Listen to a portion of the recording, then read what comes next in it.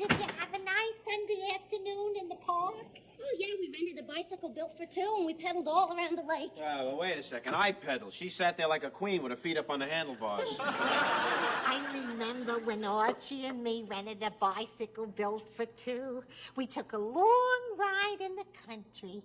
Wasn't it fun? Oh, yeah. But I was the fast peddler and Archie was the slow peddler, so our legs didn't catch up with each other until your father's pants caught in the chain.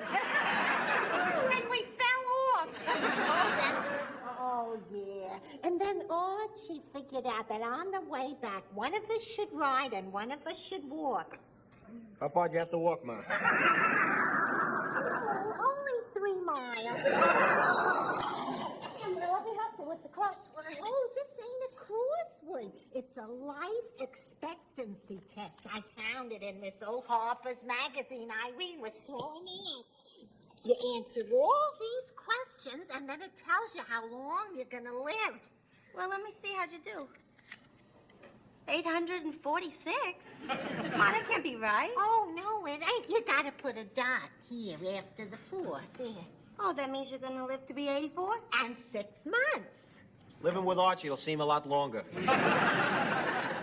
Here I am, and we had a terrific meeting tonight at the lodge, Edith. Archie, guess how long I'm going to live? Look at this. I'm only home a minute, and she's threatening me. Get the dinner on the table, Edith. Oh, yeah, well, it'll be a little while, Archie, because the potatoes are running behind the chicken. Well, while we're waiting, let me figure out how long you're going to live. I thought you were going to tell me how long you're going to live. 84 years and 6 months. Whoop-dee-doo. It's all in this quiz here. Yeah, well, I'm going to be right with you there, Edith, because a gypsy palm reader in Coney Island once told me I got the longest lifeline she ever seen. See? Starts right there, wraps around the thumb twice, and goes up here underneath the watch band. I'll probably live long enough to see them put a man on Mars. What if they do that next year? What I won't live long enough to see is a meathead on a payroll.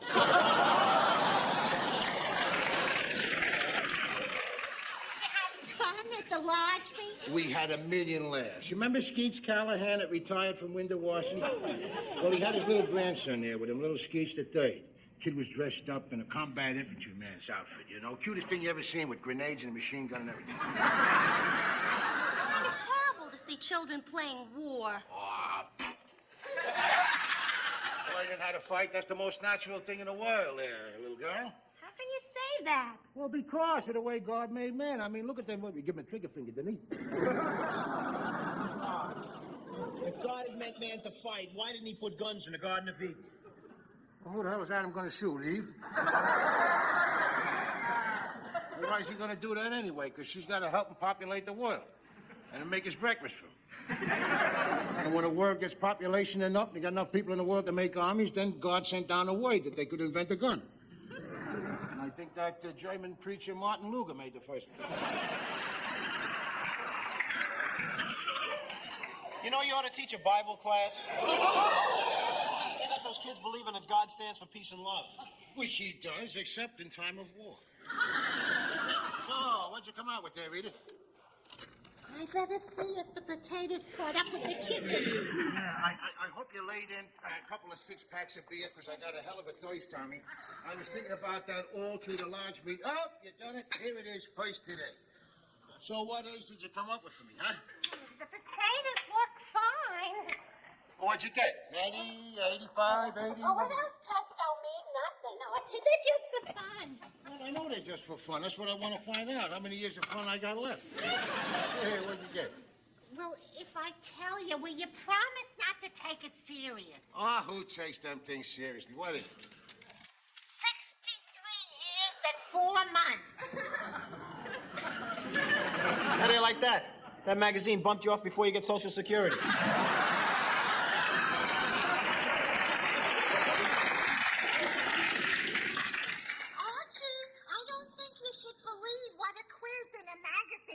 I don't believe it, Edith. Well, I was afraid you would. Oh, listen, here's something I never told you. The gypsy palm reader there, well, she told me that I'm going to outlive you by 10 years. So cheer up.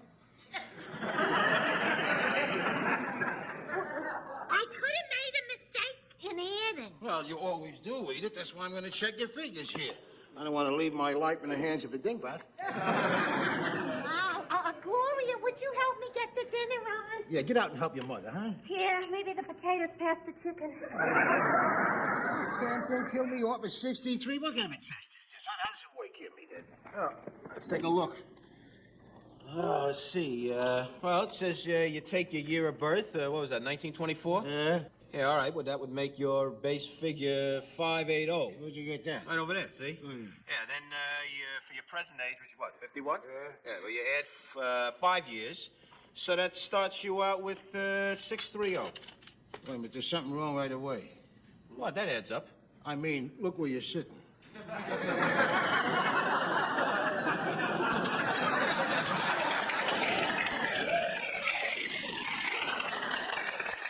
Start off with 630. All right, let's do this thing. All right, says, if you're married, add 5 years. It's pretty good. One of them Arabs with 20 wives picks up 100 years forever. I'm married. They give me 5 years for having Edith. I thought they'd dock me for that. Here's where you lose a few. Where? Yeah, right there, where you live. Small town, add 3.5 years. Big city, subtract 2 years. Oh, come on. Why should a city guy lose out 2 years? Because there's more pollution, more congestion, more disease. Oh, all right, but there's more hospitals, too, ain't there? More cemeteries. I ain't gonna give myself nothing, but I ain't taking off nothing either. It's a stupid question. How you doing, Daddy? Did you find out if I added wrong? All right, Edith, we're getting there. Now, let me see what we got here. Where are you? Alcohol, heavy drinker. Subtract 5 years. Very heavy drinker. Subtract 10 years. Yeah, all right, well, I don't drink. You drink beer. What's that difference? Beer is healthy. Give me a couple of years there. Beer is healthy? Well, certainly it is, little girl. Your beer is made from your barley is fed to your horses. Everybody knows how long horses live. 20 years. I think you better leave that one blank like I did. No, that ain't right. Look here, they knock off 2 years of your life for being a city guy. Why don't they give you something for not being a lush? Yeah, but Archie, you're still ahead. Because if you don't subtract, then it's the same as in. Because what you don't take off, you put on. That's the kind of thinking that knocked me off at 63. Get the dinner on. I'm fighting for my life here. All right, what do we got next there? Economic status. Deduct 3 years if wealthy or poor. Wealthy or poor, what the hell else is there? Middle class, which is what we are. Well, actually, we're lower middle class. Well, as I remember, we was up until you joined the family. You'll lose at least 2 years there. All right, now, smoking. 1/2 to 1 pack of cigarettes a day, subtract 3 years. Pipe or cigar, subtract 2 years. You smoke cigars. It's -2. But wait a minute, I don't smoke cigarettes. So I should get a +3. So a +3 to -2, so ipso facto +1. Give me that. If you get minus, and I'll be dead in 1965. Yeah, your shape. Oh, look at this. If you're over 40, deduct 1 year for every 5 pounds you are overweight. That's where I lost you. Well, yeah, it ain't so much that. I got heavy bones. In your stomach? Come on, you gotta deduct at least 2 years. This thing is crazy here. Look at this. Every inch of your waist measurement... Jeez, I wish to get over the belly. Every inch of waist measurement exceeds your chest measurement, deduct 2 years. Well, I got about a 40 chest and about a 38 waist. How long can you hold your breath like that? Till the test is on. Watch, once you exhale, your waist is 41. You lose a year. Did you come to disposition yet? I had to deduct 4 years for that. 4 years? Why'd you do a dumb thing like that? Because sometimes you lose your temper. I don't like hell. Come on, give me +4 there. Minus, Daddy. If you don't let me win a few, you're going to be minus there. You're supposed to be honest with this test. Is there a question about honesty in here? If there was, you'd self-destruct.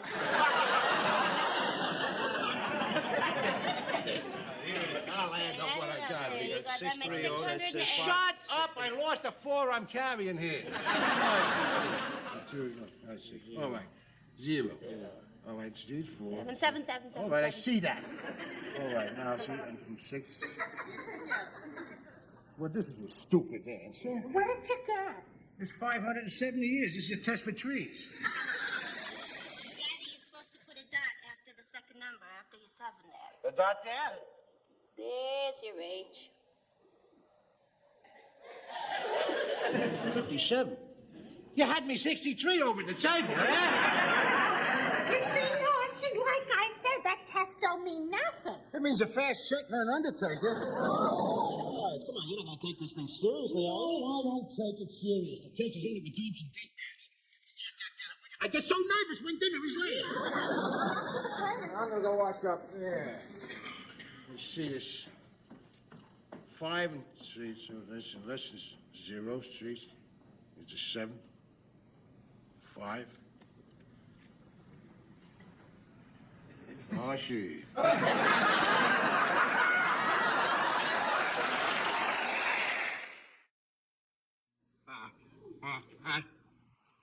don't let go. Don't let go. Don't let go. Don't let go. He let go. Archie, wake up. Oh, gee, put the lights on in it quick. Oh, thank God you woke me up. I was having an awful nightmare. Oh, what was you dreaming about? I was at my funeral. Why, who was you yelling at? The Meathead. He was one of my pallbearers and he dropped me.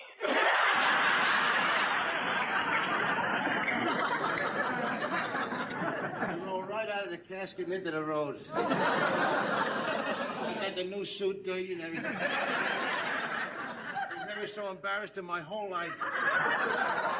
It's terrible, Edith. Look at the pillow. It's wet with fear. I'll change it for you. That dumb Meathead. He's supposed to be using 2 hands. He ain't supposed to be eating a sandwich while he's carrying it.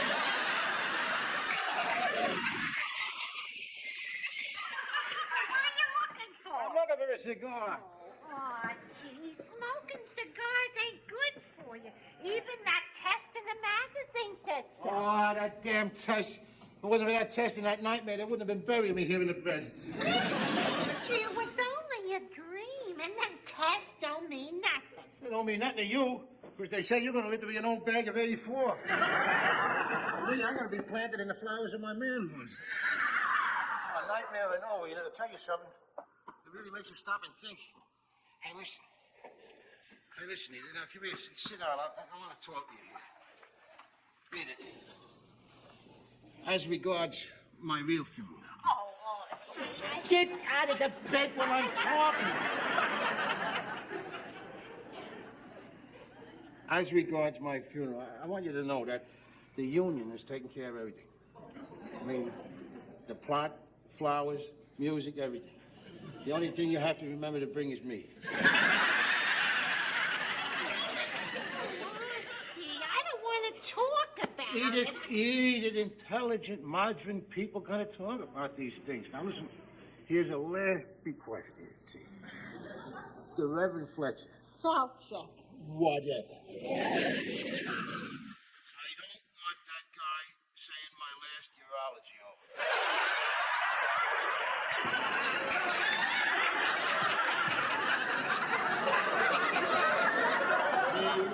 He is a windbag. Same funereal speeches for everything. You wouldn't know whether it was me or he's preaching over a cat. Go back to sleep. Oh, no, I can't, Edith, that funeral. That was just a dream. The funeral is over.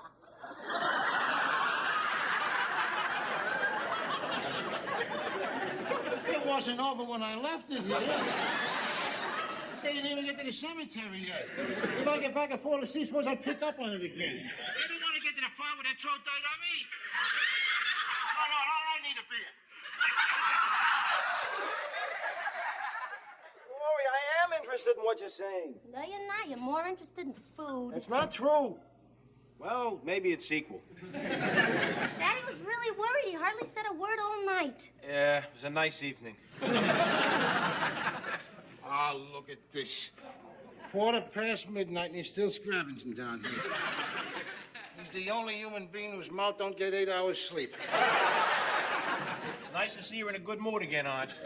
Archie, let me make you a sandwich to go with your beer. No, Edith, don't waste no food on me. Oh, Mike, you talk to him. Oh, Ma. Oh, yeah, he'll listen to you. Deep down, he respects you. I hate to dive that deep. Honey. All right. I'll try. Daddy, Michael has something he wants to say to you, and you listen to him. Oh, after you. Look, I want you to look in this magazine. There's something in here very important. Look what it says here. Beware. The figures are unscientific and extremely imprecise. They will predict for any of us only in terms of very rough odds. Arch, you're not going to die when you're 57. The only real indication of how long a person's going to live is his heredity. But I ain't got that. I lost that with my appendix today.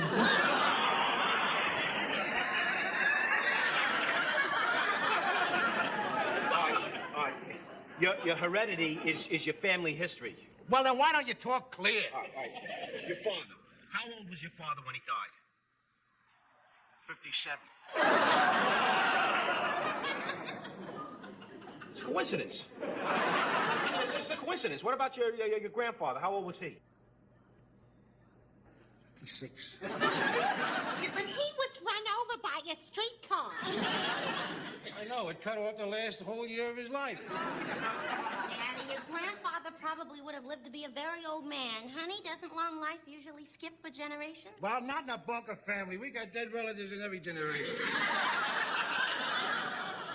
Well, I have to go to work in the morning, so I'm going to bed. Go ahead, yeah, there's feeling for you there. Oh, it's just because your parents didn't live a long time doesn't mean you won't. Please don't smoke that. Why not? I already give 2 years of my life for this. Maybe if you give up smoking, you'll get them back. And then if you lose weight, you'll get a few more years. No, it's too late, Edith. My bus has sailed. That's right. I don't believe in that silly test, but I mean, if you did change your lifestyle, maybe you could add a few years. Get rid of the things that are causing you aggravation.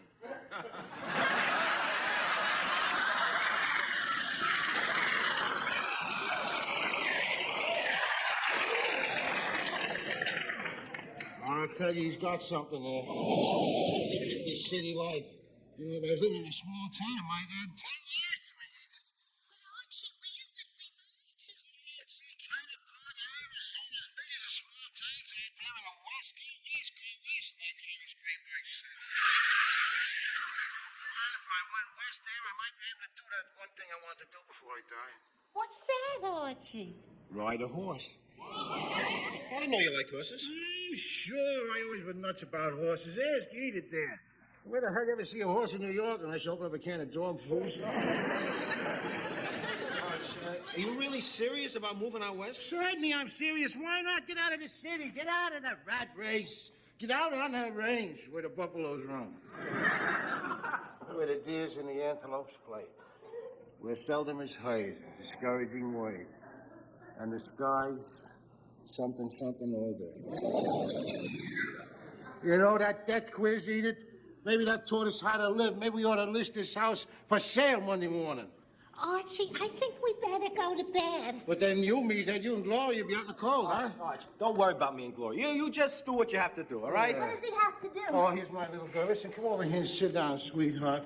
Your mother and I got some news for you. I got some good news for you, Daddy. See, we were talking this thing over. I was working out your test upstairs, and you got the numbers all mixed up here. You're going to live to be 75. Huh? Well, you see, you subtracted where you should have added, and then you didn't even give yourself the right base figure to begin with. You sure of that? Yeah, you're going to live to be 75 years old. Here, see for yourself. 75.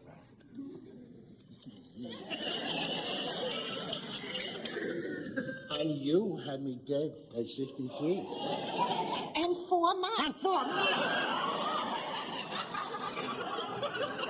And you over here. How old was I when you killed me off? 57, yeah. You and I, you had me dead and buried. Took my little girl here to dig me up.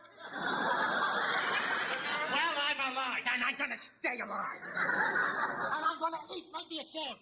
I'll drink all the damn beer I want, and I'll smoke cigars right up to the time I'm 75. You and your Pollock arithmetic.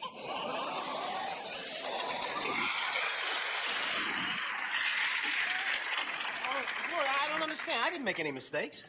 I know, honey. I just changed the numbers around a bit. Daddy's so worried about this stupid test, I thought I'd give him an extra 18 years. You're not going to tell him, are you? No, don't tell him. Give him the 18 years. Besides, Archie's so stubborn. If he thinks he'll live to 75, he'll do it even if it kills him. Don't you feel better now that you're gonna live to be 75? Jeez, Edith, who would? But listen, now that test says that you're gonna go out to 84, huh? Yeah, in 6 months. Yeah, no, whatever. But gee, that means, well, it's 9.5 lonely years you gotta go on without me, huh? But I had to do it. Suppose you was to take up smoking and drinking. I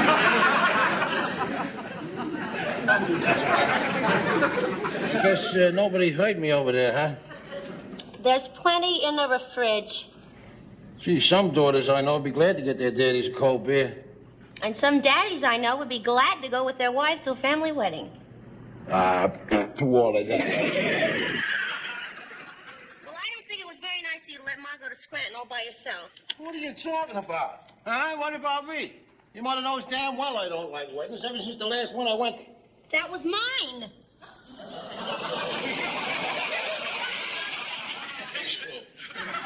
the case is not closed. And not just Ma's feelings, what about the bride? And what about Ma's Aunt Clara and her Aunt Rose? The hell with them, they're right there. Hi, Ma. Did you have a nice trip? Oh, too bad. Daddy, you want to talk to Ma? What, does she want to talk to me? No, I don't want to talk to your father, Gloria. Well, he made me come down here to a family wedding alone, and I'm here all by myself. If he wants to talk to me, tell him he should have come with me. No, that's all, Gloria. Goodbye.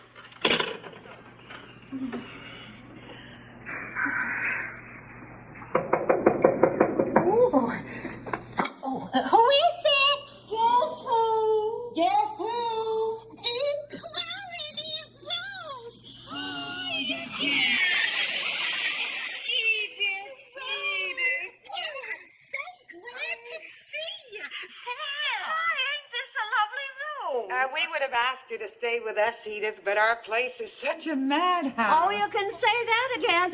My poor Grace is a regular nervous bride. You just say hello to her, she busts into tears. Her face is going to be so puffy by tomorrow, she'll need an extra veil. Oh, my, I'm so happy for her. Where are they going on their honeymoon? Oh, any place he wants to take her. When you're Grace's age, you'll settle for the Greyhound bus terminal. I want to ask you something. Do you think this dress is all right for the wedding? Well, it's very nice, Edith. Just plain enough. The last time I wore this was my 26th wedding anniversary last year. 26 years? Why, it just seems like yesterday I sang at your wedding. Yeah. Oh, promise me that someday We you remember and it, Clara. Yeah, Archie said he'd never forget it. How is Archie? Oh, just the same. Archie never changes. What a shame. Well, how is your Humphrey, Clara? Oh, Humphrey's been promoted to frozen foods, and he's getting a new hair transplant. His head looks like Kojak with 5 o'clock shadow. Well, who else is coming to the wedding? Oh, the Pinchmeyers are coming? Will Cousin Roy be there? Cousin Roy. Of course. You were always sweet on him, weren't you, Edith? Oh, now, come on now, Edith. Why, every time you played post office, he always had special deliveries for you. No, some of them was just airmails. All I ever got was return to sender. You know that Roy's wife passed away 3 years ago? Oh, yeah, I heard. Poor man, but I wouldn't be surprised if he got married again real soon. No, these days men don't buy, they rent. How's it going? You know, the night air is not good for my voice. The day air isn't so good either. You're not singing at this wedding, Clara. I am too singing. You are not singing, you are a jinx. Every wedding you've ever sung at ended in divorce. That ain't true. I sang at Archie and Edith's wedding. That's even worse, it ended in marriage. Mom, see you tomorrow. Yeah, I'll see you in church. Thank you.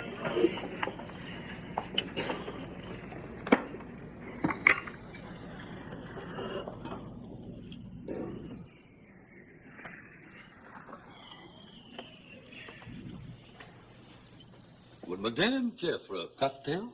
Oh, no, thank you. Wouldn't Madame care to order now? Just a minute.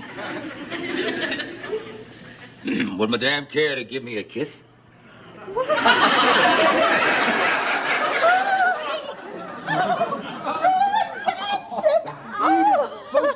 So good to see you after all these years. Oh, me too.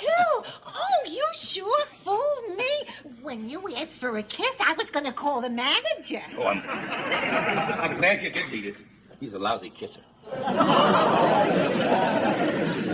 You haven't changed a bit. Neither of you. Can I get my coffee and join you? Oh, sure.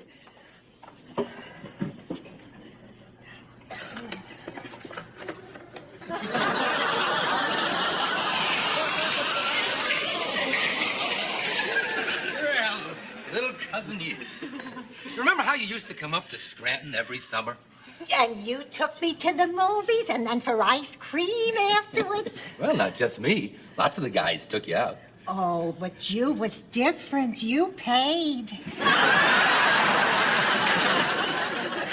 Did you come to the wedding alone?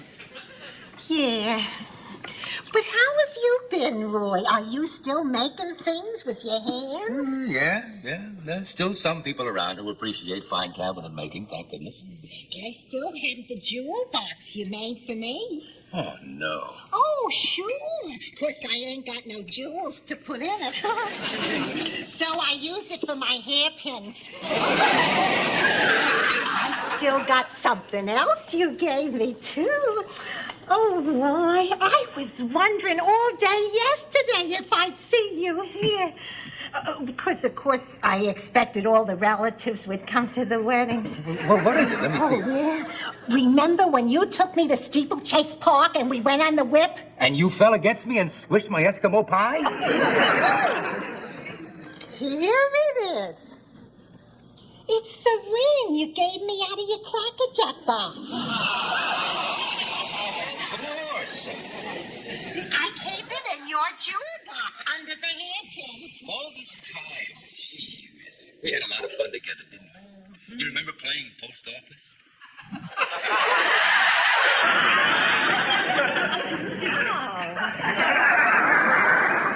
Well, yeah, maybe a little. Look, Edith, since you're alone and I'm alone, why don't I take you to the wedding tomorrow? Well, yeah, I guess it would be all right since we're cousins. Well, we're not really cousins, Edith. What do you mean? Sure, we used to call each other cousin, but I know we're not first cousins because my aunt and uncle had 3 kids, and you weren't one of them. Well, then we must be second cousins. No, I don't think so. Oh, well, then I guess it's third or fourth cousins. No. A third cousin would be once removed from a second cousin, and a fourth cousin would be a second cousin twice removed.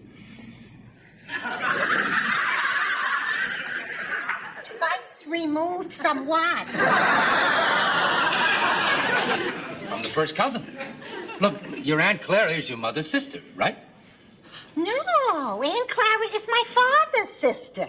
The only aunt I could have on my mother's side would be my Uncle Herman's wife, and he never had no wife.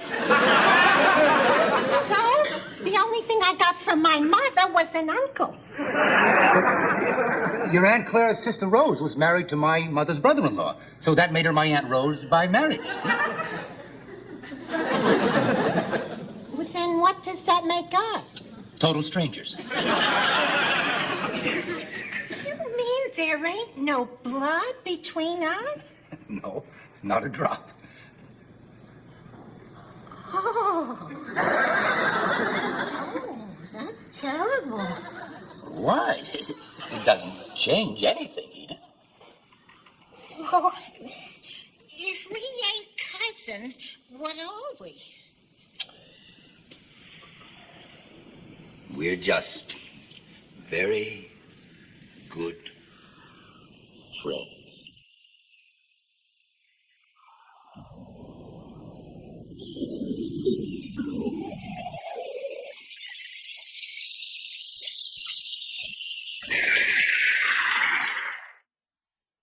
Oh, don't worry about me, Gloria. It's like old home week up here with Aunt Rose and Aunt Clara and everybody. Yeah, I'm going to stay here tonight and I'm going to take the bus home tomorrow. Oh, there's somebody at the door, Gloria. I got to go now. Goodbye. Coming, Roy. It's not Roy, it's Rose. What about me? And Clara. You look lovely. Edith? Claire? Edith, I've got something very important to ask you. Edith, can I sing? Well, sure, it's a free country. I don't mean can I sing, I mean can I sing? Oh. Edith, you've never been afraid to tell the truth even when it hurts. Now, don't try to influence her. What's your answer, Edith? What was the question? The question is, you think I'm a very good singer, don't you? Edith, the truth. Well, Archie says that I get my voice from you, Clara. Family expects me to sing. Clara, there's a fine line between expectation and dread. It's up to you, Edith. Do I sing at the wedding? Well, what do you say, Edith? Well, you want to sing, don't you, Clara? With all my heart. And Rose, you don't want to hear her sing. With all my heart. Well, then it's simple. Clara, you sing, and Rose, you don't listen.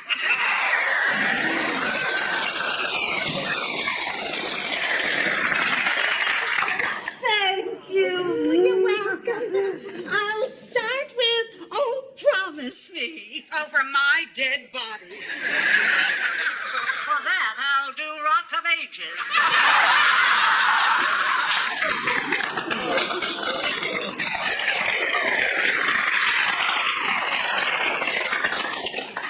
Promise me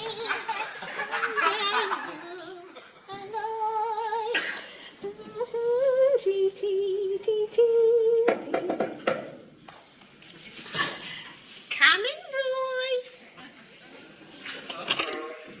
Hi, Edith. Hello, Roy. I'll get my coat. No hurry, Edith. We still got about half an hour. Oh, that's right. You going to ask me to come in? Oh, sure. Come on in. Hey, that's a pretty hat you have. Thank you. I think it's a little out of date, but I got it at a sale. I've always liked you. You've got a hat kind of head, you know. Thank you. There's something to wear with it. Violets, my favorite. Yeah, I remember. Oh, we used to pick them in McGregor Woods after we finished playing Take a Giant Step. Remember? Go back, go back. You didn't say may I. May I? Oh.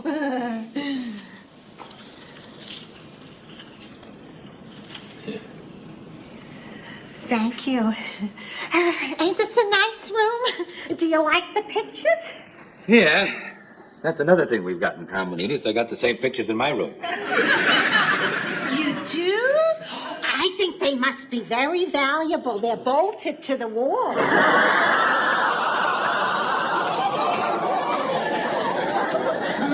I borrow your thumb? Well, depends on which one you want, the right or the left.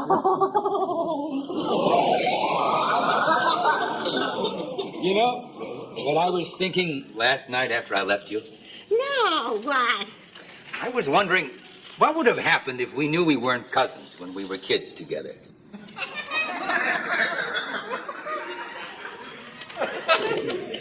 I hope Grace likes the wedding present.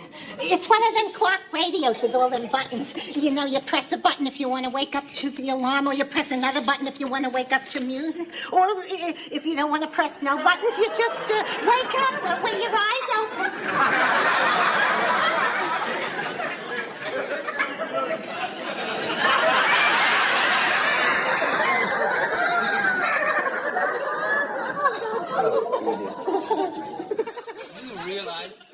Edith, that we were up until after 1 o'clock this morning talking. We spent more than 7 hours together. And it all seemed like a half an hour. I wanted to get an electric blanket, but Archie says President Ford thinks it's wrong to waste energy in bed.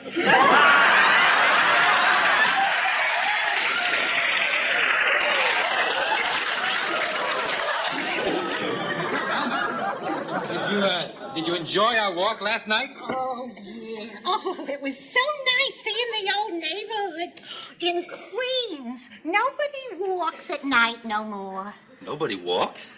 Well, the people that do are the reason the others don't. We still have lots of time, you know. Here, let me. Oh. You'd love Princeton, though, Edith. Oh, I think it's a little late for me to go to college. No, I mean the town. I mean, that's where I live, you know. You could walk there and touch all those big trees in the streets. Oh, yeah, if you touch a tree in New York, your hand gets full of dirt. I always thought that the most important thing about any place was who you were with. That's true. All this morning, I was thinking again about Steeplechase Park and your Cracker Jack ring. It was like I was looking at a photo album. You in your blue suit. The Eskimo pie on it. And me with a big ball of cotton candy. And we were dancing in the dark. That's right. Do you remember what the band was playing? No. Drove the Shadows Away. Drove the Shadows Away? Mm-hmm. How does that go? La, la, la, la, la, drove the shadows away. You're right. But I always thought it was Love Walked Right In. Walked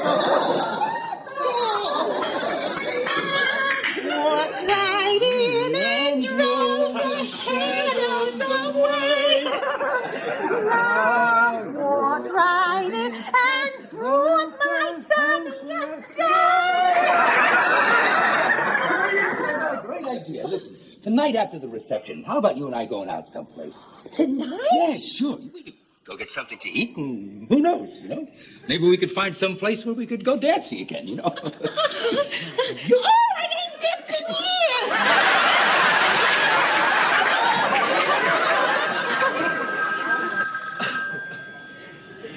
There's the phone. Yeah, I know. How about tonight? Excuse me. Hello? Huh? Oh, hello, Archie. Oh, what did you say? Oh, you miss me, dear? I miss you too, dear. No, I ain't staying tonight. I'm coming home. I'm catching the first bus right after the reception. I'll meet you in the car, Edith. Thank you.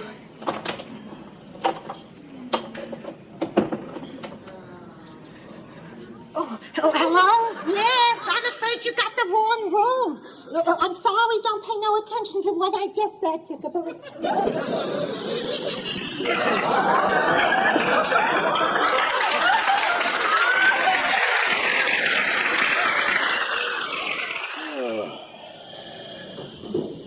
Oh, jeez. Look at this grocery destroyer over here. Within 3 hours since we had supper, and already he's stuffing himself again. You know, I heard the guys would tapeworms, but I think you got a little boa restricted down here. If Michael doesn't eat it, it'll only go to waste. Well, where was it going to now? You're just crabby because you couldn't sleep last night. Well, that's right, and that's your mother's fault. How can I sleep in New York when she's down in Scranton? Hey, Ma. What are you doing back tonight? I thought you were staying over. Well, I changed my mind. Oh, you couldn't wait to get back. I told you it was going to be jerky down there. Oh, no, it was beautiful. Oh, it was a lovely wedding. Cousin Grace looked beautiful, and Aunt Rose was there, and Aunt Clara sang, "Oh, promise." No, don't sing it. Don't. I wanted to know what went on at the wedding. I would have went with you. What a dopey wedding anyway. Grace at her age, marrying that guy at his age. Oh, they looked like they was very much in love. Oh, gee, love. The only thing them two are going to be able to do every night is put their teeth in the sink.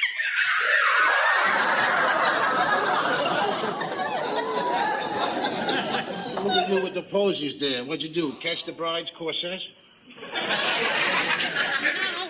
Somebody gave me these who used to be my cousin. Archie, did you miss me? Come on, Edith, for one nice. Yeah, Ma, he missed you. He couldn't sleep all night without you. Shut up, you. Archie, you did miss me. Oh, you missed me.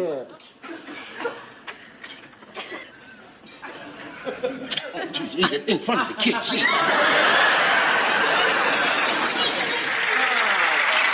Oh, wow, I guess that means we gotta do without apples this week. I don't know how you managed to make ends meet, Ma. Oh, I'm lucky. I was brought up in a depression. Irene says your depression was like our inflationary recession. Well, my mother always said, watch the pennies and the dollars will take care of themselves. She must have been right. The dollars must be taking care of themselves because we ain't got them. Gloria! Gloria! What is it, honey? Guess what? I got one of my final grades. Is it an A? It's an A. Oh! Congratulations! Thanks, Ma. See, Ma, I told you I married a genius.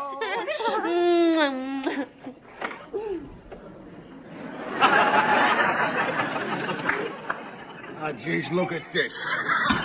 You ought to get these two bronze.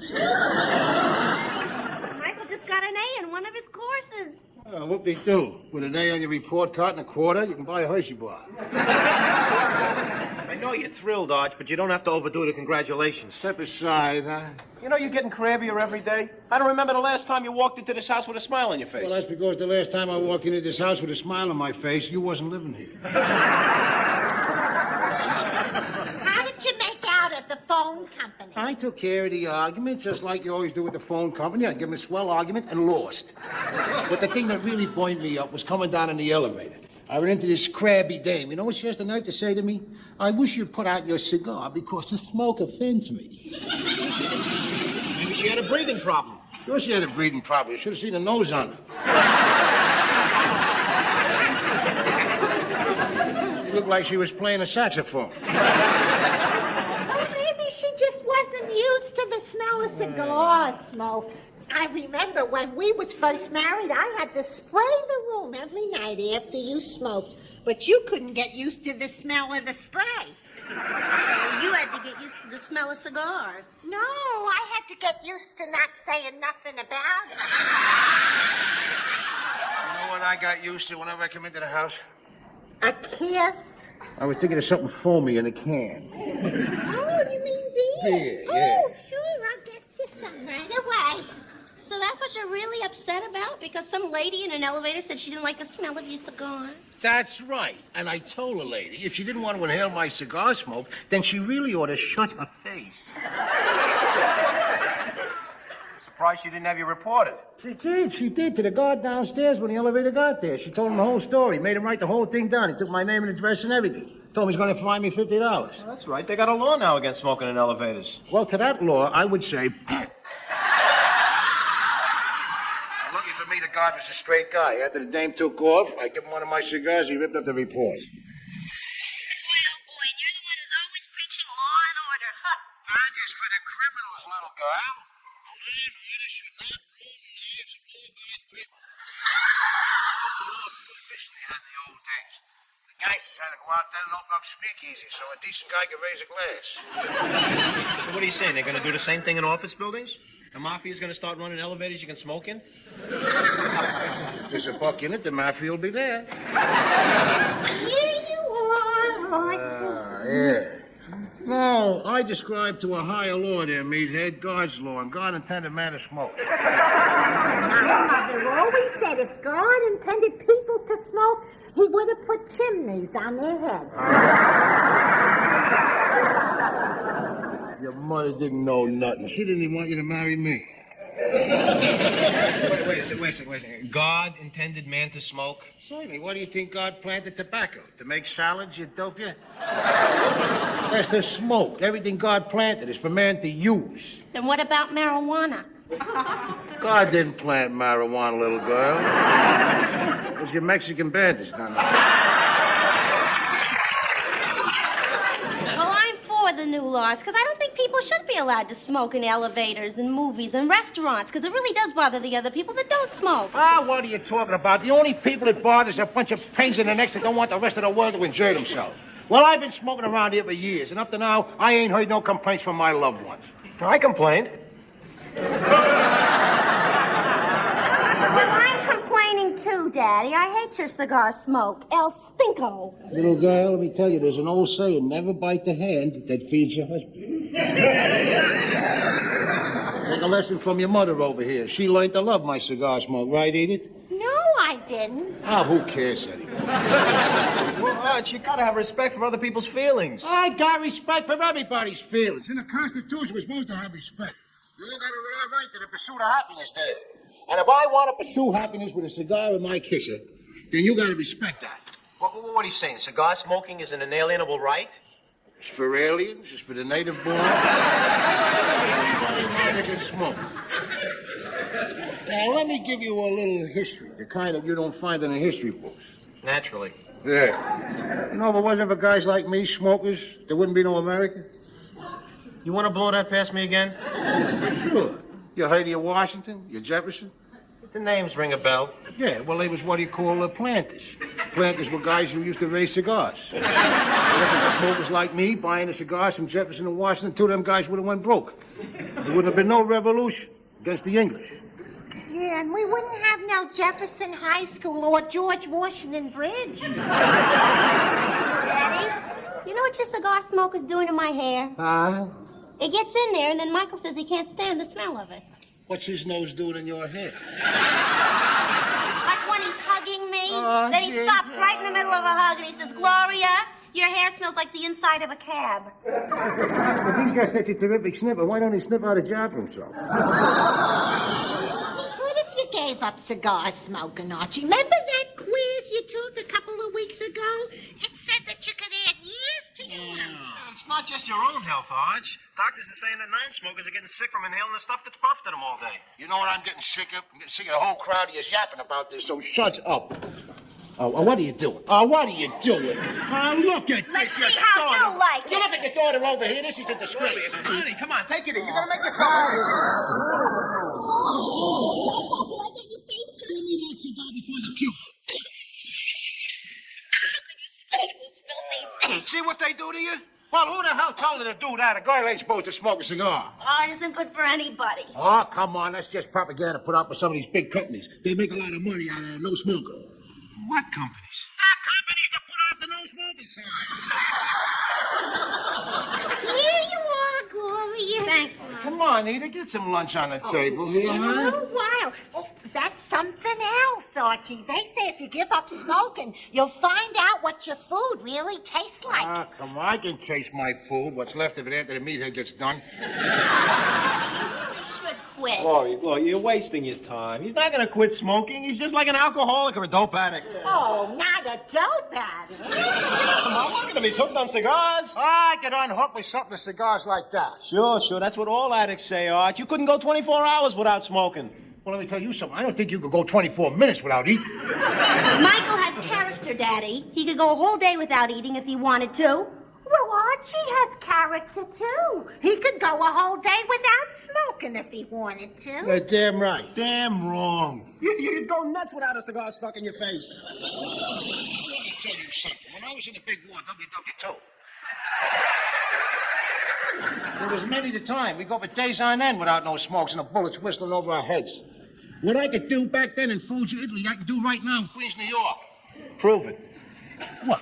I got money says that I can go a whole day without smoking, but you can't do a whole day without eating. Are you kidding me? I got the money. Take the bet, Michael. Take it. Oh, no, I'll take the bet. But I think one day is too easy. Why don't we make it 2 days? Mike, you'll starve to death. No, I've been thinking about fasting, like Gandhi or Cesar Chavez. They do it for weeks on end. It cleanses the body. All you need is water. What do you say, 2 days? How much? You name it. Well, I'll make it easy on yourself. Say $5. Why don't you make it 10? Well, you want to be a wise guy? Let's go the whole route. We make it 20. You're on. You're on. And here's my $20 bill right here. Edith, you hold the stakes here. All right, now where's yours? Get it up. Glory, could you loan me $20? Come on, you're not going to lose it. I don't know. 2 days is a long time without food. It's not going to take that long, Glory, because your father's not going to be able to last that long. Yeah, you're right. I'll get the money. I am sure this is a good idea. Oh, it's going to be fine. All right, so the bet goes from right now, right through breakfast Monday morning, and I'm going to keep a beagle eye on you the whole weekend. Don't worry about me, Arch. You just worry about yourself, because I'm not letting you out of my sight. Here's the money, Ma. Now I'm going to synchronize the watch. 12 o'clock noon, and this is. Oh, it's lunchtime. I better get it on the table. Come on, I'm getting awful hungry here. Wait my lunch. Maybe we should start after lunch. Oh, no. None of that crapola. I snuffed out my cigar over there, and now it's time for you to snuff out your appetite. No problem, Arch.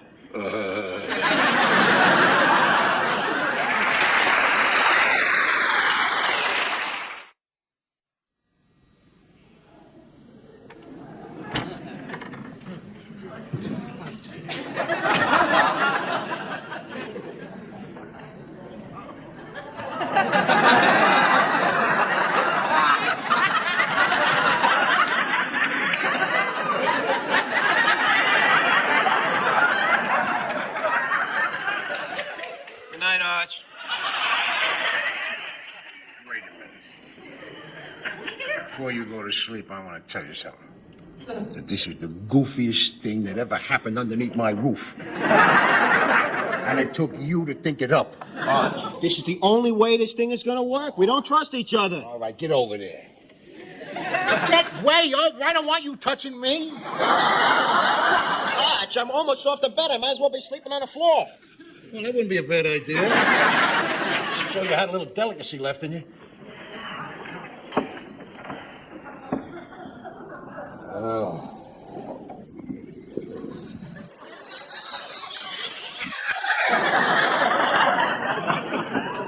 Will you stop thrashing around? It's like I was in bed with a trapped animal. I'm not used to sleeping on this side of the bed. Well, when I sleep with Edith, my wife, I sleep on this side of the bed. Well, when I sleep with Gloria, I sleep on that side of the bed. But you are sleeping now with the guy that owns the bed.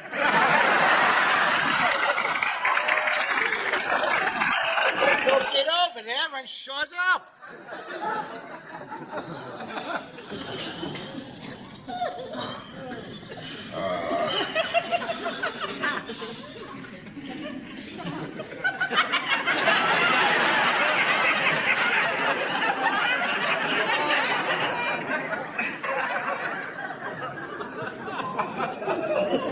What are you looking at? Nothing. Go to sleep. I can't sleep with a person looking at me. Then roll over. No, you roll over. Arch, I can't sleep on my left side. My sinus won't drain. Are you telling me that your sinus is draining in this bed? I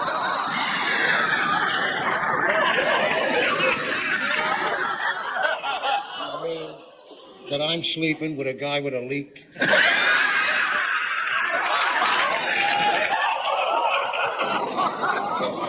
Just roll over, will you? You are a guest in this bed, and I'm staying on this side.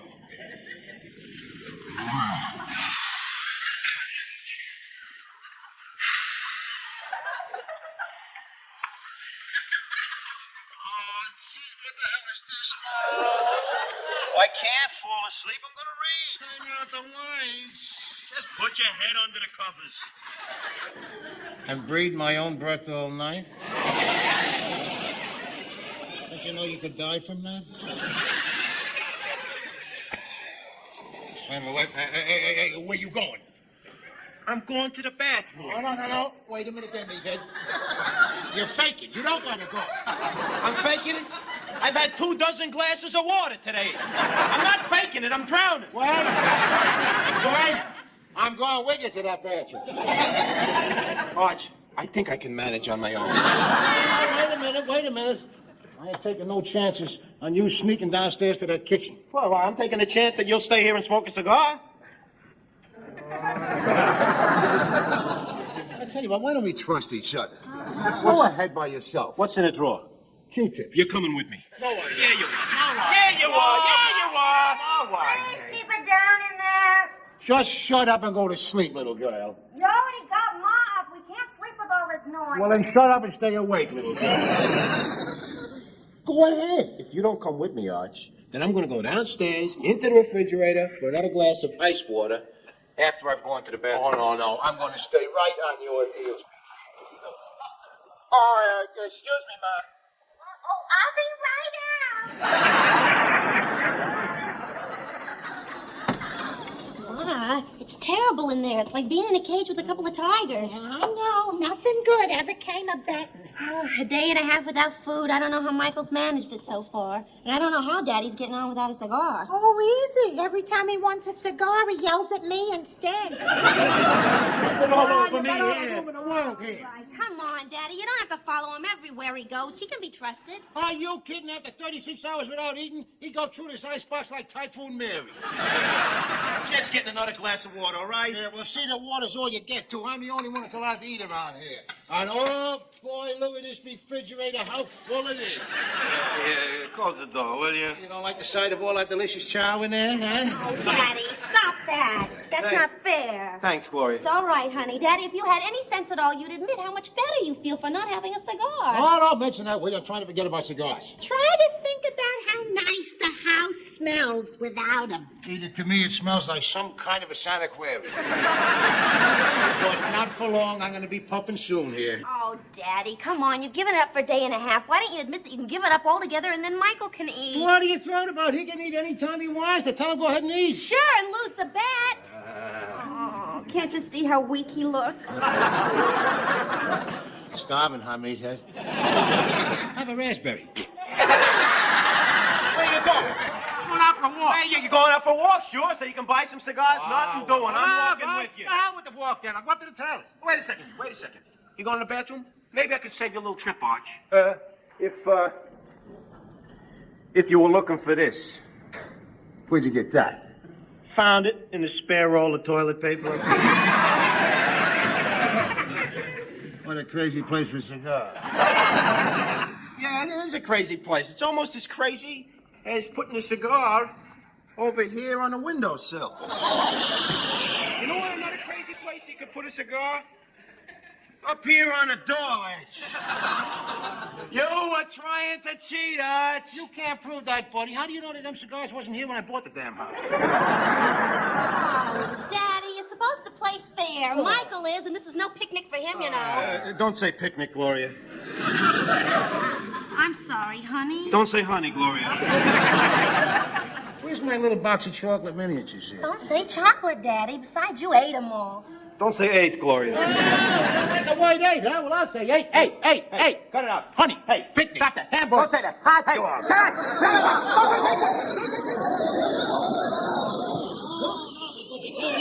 Well, I can eat. I'm going to start eating right now. Archie, how can you eat? You just had dinner. Dinner was so delicious, I'm going to have it all over again. Look at the beautiful beef stew we made here.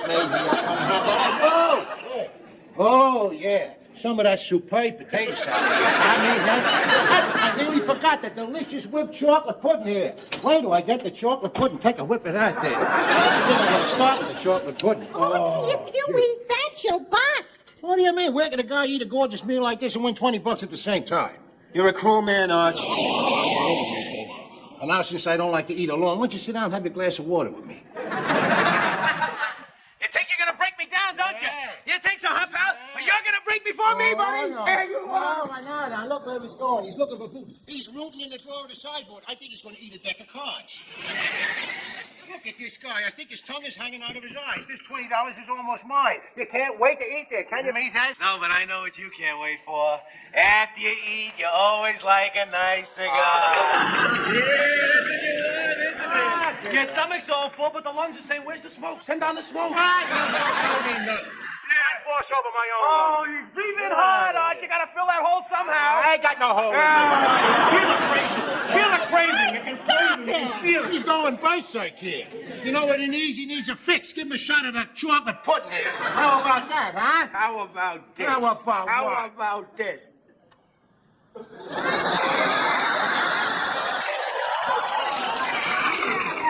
gonna keep smoking at you like you went eating me. How about this, huh? That's fine, tobacco. Get out of here. You lost me. That quick, you lost. Get out of here. You lost. No. Ain't broken. Don't never give up. Well, M. Stivic don't never give Well, up. G. Stivic is giving up. Give me that. And E. Bunker is giving up. Now, stop this back. One minute. If you eat at the same time that you smoke, then neither one of you will have to lose your $20. Yeah, that's right. Now, both of you, stop the bet right now. No, what are you talking about? I ain't gonna stop a bet. I nearly got the bet won. I got him hanging on the ropes here. Why should I? You want to quit? I'll quit if you quit. Well, I'll quit if you quit first. No. We do it at the same time. All right. Where's the chocolate pudding? I got the pudding. All right, give me a cigar. All right, here. Not that one from his mouth. Right here. No, not them either. They're the cheap chewing kind. Here, I got the puffin' kind, right? Hi, it's just like Jack Lemmon in the days of wine and roses. All right, you ready? Ready. All right. One, two, three, go. You started eating before I started pumping here, man. That's no fair. Oh, look at him, no fair. His mouth full of pudding there. Let me tell you something, buddy. You gotta get up off a light. College instructor. Oh, yeah, he knows so much. Even Archie said you can't tell that guy nothing. I wonder who Daddy's going to use as a target when we move out. Oh, Gloria, please don't talk about moving out. Oh, my, it had to happen sometime. You know what they say, birds gotta fly. Yeah, and fish gotta swim. But I was hoping you'd be flying and swimming around here a little while longer. Well, we'll still be in the city. It's not like we're going to the moon, you know. Yeah, I know. Gloria, are you eating that batter? No, Ma. Through the mouth and over the tongue. Hello, stomach. Yummy, yum, yum. Gloria, oh, I'm so glad you're going to have a place of your own, so why do I feel so bad? Oh, Ma, you get over it. Hey, I bet mortgage burning is an old custom, huh? Yeah. In my family. The last one I went to was Cousin Henry's. Oh, I'll never forget it. Cousin Henry got so drunk, his wife never forgave him. Why, for getting drunk on a day like that? No, for setting fire to the house when he lit them off. We had to celebrate the rest of the party on the outside with the firemen. Whoop-de-doo, here I am. Whoop-de-doo, where are you?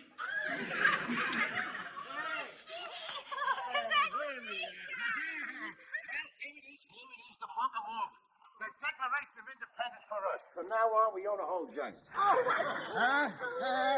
20 years? Yeah. Oh, Archie. Do you remember you carried me across the doorstep? Yeah, sure I do. You remember what I said when I carried you over?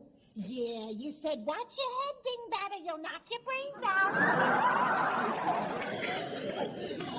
You always remember the most beautiful moments. You be, Sure, right away. Oh, I can't believe all this is all ours. Proud of you, Daddy. Yeah, well, why shouldn't you be? But you know something, little girl? It was you that turned the house into a home. Oh, thanks. When you married the Meathead, he turned it into an all-night dance. You can never be nice without spoiling it. What did I say? Well, you can't pick on him anymore because he's out looking for an apartment right now. But it's been 2 weeks. Why can't he find nothing? Don't tell me they're hiding the buildings when they see him coming. This is New York, Daddy. Leave it It's there. hard for us to find a place we can afford. Well, let him try over in Jersey. That would mean he'd be living an hour and a half away from where he worked. Well, look at the good side. He'd be 3 hours from us. Hi, honey. Try Jersey. Forget him.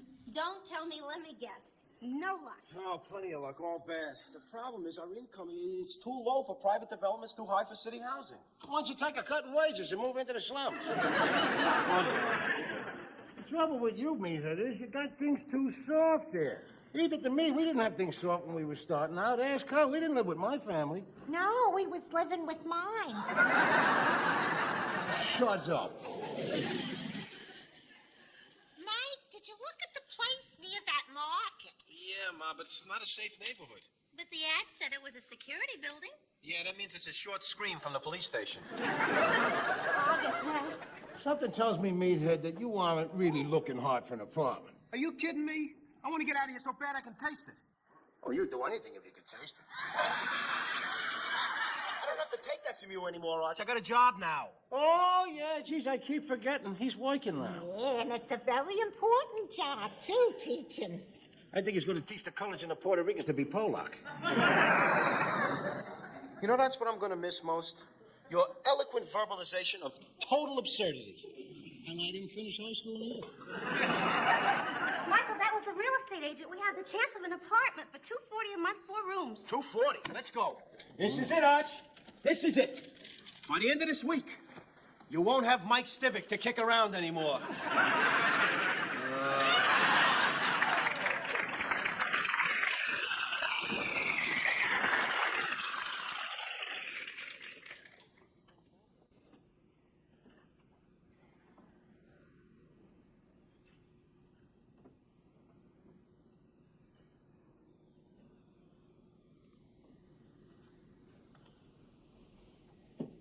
What are you doing in the kid's bedroom? Nothing.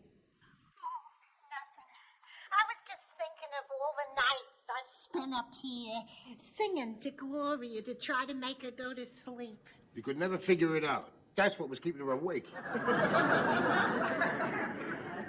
Archie, I'm gonna miss her. Oh, well, I know, Edith, but you know, there's an old saying. Boys gotta fly, fish gotta fry. Swim. Yeah, that too. I guess it ain't so hard for a father as it is for a mother. What are you saying? I don't love my little guy? Oh, no, Archie. It's just that this is where she used to cry on my shoulder and share her little secrets with me. Don't start. I spent a lot of time in this room. All right, I done time here, too. And when she was sick, when she had the mumps, I was up here all the time. Well, I spent the whole of that time upstairs, too. That's because you caught him from her. I tell you, don't look back. Look ahead. Look ahead. To what? To the time when this bedroom becomes my den. First thing we do is we sell the kid's bed here as soon as it cools down. I figure maybe we put a little fireplace right over there. But Archie, this room ain't got no chimney. I don't mean the old-fashioned kind for burning there, Edith. I mean the nice, new, modern one there, you know? The beautiful plastic log and a red bulb in the middle. And then I figured we'd do the whole room over in that beautiful new stimulated wood panel.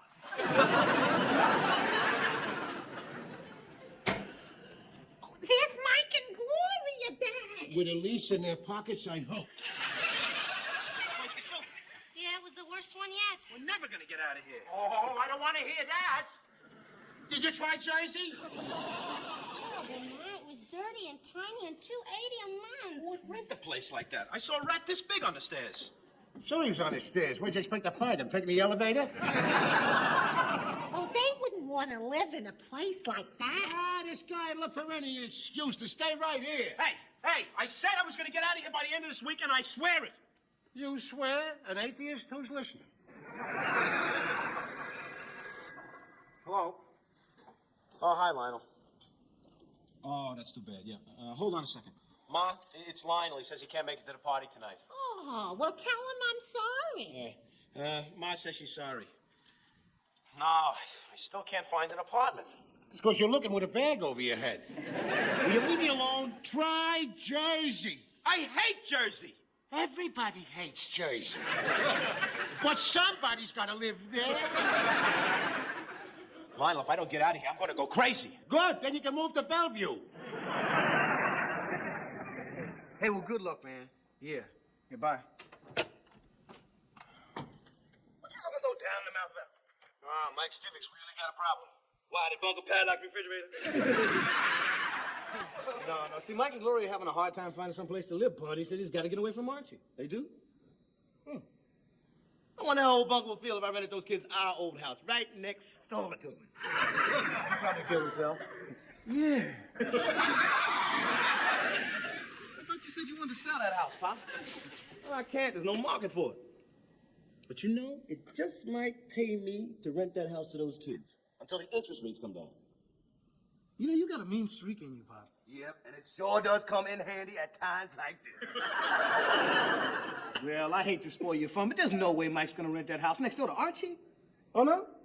Well, in that case, I guess I'll just have to make him an offer that he can't refuse.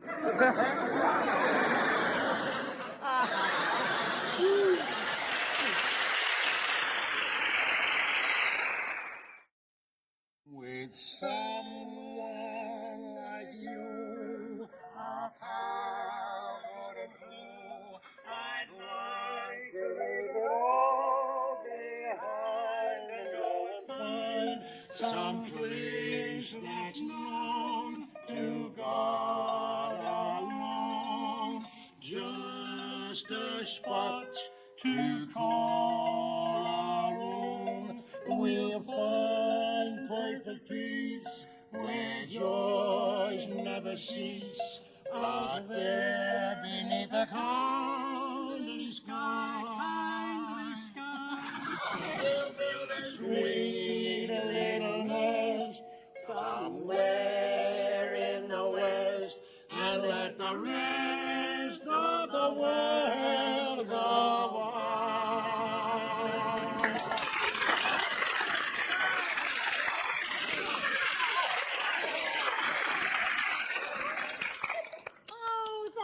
Beautiful. Archie, you sure must feel good. I'm in your own home after all these years. Well, yeah, why shouldn't I? Well, from now on, every termite in this house will be having lunch on you. Hey, when are you going to open my present? Well, I was going to wait till after the mortgage payment. I'll open it, Ma. All right. It's a phone. All right, get it. I feel bad not bringing you anything. Oh, you mustn't, Joe. All we wanted you to do was bring yourselves. Ain't that right, Archie? Oh, absolutely right. Save your money. Geez, I don't understand nowadays. I mean, how do you old folks make ends meet? Well, we sleep in a single bed. Don't you believe him? It's not true. Well, sometimes we sleep, baby.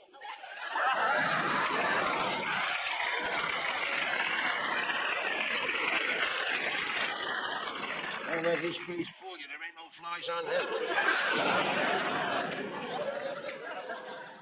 Archie, look. It's an electric blanket. Oh, thank you, Irene. George. Yeah, well, I tell you the truth, Irene, I'm a little scared of them things. I read someplace that they can be dangerous if the blanket gets wet. I didn't know you had that problem, son.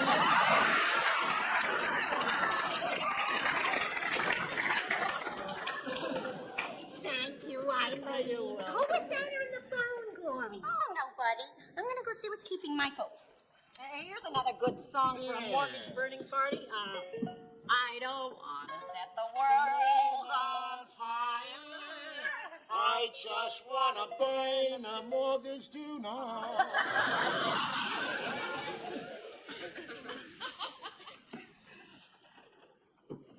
Be right down, honey. Michael, we just got an offer for a 5-room house. We can't afford a house. We can afford this one. It's $220 a month. What's the catch? Is it on fire?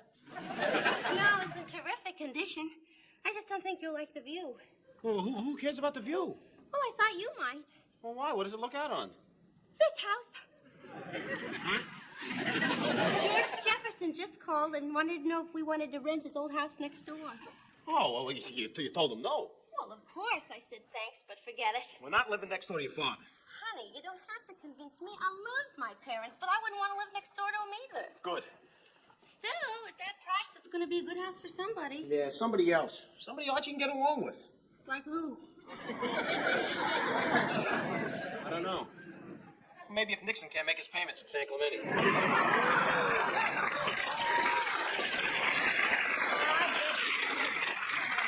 Kids when they move out. Oh, yeah, the house is gonna seem so empty.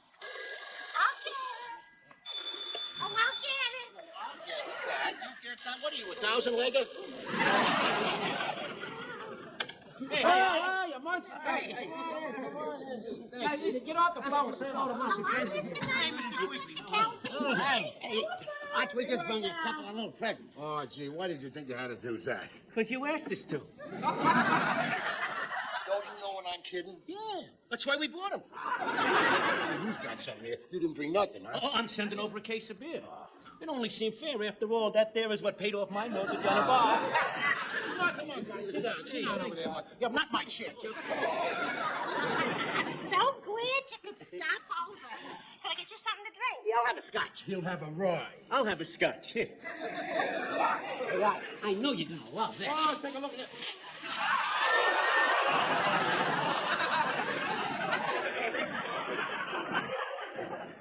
Ain't that nice? Yeah, it's a shrunken colored guy. They get these in front of all those ritzy places on Long Island. Oh, yeah. Well, don't they come in white?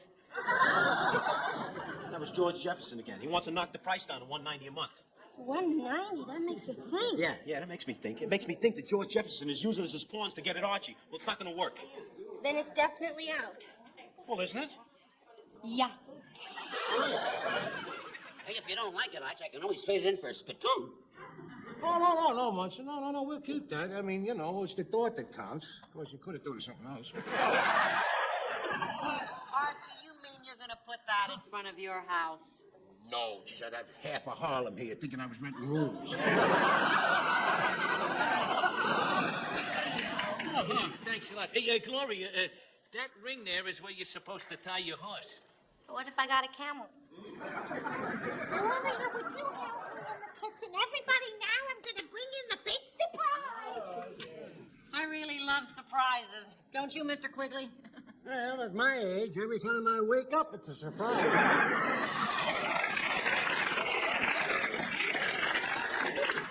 Such a clever woman, Ma. One candle for every year of the mortgage. Yeah, 20 happy years. Oh, and I hope you have another 20 happy years in this house. Oh, well, without you and Mike, I ain't so sure. Mom. Oh, I know, birds gotta swim.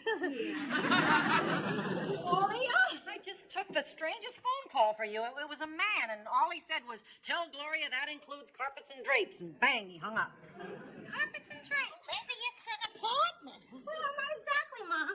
Michael. Carpets and drapes. No.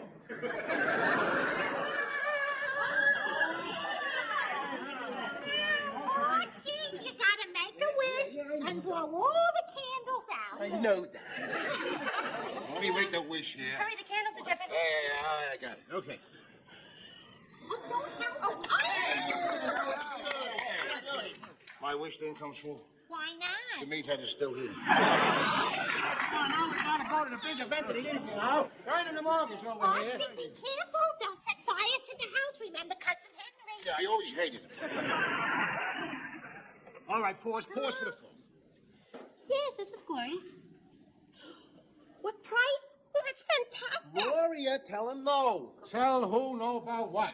Well, I have to talk to Michael about it first, and then I'll call you back, okay? Yeah, thanks, bye. I don't want to talk about Honey, it. you gotta hear this. I don't want to hear it. Come on, I want to find this thing now. I'm just I don't hear you. asking I can't listen to hear what you. George Jefferson said. We can have the place on a one-year lease for $180 a month. No. Oh, honey, come on. It'll just be temporary until we find an apartment. Yeah, temporary, like some forms of insanity. Forget it. I want this out. Hit the furniture. What are you arguing about? Oh, we're not arguing. We're not renting that house, Gloria. What house? I don't know. Michael, 5 rooms, carpets and drapes, and $180 a month. No. Wait. What am I hearing here? 5 rooms, carpets, and drapes. $180 a month. You're taking that. No, we're not. Yes, you are. No, we're not. Gloria, that man called again, and he said you can have it without a lease on a month-to-month basis for $165 a month. $165? We're not taking it. Yes, you are. You don't even know what you're talking about. I know that you are a jerk if you don't jump on that for a 3-year lease. We're not taking it. Then I have no respect for you whatsoever. Because you are a mucho who wants to stay here. Hey, don't Archie me. Do you hear what he's passing up there? Well, Daddy, he has his reasons. I know 2 of them. My roof and my icebox. All right, that's it. You want me to take the house? I certainly do. Fine, I'm taking the house. Now you talk. Okay, buddy. How you get it? Come on, guys, over here. Come on, Itchy's right the corner of this thing. Get the other guy. Here we go. As Napoleon said to Waterloo, this is it. Okay. Now, it's a double ceremony here because my son-in-law, who I just learned to respect out there, he's finally taking a place of his own. Yeah, we have a home. Where is your new house, Gloria? Well, it's not far from here. Really? Wait, well, how far is not far? Next door is not far. What? You just forced us to take the Jefferson house. The Jeffersons? The bird didn't fly. Will you shut up, you and your little bird?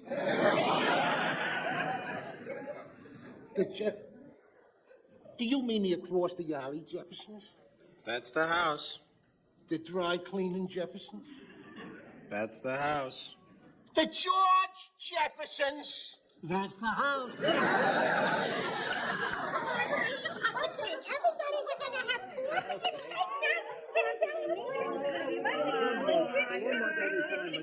How about taking the wax off at first, honey? You don't want to eat the wax. Yeah, you're forgetting a little piece of wax. Don't you see it over there? Yeah, there it is.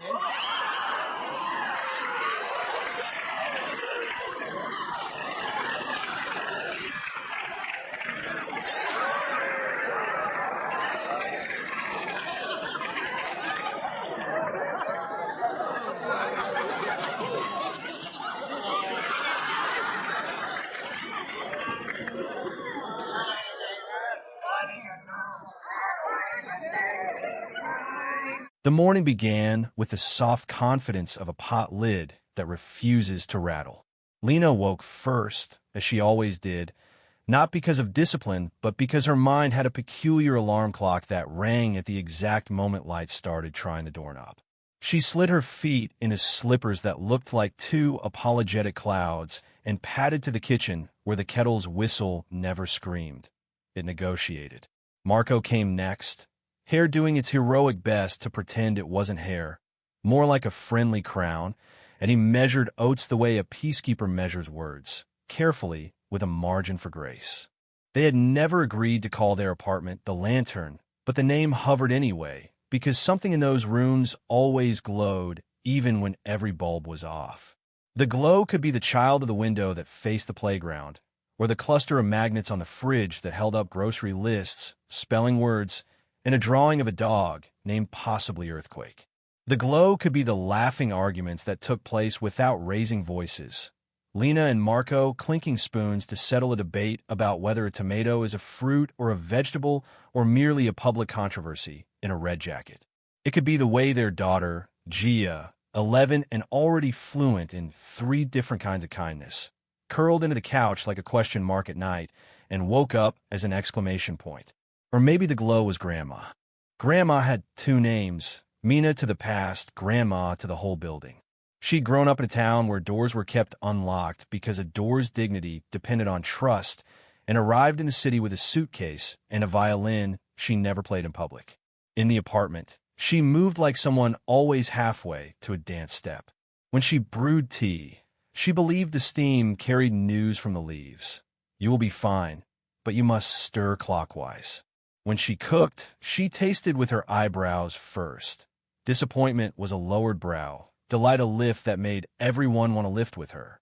The building itself was a character that whispered through vents. It had its comedy troupe. Mrs. Green on the 3rd floor who solved small disputes with cookies stamped peace. Mr. Morales who walked his corgi, Chief, with the solemnity of a parade marshal, and the teenage twins across the hall who ran a balcony plant hospital, whispering to drooping Basil the way some kids whisper to first crushes.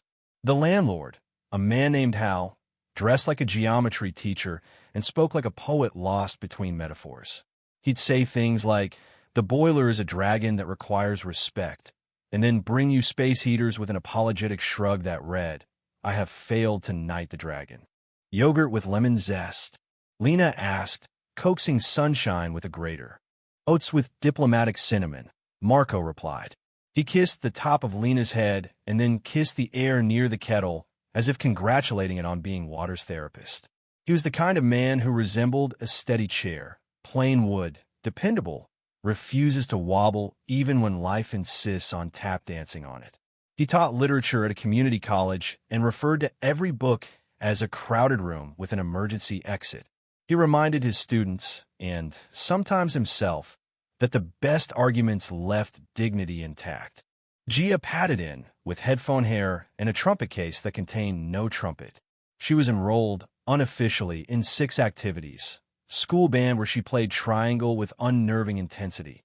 Neighborhood soccer where she made up rules on the fly and then apologized for them. A book club made entirely of people who liked the snacks. An after-school coding class where she built a gentle robot that panicked around magnets. A cooking club where she oversalted everything in search of the truth. And the Quiet Hour Orchestra, which was new today. "What's the Quiet Hour Orchestra?" Marco asked, sliding her a glass of milk that thought about being a latte. "It's when everyone in the building plays a soft instrument at low volume for 60 minutes, so babies nap and adults remember how to breathe," Gia said. "We want to audition the kettle." "The kettle is already a star," Lena said, "but it can sign a guest contract." Grandma arrived in a robe patterned with persuasive citrus and announced, "I have been elected conductor by a committee consisting of me. The baton will be a wooden spoon because rhythm belongs in kitchens." She looked at Marco's simmering oats, as does patience. There was a moment, a small, gold silence, when each of them felt how lucky they were to be exactly here, alive inside a day that had not yet asked them to hurry. Then the day cleared its throat. Marco's phone buzzed with a text from the college about a last-minute department meeting to discuss budget concerns and restructuring, a word that made decent people think of cardboard boxes. Lena's laptop pinged an email from her manager, reminding her that the morning's marketing call would include the brand's new authenticity initiative, which meant corporate would try to package sincerity in recyclable plastic. Gia remembered she had a math quiz on fractions, and fractions reminded her of cake, and cake reminded her of the time she'd baked a sandwich by mistake. Grandma announced that the violin would rehearse a lullaby later and that no one was allowed to be sad until after lunch. They ate. Oats negotiated with berries. Yogurt kissed granola without scandal. The lemon zest did its bright, uncredited work. Marco tried his best to corral the conversation into comfort. "All right," he said, "plan for the day. I have a meeting that might be a thunderstorm. Lena, you're going to charm wolves into puppies. Gia, fractions will fall to your bravery."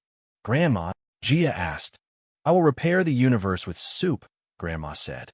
And afterward, I will gossip with the plants. The hallway outside smelled like the weather of bread. Mrs. Green had taped up a sign. If your day is shouting, I have whisper cookies. Chief the corgi trotted past, wearing a bandana that said Employee of the Month. Mr. Morales waved a leash like a pennant and murmured, We're walking off last night's regrets. And Chief, who had no regrets, looked smug about it. They stepped into the elevator, which insisted on arriving late, and then acting offended you'd been waiting. Inside, a flyer curled. It advertised the building's upcoming neighbor night, a potluck with rules handwritten by Hal. No politics, no pyramid schemes, no alarming dips. If your dip comes with a warning label, it must stay home. Someone had scrawled beneath. What about emotional support hummus? The city refused to be background, even on quiet days. Outside, a bus sighed the way buses sigh when pretending they aren't heavy. A man negotiated with a parking meter as if the meter would compromise if treated with dignity. The deli cat, famous on 3 blocks and almost professional in his aloofness, tried to stalk a pigeon and then remembered he was unionized and on break. At the corner, an argument bloomed between 2 neighbors about recycling. It was less about plastics and more about one person needing an apology for something that happened in 2009, which may have been the year the building changed superintendents or the year someone borrowed someone else's ladder and returned it with fewer rungs. On the subway, Marco watched his reflection hold the handrail like a vow. He was not a man given to panic, but uncertainty had started pitching tents in his chest. The department chair had said restructuring twice last week in a tone that suggested someone would soon be invited to pursue their talents elsewhere. The college had lost enrollment. He'd seen it in the empty desks that looked like held breaths. He'd written new syllabi with more open windows, taught Baldwin and Cisneros as if literature was the city's bloodstream, and met students where their jobs and exhaustion lived. But budgets were budgets. In his mind, he tried out sentences he might say if told to pack his office plants. I understand. Thank you for the opportunity. This isn't a good moment, but I've seen worse moments surprise themselves into beginnings. He texted Lena, If clouds gather, we'll borrow umbrella. Love you. She sent back a photo of the kettle mid-song, a silver mouth and profile, captioned, Contract negotiations successful. On the bus across town, Lena cupped her phone as if it were a small bird and scrolled a calendar that had learned to sprint. When she'd started at the agency, she believed authenticity was a door. Lately, it felt like a sticker. They had a new client that sold reusable containers with more adjectives than uses. Her job was to tell the truth, so kindly the truth would be invited to stay for dinner. She knew how to do it, too. Find the human thing at the center, the way a lunchbox can be courage for a kid who eats alone, the way a water bottle can be hope in a city that forgets to be gentle. But she also knew how meetings went, and this one promised charts that made everyone want to pet a dog afterward. She rehearsed her private script. Don't let them trademark the word care. When someone says content pipeline, picture an actual river and see if the metaphor can swim. Remind them that community is not a demographic, but a table. If they push too hard, imagine grandma in the back row spooling dough for dumplings and whispering, Sweetheart, people can taste the difference. Gia faced fractions with a pencil that believed in second chances. She had inherited from Marco a kind of strategic stubbornness, and from Lena a sense that mistakes were simply enthusiastic detours. At her desk, she whispered to the numbers like a coach. All right, 4/8. You're just 2 quarters in a coat. Let's get you home. When the teacher asked for volunteers, Gia's hand levitated out of habit, then hovered, then committed. If I can explain it like soup, she said, it's easier. If soup fills the whole bowl, 1, and you pour into 2 bowls equally, each is a half. Then you pour each half into 2, and those are quarters. So 8s are the quarters babies. The class nodded. The teacher smiled the proud smile adults were when a kid finds a staircase that leads everyone up. At lunch, the playground produced its daily opera. Arguments about rules were interruptions in search of a plot. Gia's friend Mina wanted to start a club dedicated to exchanging strategies for dealing with grown-ups who underestimated you in the afternoon just because you were short in the morning. They drafted a manifesto on a napkin in purple marker, including, "We reserve the right to change our minds and apologize without losing power," and "We will be kind first and firm if necessary, and funny whenever possible." Back home, Grandma assembled soup like she was mending a torn sky. In went onions, performing aromatherapy without charging.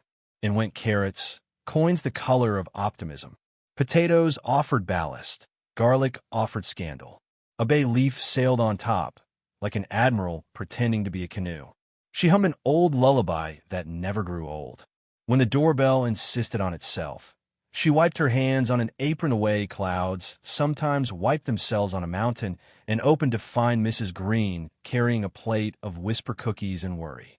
"I've been practicing for the Quiet Hour Orchestra," Mrs. Green said, producing a triangle from her tote. "But my triangle sounds passive-aggressive." "All triangles are a little judgmental," Grandma said. "Bring it here.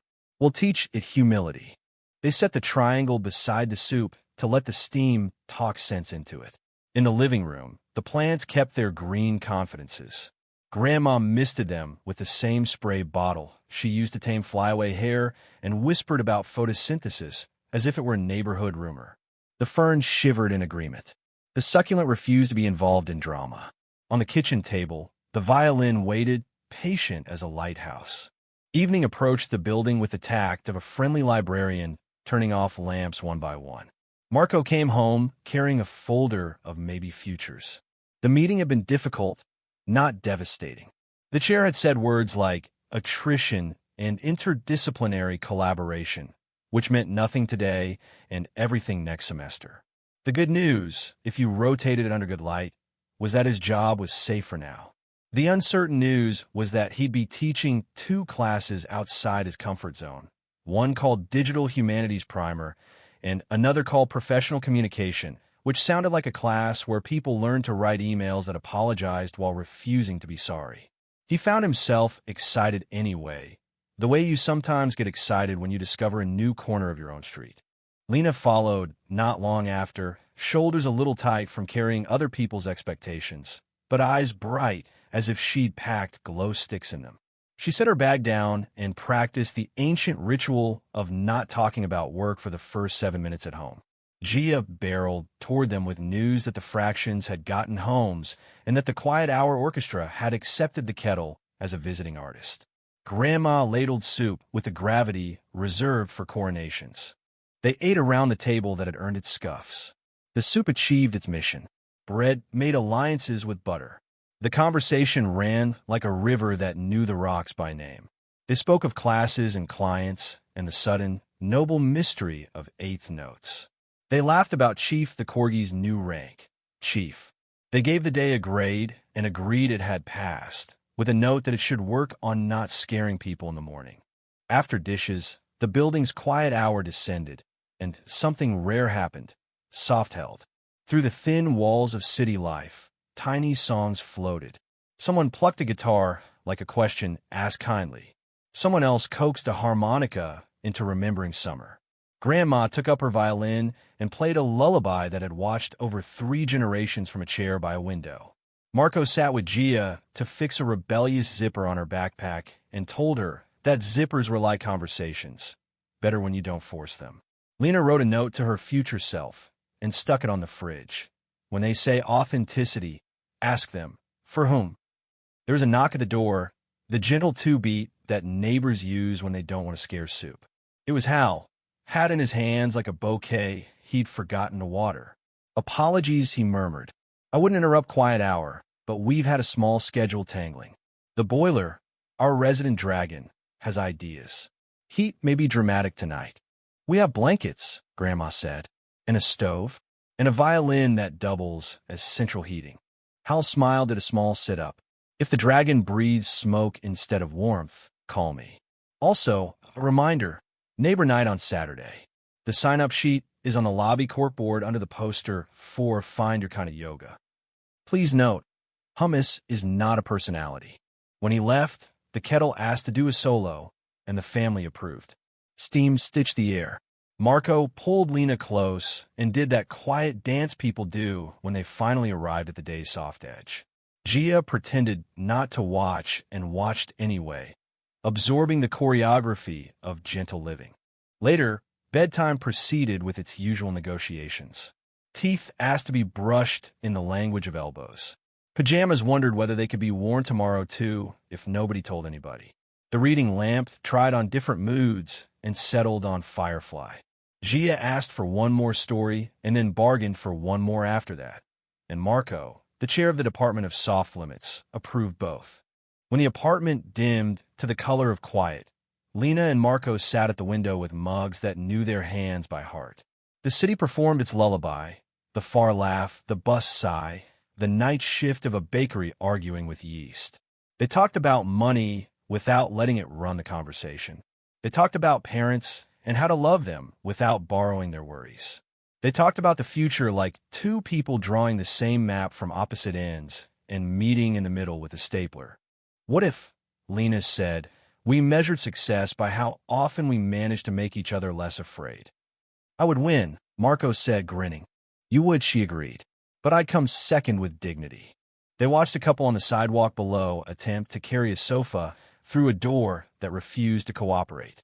3 neighbors emerged to advise, to hold their breaths, to hold the other end. The sofa mated, and the building exhaled as if it had been helping all along. In the bedroom, Gio whispered to the dark, which whispered back in a language made of curtain sway and the soft footfalls of tomorrow finding its shoes.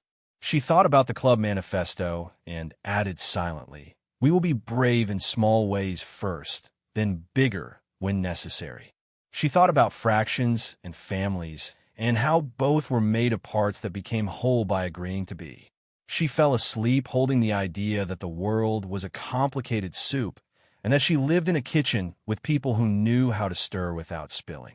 Night took its shift, careful as a nurse, in the apartment. The lantern kept glowing. Not brilliantly, not like a stage light, more like a faithful porch light someone forgot to turn off because forgetting could sometimes be another name for love. Morning arrived with pocket-sized optimism, and the apartment answered like a chorus that already knew the tune. The kettle released 8 respectful clouds. The toaster performed its dignified pop, and the fridge hummed the patient bass line of someone who has seen leftovers become legends. Lena floated a curl of orange zest over yogurt to add commas to a day that tends to sprint. Marco stirred oats with the diplomacy of a man brokering peace between cinnamon and the monthly budget, while Gio wandered in wearing a hoodie that read, "Work in progress," and the grin of someone who intends to keep it that way. Grandma entered last, robe patterned with persuasive lemons, and declared that today would feature gentle productivity and sturdy snacks, which are the 2 pillars of civilization. The group chat for the building had woken early and chosen feelings. A debate erupted over whether the lobby piano should be tuned or merely encouraged. Mr. Patel argued that pianos, like cities, deserve maintenance and mercy. Mrs. Green offered cookies for whichever side promised to keep the volume at polite. The elevator contributed a single chime that sounded like, I'm rooting for everyone, and the ficus, newly promoted to municipal calm, raised one credible leaf in agreement. Marco placed his phone face down like a small boundary. We will practice delayed opinions, he announced in thunder. The hallway cat who believes he is salaried jumped onto the announcement to approve it by paw. Lena's schedule wore a confident blazer. At the cleaner, the bell chimed and the day arrived as fabric with secrets. A nurse dropped off scrubs perfumed with soap and survival. A bus driver surrendered shirts stitched with sunrise, and a teenager placed a blazer on the counter that sparkled with rosin and ambition. Louisa ran the register like a lighthouse that honors coupons. The stage manager returned with the celebrity cape, now sheepish after losing a rematch with Stairs. Make me dazzling without liability, it seemed to plead. I can hem you to respect physics and still flirt with applause, Lena murmured, pinning bravado to prudence one sensible stitch at a time. A debate kid whispered, I want to look like I believe me, and Lena's iron pressed confidence into the lapel until the jacket stood taller without getting loud. Across town, Marco walked the line beneath a sky that had the decency to be reasonable. He kept cough drops in one pocket and working sentences in the other. Breathe, then speak. Ask before helpful. Apologize in verbs. Devin tested a chant with soft consonants and a spine. A driver rolled down a window to ask if any of this mattered. Marco translated wages into groceries, bus passes into bedtime stories that don't start with a sigh, and dignity into the quiet of a kitchen when rent is not tapping its foot. The driver nodded with turn signals that respected grammar and merged like someone who had just met a better sentence. Gia faced a science quiz and the mystery of lunchroom politics with equal bravery. During breaks, she and Mina drafted the club charter for small braveries, including bylaws like we will be kind first, firm if needed, funny whenever possible, and we reserve the right to change our minds after learning more. She practiced the new family habit, breathe between reactions, then use it to defuse a disagreement about who owned the last apple slice. The slice belongs to diplomacy, she declared, cutting it in two and inventing the tiny treaty of orchard peace. By afternoon, the apartment hosted Project Uncluttered Calm, which is like cleaning, but with narrative. Grandma supervised a ceremony for orphan lids finding meaningful careers as coasters. Marco sorted screws into 2 jars, those who know their purpose and philosophers, then labeled a third jar not sure yet, but beloved. Gia hung index cards beside the basil plant. Ask before helpful. No is a love word. Snacks before verdicts, so wisdom could photosynthesize. Thunder inspected each card, batted one under the couch, and thereby filed it under pending. A subplot attempted to enter through the mail slot wearing bold fonts and ambition. The invoice thought it was a celebrity. Tension prowled the kitchen like a cat auditioning for villainy, but tripped over a chair and remembered its manners. Lena named the feeling so it shrank. Marco pulled a card from the trade-in jar, help me understand, and Gia scheduled the worry for 7:35 with snacks. Grandma brewed the tea that tastes like a steady hand between your shoulders. They slid 2 luxuries into later, retired 1 subscription to nowhere, invented a ritual called glance at savings. Thank past us, compliment present us, encourage future us, and high-five the basil for morale. The bill remained a bill. The room stayed a room, which is a win disguised as normal. Neighbor night prep turned the living room into a low-budget festival with excellent governance. Signage appeared. Knock like a friend. Text like a neighbor. Compliments should not create homework.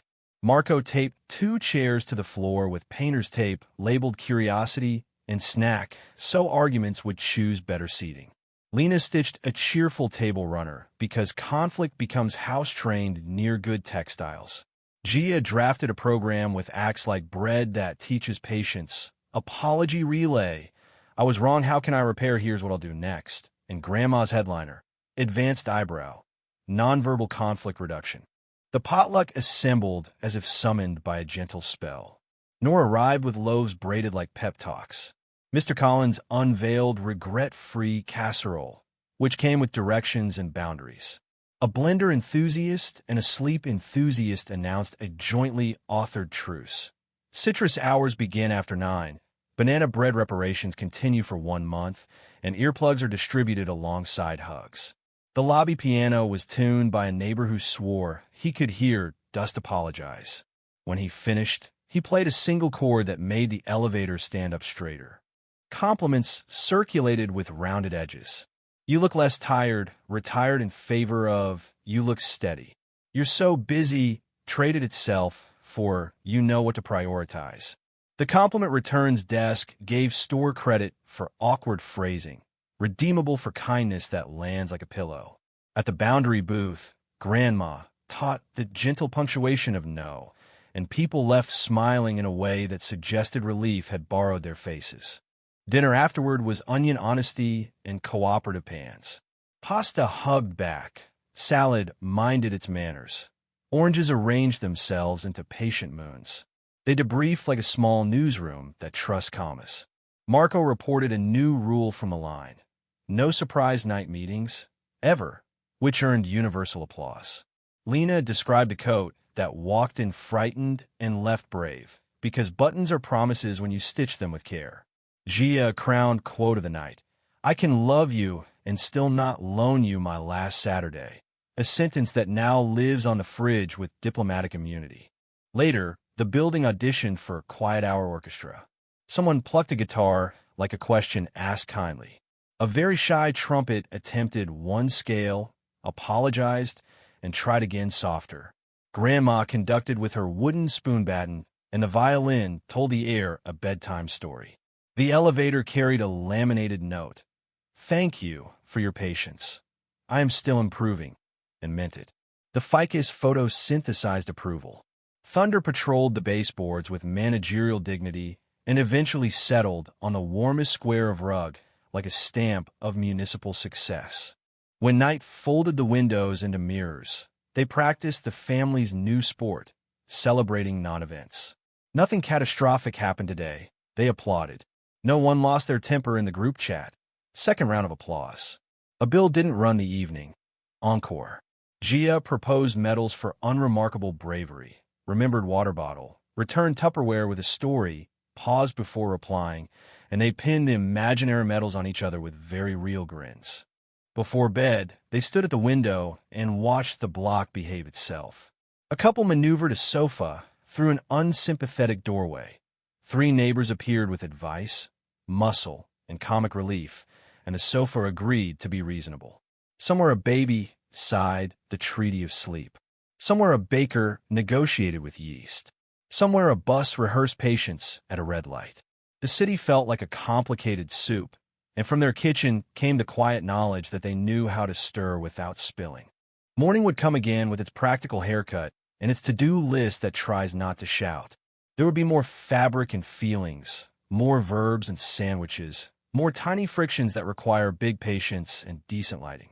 There would be neighbors at the door, emails sprinting faster than context, budgets with dramatic punctuation, and a hallway cat who insists upon supervising. But they were ready. Not perfect, not finished, just ready, with apologies that repair, boundaries that measure love, jokes with round edges, and laughter that never punches down. And if the city ever asked for exhibits proving ordinary tenderness can carry a week, Apartment 4C could produce a cape that respects stairs, a chant that spares throats, a jar that upgrades tired words, bread that tutors patience, soup that calms loud days, a piano that learned humility, and 3 bowls at a table where choosing each other on purpose remains the standing ovation. Morning showed up with a tidy haircut and a benevolent agenda, and the apartment agreed to cooperate. The kettle produced 8 respectful clouds, the toaster executed its dignified pop, and the fridge hummed the kind of bass line that says, "We've got this," even if it's about reheated rice. Lena sprinkled lemon over yogurt to give the day punctuation. Marco stirred oats with the diplomacy of a man moderating negotiations between cinnamon and the monthly budget. Gia drifted in with headphone hair and a cardboard crown that read, Acting Mayor of Small Problems, a title awarded after she solved last night's cabinet door squeak with a dab of olive oil and a strongly worded pep talk. Grandma entered in a robe patterned with persuasive citrus and announced that today the family would attempt effort without drama, which is the Olympic sport of adulthood. The lobby bulletin board had opinions again. Someone posted a flyer for laundry peace accords, proposing a treaty about lint trap responsibility and the humane treatment of mismatched socks. Mrs. Green added a note beneath. If your day is shouting, I have whisper cookies, and Chief the Corgi endorsed it with a discreet tail signature. Mr. Patel rotated the ficus into ethical sunlight and pinned a badge to the pot. Municipal calm, now with extra chlorophyll. The elevator arrived with the humility of an apology that had taken a workshop and passed.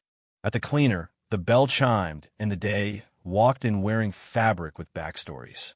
A nurse surrendered scrubs perfumed with soap and endurance. A bus driver stacked shirts that had seen 6 versions of Dawn. A teenager presented a blazer confettied with rosin and ambition. Louisa ran the counter like a lighthouse that honors coupons, and Jorge returned from deliveries with the serene satisfaction of a man who parallel parked between 2 opinions. The stage manager reappeared with the legendary cape, which had attempted a staircase encore and been rebuked by physics. Make me dazzling without litigation. It seemed to plead. We'll hem ambition to comply with gravity, Lena promised, pinning bravado to prudence like cousins learning to share. A debate kid whispered, I want to look like I believe me. And the iron pressed conviction into the lapel until the jacket stood taller, but not louder. Across town, Marco walked the line beneath cooperative clouds. He kept cough drops in one pocket and practical sentences in the other. Breathe, then speak. Ask before helpful. Apologize in verbs. Devin tested a new chant that carried without shredding tomorrow. A delivery driver rolled down a window to ask if any of this made a difference. Marco translated wages into groceries, bus passes into bedtime stories that don't begin with I'm already exhausted, and dignity into the quiet at a kitchen table when the rent isn't tapping its foot. The driver nodded with turn signals that respected grammar and merged like someone who had just met a better sentence. Gia faced a quiz on ecosystems and the diplomatic challenge of lunchroom seating. She and Mina expanded their small braveries charter during recess. We'll be kind first, firm if needed, funny when possible, and we reserve the right to change our minds after learning more. When an argument flared about who invented a group project idea, Gia deployed the family technique, breathed between reactions, then proposed a solution called shared credit with snacks, which passed unanimously because snacks are the bicameral legislature of childhood. Afternoon introduced Project Lighter House, which is not minimalism so much as narrative housekeeping. Grandma opened the junk drawer and conducted a ceremony for orphan lids finding meaningful work as coasters, and for twist ties earning promotions to cable whisperers. Marco created jars for screws, those who know their purpose, philosophers, and interns. Gia taped 3 index cards beside the basil. Ask before helpful. No is a love word. Snacks before verdicts. So wisdom could photosynthesize. Thunder, the hallway cat who believes he's salaried, inspected each card, batted one under the couch for archival purposes, and scheduled a nap shaped like oversight. A subplot attempted to enter through the mail slot wearing fonts that thought they were famous. The invoice announced itself with bold italics and urgent punctuation. Tension prowled the kitchen like a cat auditioning for villainy, but tripped over a chair and remembered manners. Lena named the feeling uncertainty, so it shrank. Marco pulled a card from the trade-in jar. Help me understand. Gia scheduled the worry for 7:35 with snacks and a calculator that only speaks kindly. Grandma brewed tea that tastes like someone set a steady hand between your shoulders. They slid 2 luxuries into later, retired 1 subscription to nowhere, and practiced the ritual that keeps weeks survivable. Thank past us, compliment present us, encourage future us, high-five the basil. The bill remained a bill. The room stayed a room, which is a quiet victory disguised as normal. The building prepared for laundry piece accords, in the basement with folding chairs, a whiteboard, and an emergency supply of muffins. Gia served as parliamentarian, Grandma as moral weather, and Mr. Patel as ficus liaison. Opening statements were brief. Lint traps should be cleared, timers respected, and socks with wanderlust should be placed in lost and found instead of adopted without due process. A passionate speech in favor of fragrance-free detergent received bipartisan applause from noses. The final treaty included a revolutionary clause. If a dryer finishes at 2 a.m., its content shall be removed with reverence and placed in the not your business but thank you basket, no judgment attached. Chief the Corgi performed ceremonial laps to ratify. Back upstairs, Lena set a pot to simmer and the kitchen rewarded everyone with onion honesty. Pasta hugged back, salad minded its manners. Oranges lined up as patient moons. They debriefed like a newsroom that trusts commas. Marco reported a small win from the line. No surprise night meetings, ever, which earned a clink of glasses. Lena described a coat that walked in timid and left brave because buttons are promises when stitched with care. Gia nominated quote of the day. I can love you and still not loan you my last Saturday. A sentence which has refrigerator tenure. Evening rehearsed quiet hour with the courtesy of soft lamp. Someone on the 3rd floor plucked a guitar, like a question asked kindly. A practicing trumpet apologized, and chose gentler notes. Grandma lifted her violin, and the lullaby poured out like warm light. Marco coached Gia through zipper repair on her backpack. Don't force it. Guide the teeth. Invite alignment. Try again without the hurry. Like people, she said, and he nodded in the language of proud. How knock the neighbor knock? 2 friendly beats, pause for dignity, and delivered a notice that the boiler, their resident dragon, would be undergoing a personality reset at dawn. If heat becomes a rumor, he said, call me. I have space heaters and an apology ready to go. He also reminded everyone about Saturday's neighbor night. Bring a dish, leave with fewer grudges. Underline, hummus must not be weaponized. Overline, labeling ingredients is an act of love. Knight picked mercy as an accent color. They practiced celebrating non-events, the family's new sport. No fights in the group chat. Applause. No one lost their temper in the basement. Encore. The basil did not wilt under pressure. Standing ovation. Gia awarded imaginary medals for unremarkable bravery. Remembered water bottle. Returned Tupperware with a story. Paused before replying. Read a label out loud. Asked for clarity instead of assuming the worst. Each medal produced a grin, which produced momentum, which produced the kind of tired that sleeps well. Before bed, they stood at the window with mugs that knew their hands by heart. The block behaved like a community that had read the manual. A couple maneuvered a sofa through a stubborn doorway. 3 neighbors appeared. One with tape, one with geometry, one with comic relief. And victory was declared without anyone losing a finger. Somewhere a bakery negotiated with yeast. Somewhere a bus practiced patience at a red light. Somewhere a baby sighed the treaty of sleep. The city felt like complicated soup, and from this kitchen came the confident knowledge that they knew how to stir without spilling. Morning would come again with a sensible haircut and a to-do list that tries not to shout. There will be more fabric and feelings, more verbs and sandwiches, more tiny frictions asking for big patience and decent lighting. There will be neighbors at the door, emails sprinting faster than context, budgets with dramatic punctuation, and a hallway cat who insists upon supervising. They are ready, not perfect, not finished, just ready, with apologies that repair, boundaries that measure love, jokes with round edges, and laughter that never punches down. And if the city ever demands evidence that ordinary tenderness can carry a week, Apartment 4C can provide.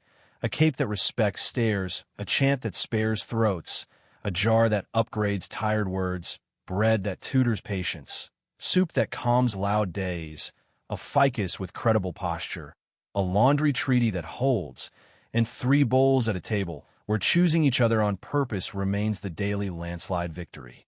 Morning clocked in with the confidence of a librarian who knows exactly where the plot twists are shelved, and the apartment followed orders. The kettle drew 8 mindful clouds on the ceiling. The toaster delivered its dignified pop, and the fridge hummed a reassuring bass line that suggested leftovers were about to experience character development. Lena zest orange over yogurt to install commas in a day that tended to sprint. Marco stirred oats with the diplomacy of a man moderating peace talks between cinnamon and the monthly budget. Gia drifted in wearing a hoodie that said, might be brilliant later, and carrying a shoebox labeled experiments that probably won't explode, which showed admirable optimism. Grandma entered last, robe patterned with persuasive lemons, and announced that the family theme was quiet winds and loud laughter, which sounded like a weather forecast for the soul. The building chat had woken early and chosen drama about the lobby bulletin board's new section. Polite requests that do not sound like commands. Someone had posted, please walk. The stairs are tired in crayon, which sparked a sub-thread about stair self-care. Mrs. Green offered mediation cookies. Mr. Patel rotated the ficus into ethical sunlight and added a sign. I'm not just decor. I believe in you. The elevator arrived with the humility of an apology that had read a book about boundaries.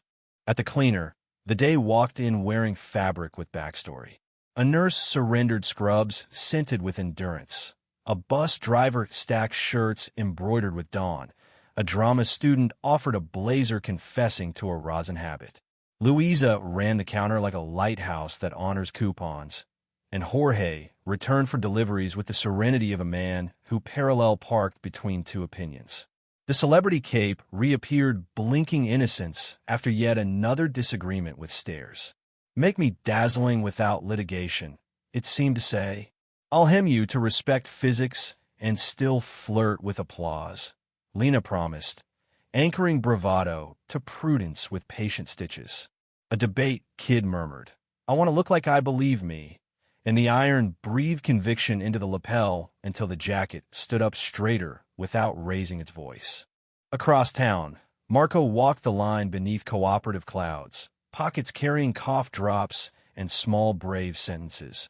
Breathe, then speak. Ask before helpful. Apologize in verbs. Devin tested a chant that carried but didn't shred tomorrow. A delivery driver rolled down a window to ask if any of this mattered, and Marco translated wages into groceries, bus passes into bedtime stories that don't start with a sigh, and dignity into the quiet at the kitchen table when the rent stops tapping its foot. The driver nodded with turn signals that respected grammar and merged like someone who had just met a better sentence. Gia survived math with the aid of a pencil that believed in redemption and a snack that negotiated peace among grapes. During recess, she and Mina added bylaws to this small braveries club. You may change your mind after learning more. Snacks are not bribes if they come with honesty. We will practice saying no like a love word. When lunchtime politics asked whether new kids could sit at the window table, Gia made room and announced a constitutional amendment called Chairs Are Feelings Too, and suddenly the cafeteria looked slightly kinder around the edges. Back home, Project Non-Dramatic Progress took the living room hostage. Grandma ran a ceremony for orphan lids finding meaningful work as coasters and twist ties, earning promotions to cable whisperers. Marco sorted screws into those who know their purpose, philosophers, and maybe it's just glitter. Gia taped index cards by the basil. Ask before helpful. Breathe between reactions. Rest is part of the job. Return Tupperware with a story. Thunder, the hallway cat who believes he's salaried, sat on the card that said no is a love word and therefore passed it by paw vote. The male attempted a surprise entrance with fonts that thought they were famous. An invoice swaggered in, announcing overdue like a trumpet with opinions. Tension tried to prowl the kitchen like a cat auditioning for villainy, but tripped over a chair and lost its menace. Lena named the feeling so it shrank. Marco drew a card from the trade-in jar. Help me understand. Gia is scheduled to worry for 7:35 with snacks and a calculator that only speaks kindly. Grandma brewed the tea that feels like someone placed a steady hand between your shoulders.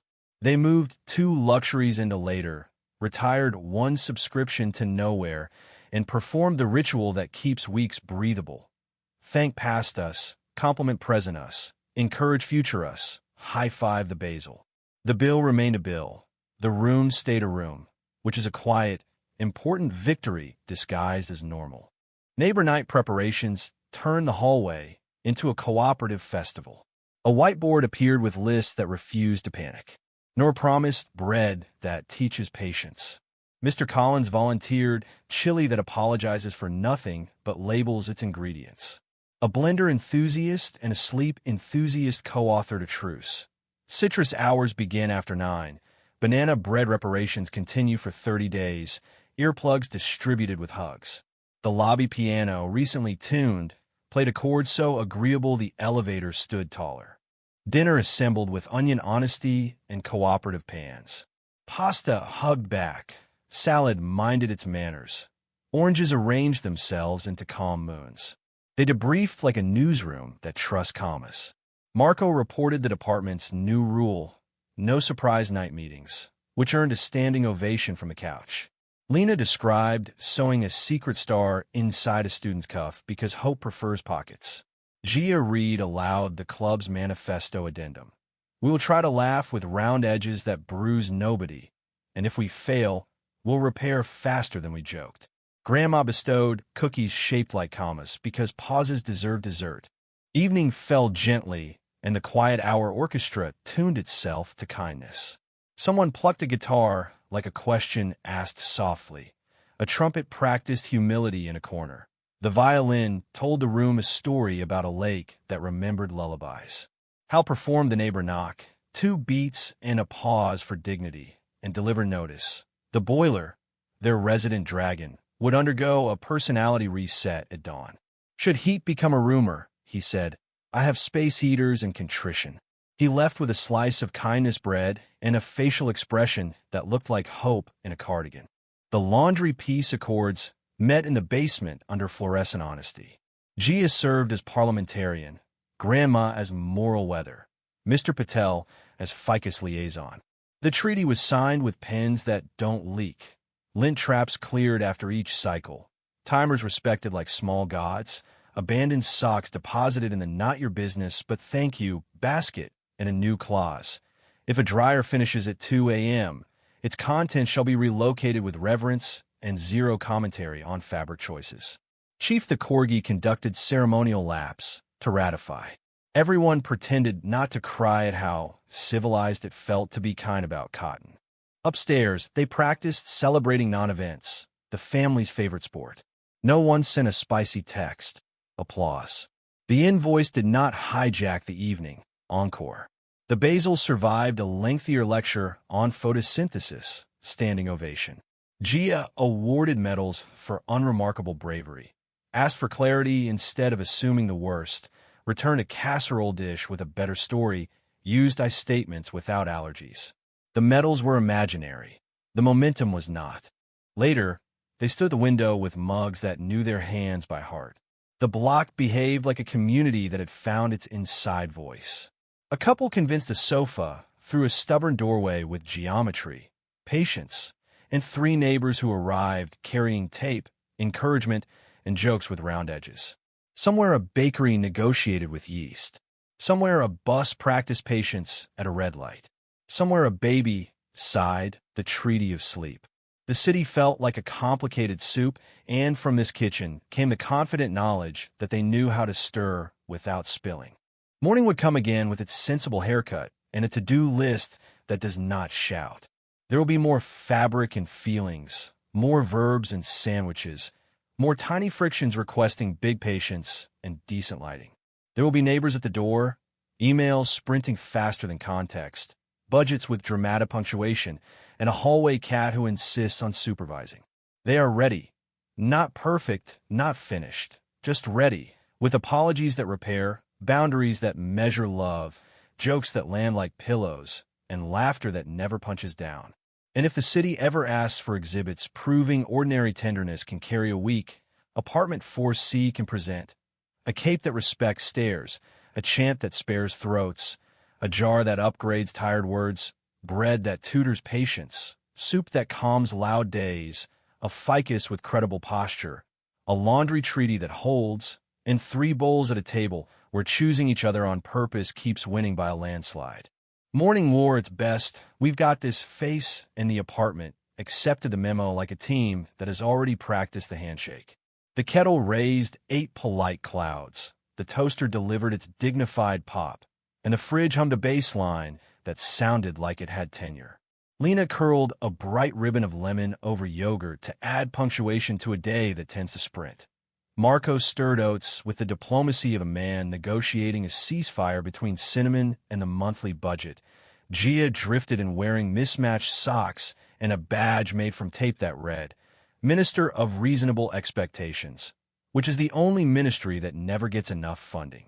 Grandma entered last, robe patterned with persuasive citrus, declaring the theme of the day, doable magic and snacks, a platform that won by a landslide at breakfast. The building chat had decided to be theatrical about the new lobby sign. Please walk, the stairs are tired. So Mrs. Green offered mediation cookies, and Mr. Patel rotated the ficus in ethical sunlight, pinning a card that said, I thrive on kind voices. The elevator arrived with the humility of an apology that had taken a weekend seminar and now understood the difference between reply and reply all. Thunder, the hallway cat who believes HR reports to him, inspected everyone's shoes and approved only those that squeaked with integrity. At the cleaner, the bell chimed and the day walked in as fabric with narrative. A nurse surrendered scrubs perfumed with soap and decisive kindness. A bus driver stacked shirts embroidered with dawn. A teenager presented a blazer glittered with rosin and ambition. And the stage manager returned with a celebrity cape, which claimed to have made peace with stairs but still asked for supervision. Make me dazzling without consequences, it seemed to plead. I can hem you to obey physics while still flirting with applause, Lena promised, pinning bravado to prudence one sensible stitch at a time. A debate kid whispered, I want to look like I believe me, and the iron delivered a crease with quiet spine. Louisa ran the counter like a lighthouse that honors coupons. Jorge returned from deliveries wearing the relaxed expression of a man who parallel parked between two opinions and disturbed neither. Across town, Marco walked the line under cooperative clouds with cough drops in one pocket and workable sentences in the other. Breathe, then speak. Ask before helpful. Apologize in verbs. Devin tested a chant that carried but didn't shred tomorrow. A driver rolled down a window and asked if any of this mattered. Marco translated wages into groceries, bus passes into evenings that don't begin with a sigh, and dignity into the way a kitchen sounds when rent isn't tapping its foot. The driver nodded with turned signals that respected grammar and merged like someone who had just met a better sentence. Gia faced a pop quiz and a cafeteria seating puzzle with equal courage. At recess, she and Mina updated the charter of their small braveries club. We will be kind first, firm if needed, funny whenever possible. We reserve the right to change our minds after learning more. Snacks are not bribes if accompanied by honesty. When a group project combusted over who invented the title, Gia used the family technique. Breathe between reactions. Then suggested shared credit with cupcakes. It passed unanimously because cupcakes are the bicameral legislature of childhood. Afternoon appointed itself curator of Project Gentle Order, which is like tidying, but with narrative closure. Grandma convened a ceremony where orphan lids found meaningful careers as coasters and twist ties were promoted to cable whisperers. Marco sorted screws into those who know their purpose, philosophers, and interns. Gia taped index cards beside the basil so wisdom could photosynthesize. Ask before helpful. Rest is part of the job. No is a love word. Return Tupperware with a story. Thunder paw-stamped the card labeled breathe between reactions, which constituted ratification by the Department of Feline Oversight. Mail attempted to kick in the door with fonts that thought they were famous. An invoice swaggered in like it had agents. Tension prowled the kitchen like a cat auditioning for villainy, then tripped over a chair and remembered its manners. Lena named the feeling, so it shrank. Marco drew a card from the trade-in jar. Help me understand. Gia scheduled the worry for 7:35 with snacks and a calculator that only speaks kindly. Grandma brewed the tea that tastes like a steady hand between your shoulders. They moved 2 luxuries into later, retired a subscription to nowhere, and performed the family ritual that keeps weeks breathable. Thank past us, compliment present us, encourage future us, high-five the basil. The bill remained a bill. The room stayed a room, which is a quiet victory disguised as normal. The basement hosted the laundry piece accords under fluorescent honesty. Opening statements were brisk. Lint traps deserve respect. Timers are tiny gods. Socks with wanderlust belong in lost and found, not adopted without consent. A passionate speech in favor of fragrance-free detergent received bipartisan applause from noses. The treaty passed with a compassionate clause. If a dryer finishes at 2 a.m., its contents shall be transferred with reverence to the not your business, but thank you basket. Zero commentary on fabrics. Chief the Corgi performed 3 ceremonial laps to ratify and then, in a historic show of bipartisanship, accepted a biscuit from both factions. Dinner assembled with onion honesty and cooperative pans. Pasta hugged back. Salad minded its manners. Oranges arranged themselves into patient moons. They debriefed like a newsroom that trusts commas. Marco reported a small but golden rule from the line. No surprise night meetings, ever, and the apartment applauded with forks. Lena described stitching a secret star inside a student's cuff, because hope prefers pockets. Gia awarded quote of the day to I can love you and still not loan you my last Saturday, which earned refrigerator tenure and visitor privileges. Evening put on its soft lamp voice. The building's quiet hour orchestra tuned itself to kindness. Someone plucked a guitar like a question asked carefully. A trumpet attempted one scale, apologized, and tried softer. Grandma lifted the violin and poured lullaby into the air like warm light. Hal performed the neighbor knock, 2 polite beats and a pause for dignity, and announced the boiler, their resident dragon, would undergo a personality reset at dawn. If heat becomes a rumor, he said, I have space heaters and contrition. He left with a slice of kindness bread and a hopeful cardigan face. Later, Project Gentle Order transitioned into celebrating non-events, the family's favorite sport. No spicy texts in the building chat. Applause. The invoice failed to hijack the evening. Encore. The basil accepted feedback without wilting. Standing ovation. Gia issued medals for unremarkable bravery. Asked for clarity instead of assuming the worst. Returned a casserole dish with a better story. Paused before replying. Read a label out loud. Retired an ancient grudge with full honors. The medals were imaginary. The momentum, beautifully real. Before bed, they stood at the window with mugs that knew their hands by heart. The block behaved like a community that found its inside voice. A couple negotiated a sofa through a stubborn doorway with geometry and patience until 3 neighbors joined. One with tape, one with optimism, one with jokes that had round edges, and victory was declared without casualties. Somewhere a bakery negotiated with yeast. Somewhere a bus practiced patience at a red light. Somewhere a baby sighed the treaty of sleep. The city felt like complicated soup, and from this kitchen came the calm fact that they knew how to stir without spilling. Morning will come again with its sensible haircut and a to-do list that refuses to shout. There will be more fabric and feelings, more verbs and sandwiches, more tiny frictions asking for big patience and decent lighting. There will be neighbors at the door, emails sprinting faster than context, budgets with dramatic punctuation, and a hallway cat who insists upon supervising. They are ready. Not perfect, not finished, just ready, with apologies that repair, boundaries that measure love, jokes that land like pillows, and laughter that never punches down. And if the city ever demands proof that ordinary tenderness can carry a week, Apartment 4C can present the exhibits. A cape that respects stares, a chant that spares throats, a jar that upgrades tired words, bread that tutors patience, soup that calms loud days, a ficus with credible posture, a laundry treaty that holds, and 3 bowls at a table where choosing each other on purpose remains the undefeated champion. The Mark Taper Forum at the Music Center in Los Angeles vibrated with an extraordinary energy, a tangible anticipation that permeated every corner of the Grand Hall. This was no ordinary evening. It was a jubilant celebration marking the 200th episode of a groundbreaking television phenomenon, All in the Family. The air thrummed with the excitement of viewers, carefully selected and flown in from a remarkable 48 states, all gathered as cherished guests for this monumental occasion. Their presence underscored the profound impact this show had woven into the fabric of American homes, fostering conversations, challenging perceptions, and often igniting laughter.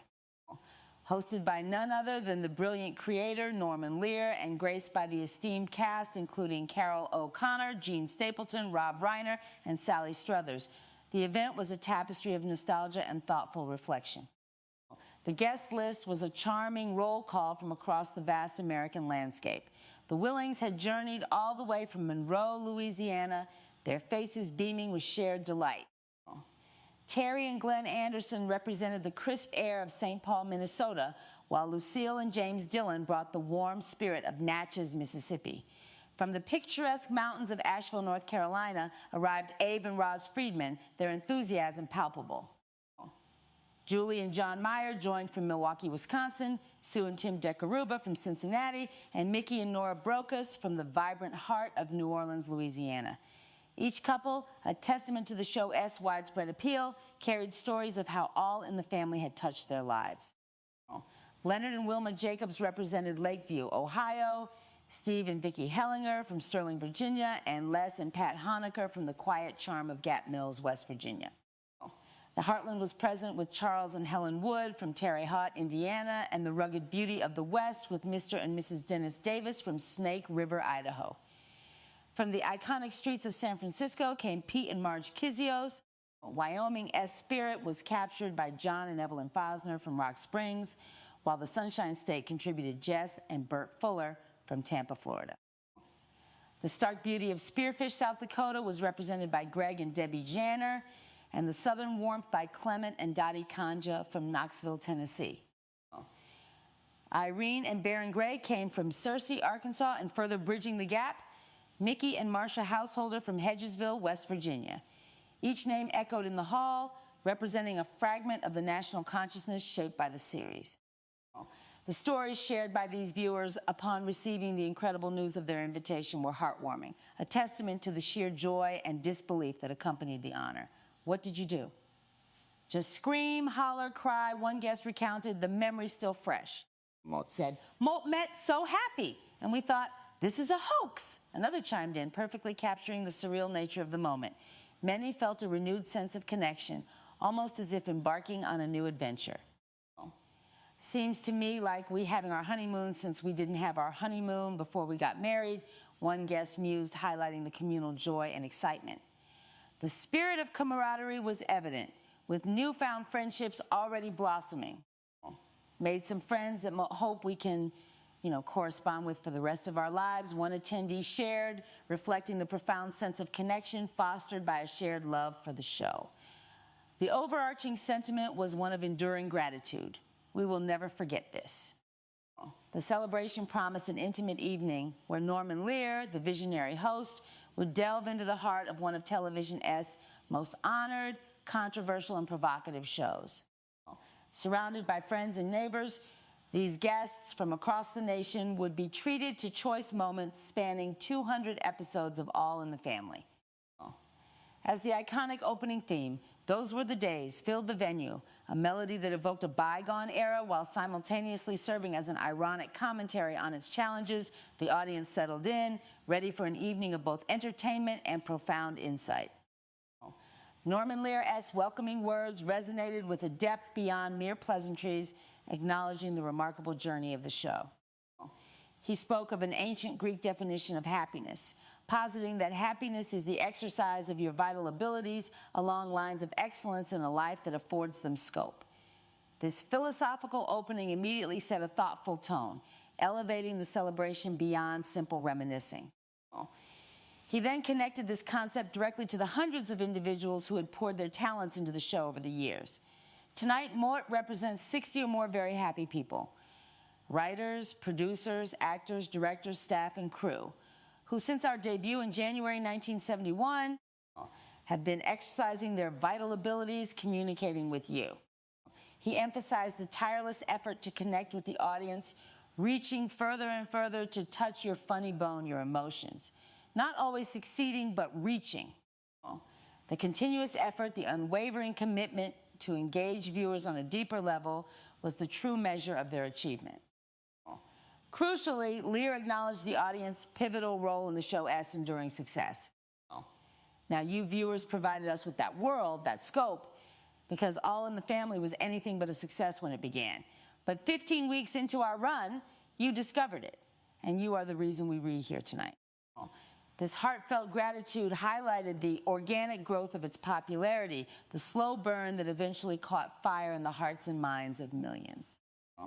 While he jested about the impossibility of inviting all 50 or 60 million viewers due to the Bonaventure Hotel's reservations policy, he underscored the symbolic invitation extended to 100 couples from 48 states, representing the vast collaborative audience that formed the other half of the giant collaboration known as All in the Family, our audience. Now, Mort met applauding you. Mort really just wanted to applaud you.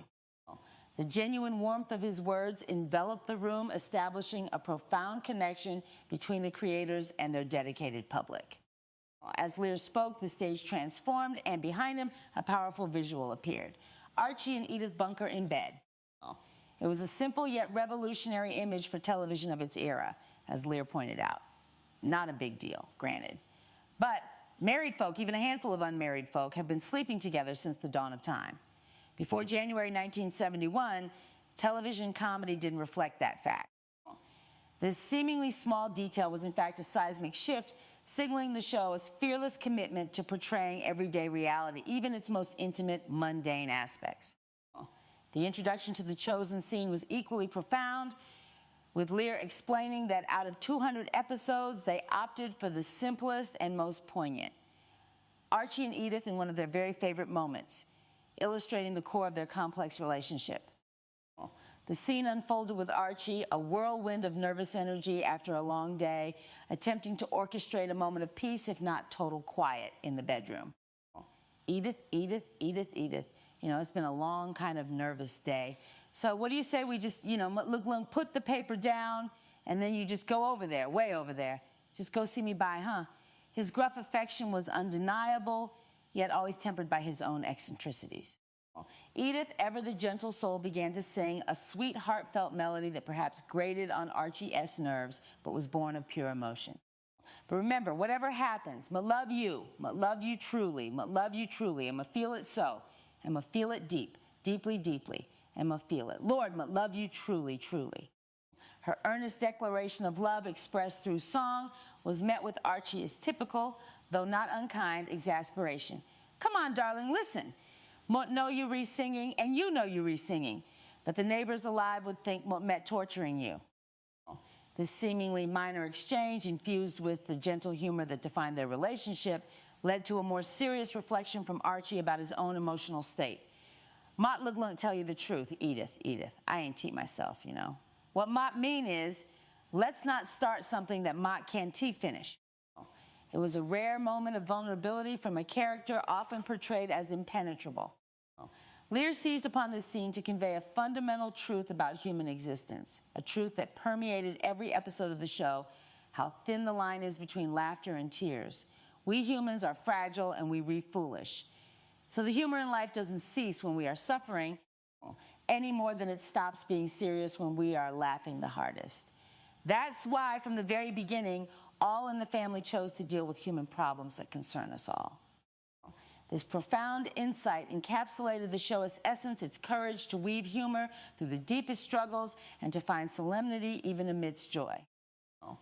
Indeed, the series was fearless in its portrayal of deeply human experiences, from health scares to profound anxieties. One étude hot, powerful instance highlighted in the celebratory compilation was a conversation between Edith and her daughter, Gloria. Gloria sensed a disturbance in her mother, recognizing the subtle shifts that bespoke an inner turmoil. Ma, something else wrong? Mud know you, Gloria pressed, cutting through Edith's usual deferential demeanor. Edith's classic, slightly evasive response, why does everybody around here think they know me? Remember, Gloria, deep waters run very still, hinted at a deeper secret. But Gloria, understanding her mother-esque nature better than anyone, insisted, but Ma've known me a lot longer than you have, so don't go around saying you know me.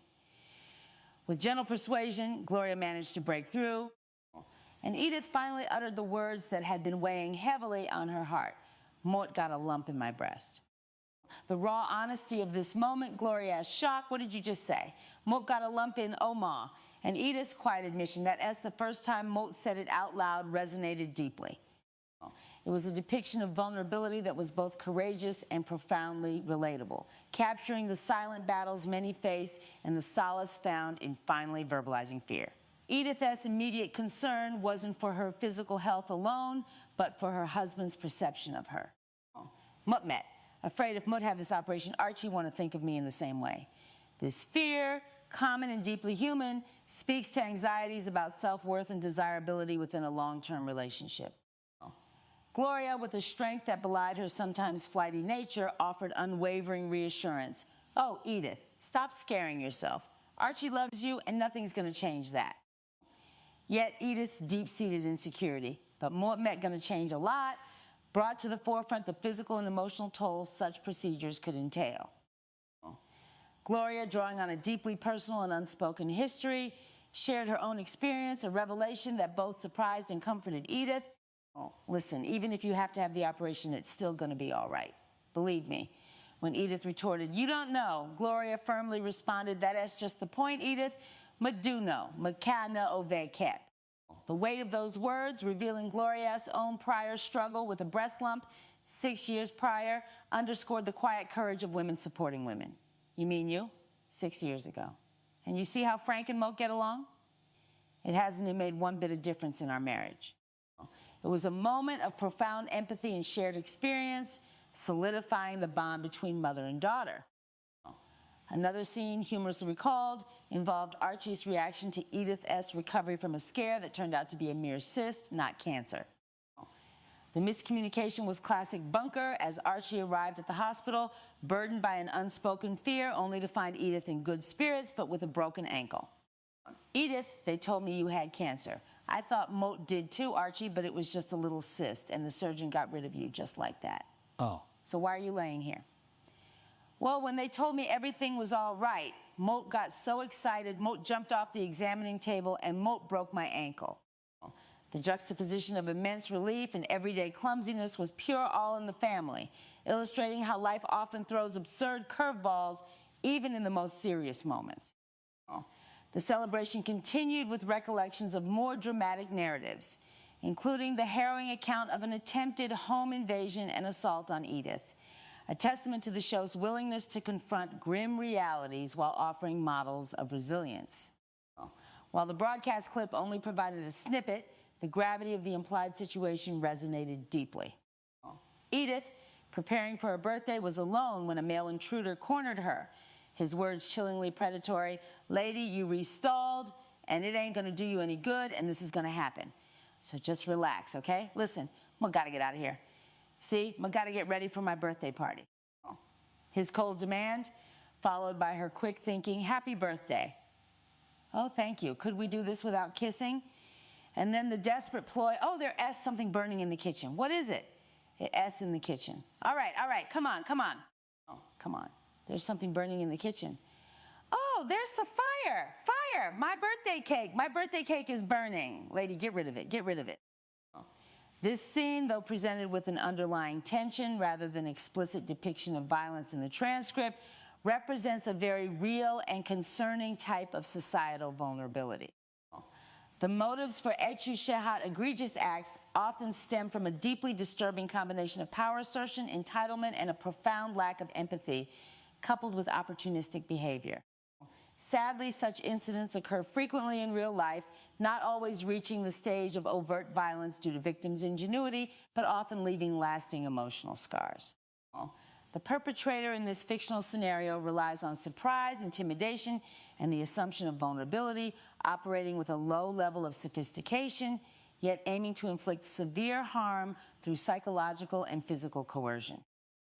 In a real-world scenario, the immediate clues and details available to potential investigators would originate from Edith's description. Her ability to think clearly under duress and use a distraction, a literal cry of fire, focusing on her birthday cake to lure the assailant into the kitchen, bought her precious moments to either escape or further deter him. A victim's quick wit, as demonstrated by Edith, becomes the most critical defense and subsequently the most crucial information for police. After such an event, physical descriptions, distinguishing marks, clothing worn by the assailant, and any objects touched would become paramount. The precise sequence of events, the assailant's words, and Edith's exact actions to escape the situation would form the foundation of any investigation. Immediate reporting of the incident is always key, as is a detailed, uninterrupted account given to law enforcement. The sophistication of this fictional criminal appears to be minimal, relying on force and opportunism rather than elaborate planning. Life lessons derived from such a frightening scenario are unfortunately numerous and essential for personal safety and community awareness. First, the incident highlights the vital importance of situational awareness, even in places typically perceived as safe, such as one's own home. Keeping doors locked and being cautious about unknown callers or individuals gaining entry for repairs are basic but critical preventative measures. Second, the story underscores the power of quick thinking and resourcefulness under due extreme pressure. Edith's creative distraction not only averted a potentially catastrophic outcome, but also offered a crucial window for action. It emphasizes that while no one is responsible for being victimized, Being mentally prepared for potential dangers can make a significant difference in outcomes. Finally, it reinforces the absolute necessity of reporting such attempts, no matter how shaken one might feel, so that authorities can pursue the individual and prevent further harm to others. For police to track down such perpetrators faster, there is an overarching need for immediate and comprehensive reporting from victims. Beyond this, community vigilance plays a significant role. Neighborhood watch programs, sharing information about suspicious individuals, and fostering an environment where reporting unusual activities is encouraged can collectively help piece together patterns of behavior that might lead to identification. In real police work, investigators often rely on patterns, similar incidents in an area, modus operandi, physical descriptions, and any unique identifiers. Sophistication in criminal actions, ironically, can sometimes make a perpetrator easier to trace if they leave behind intricate plans or signature traits. However, crimes of opportunity, like the one narrowly averted by Edith, often require broader community input and rapid dissemination of information. It also showcases the tireless efforts of organizations often working in collaboration with television shows like All in the Family and its creator Norman Lear to ensure sensitive topics are handled with care and provide educational value. Maud, for instance, in real production, Lear collaborated with the Santa Monica Hospital Rape Treatment Center, illustrating a dedication to providing critical information and empowering viewers with knowledge on how to deal with the threat of sexual violence. This deliberate approach in crafting such episodes transformed challenging narratives into platforms for public education and empowerment, further reinforcing the show's legacy beyond mere entertainment. The focus shifted once again to the series' pioneering role in breaking television taboos. Norman Lear recalled a Time magazine cover story from September 1972 featuring Archie Bunker, Fred Sanford, and Maud, boldly headlined, "The New Tuvient Season Toppling Old Taboos." This powerful acknowledgement cemented the show's place in cultural history. Lear reflected on a time not too many years before when Jack Parr walked off The Tonight Show because NBC had edited out one line, a reference to the initials WC, meaning water closet, the British expression for toilet. This anecdote humorously underlined the former prudishness of television, an industry that shied away from even the most oblique references to basic human functions. Even more astonishing was the story of 1968, when Petula Clark momentarily rested her white hand on the black arm of guest star Harry Belafonte in a Tuvient special, leading to weeks of struggle by a major automobile company to excise the moment from broadcast. Such was the climate where network entertainment shows dictated that blacks were visible but untouchable, and bathrooms simply did not exist. By and large, any subjects were fair game except those that bore on the reality of viewers' lives. All in the Family shattered this artificial facade, daring to bring the inconvenient, the uncomfortable, and the deeply human directly into America-esque living rooms.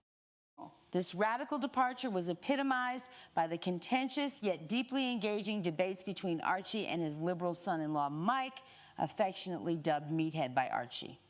That's Archie and Mike. They argued about everything that bore on the reality of their lives. These exchanges were the very engine of the show-esque social commentary, creating a microcosm of a nation grappling with profound ideological divides. Lear touched upon the challenges of maintaining balance in A Touche Hat portrayals. A conservative has been described as a man with two perfectly good legs who has never learned to walk forward, and a liberal, a person whose interests don't happen to be at stake at the moment. As Archie and Mike debated the issues, we tried to keep the political arguments as even-handed as those descriptions. We tried, but being human, we make no claim to having totally succeeded. This candid admission spoke to the inherent complexities of representing diverse viewpoints fairly, particularly when addressing sensitive, deeply felt political convictions. The compilation offered glimpses into the iconic political arguments that define their relationship. Archie's unwavering, almost comical, loyalty to President Nixon was highlighted through a rapid-fire sequence of his pronouncements. Moat still got faith in Nixon. Which one? What do you mean? Which one?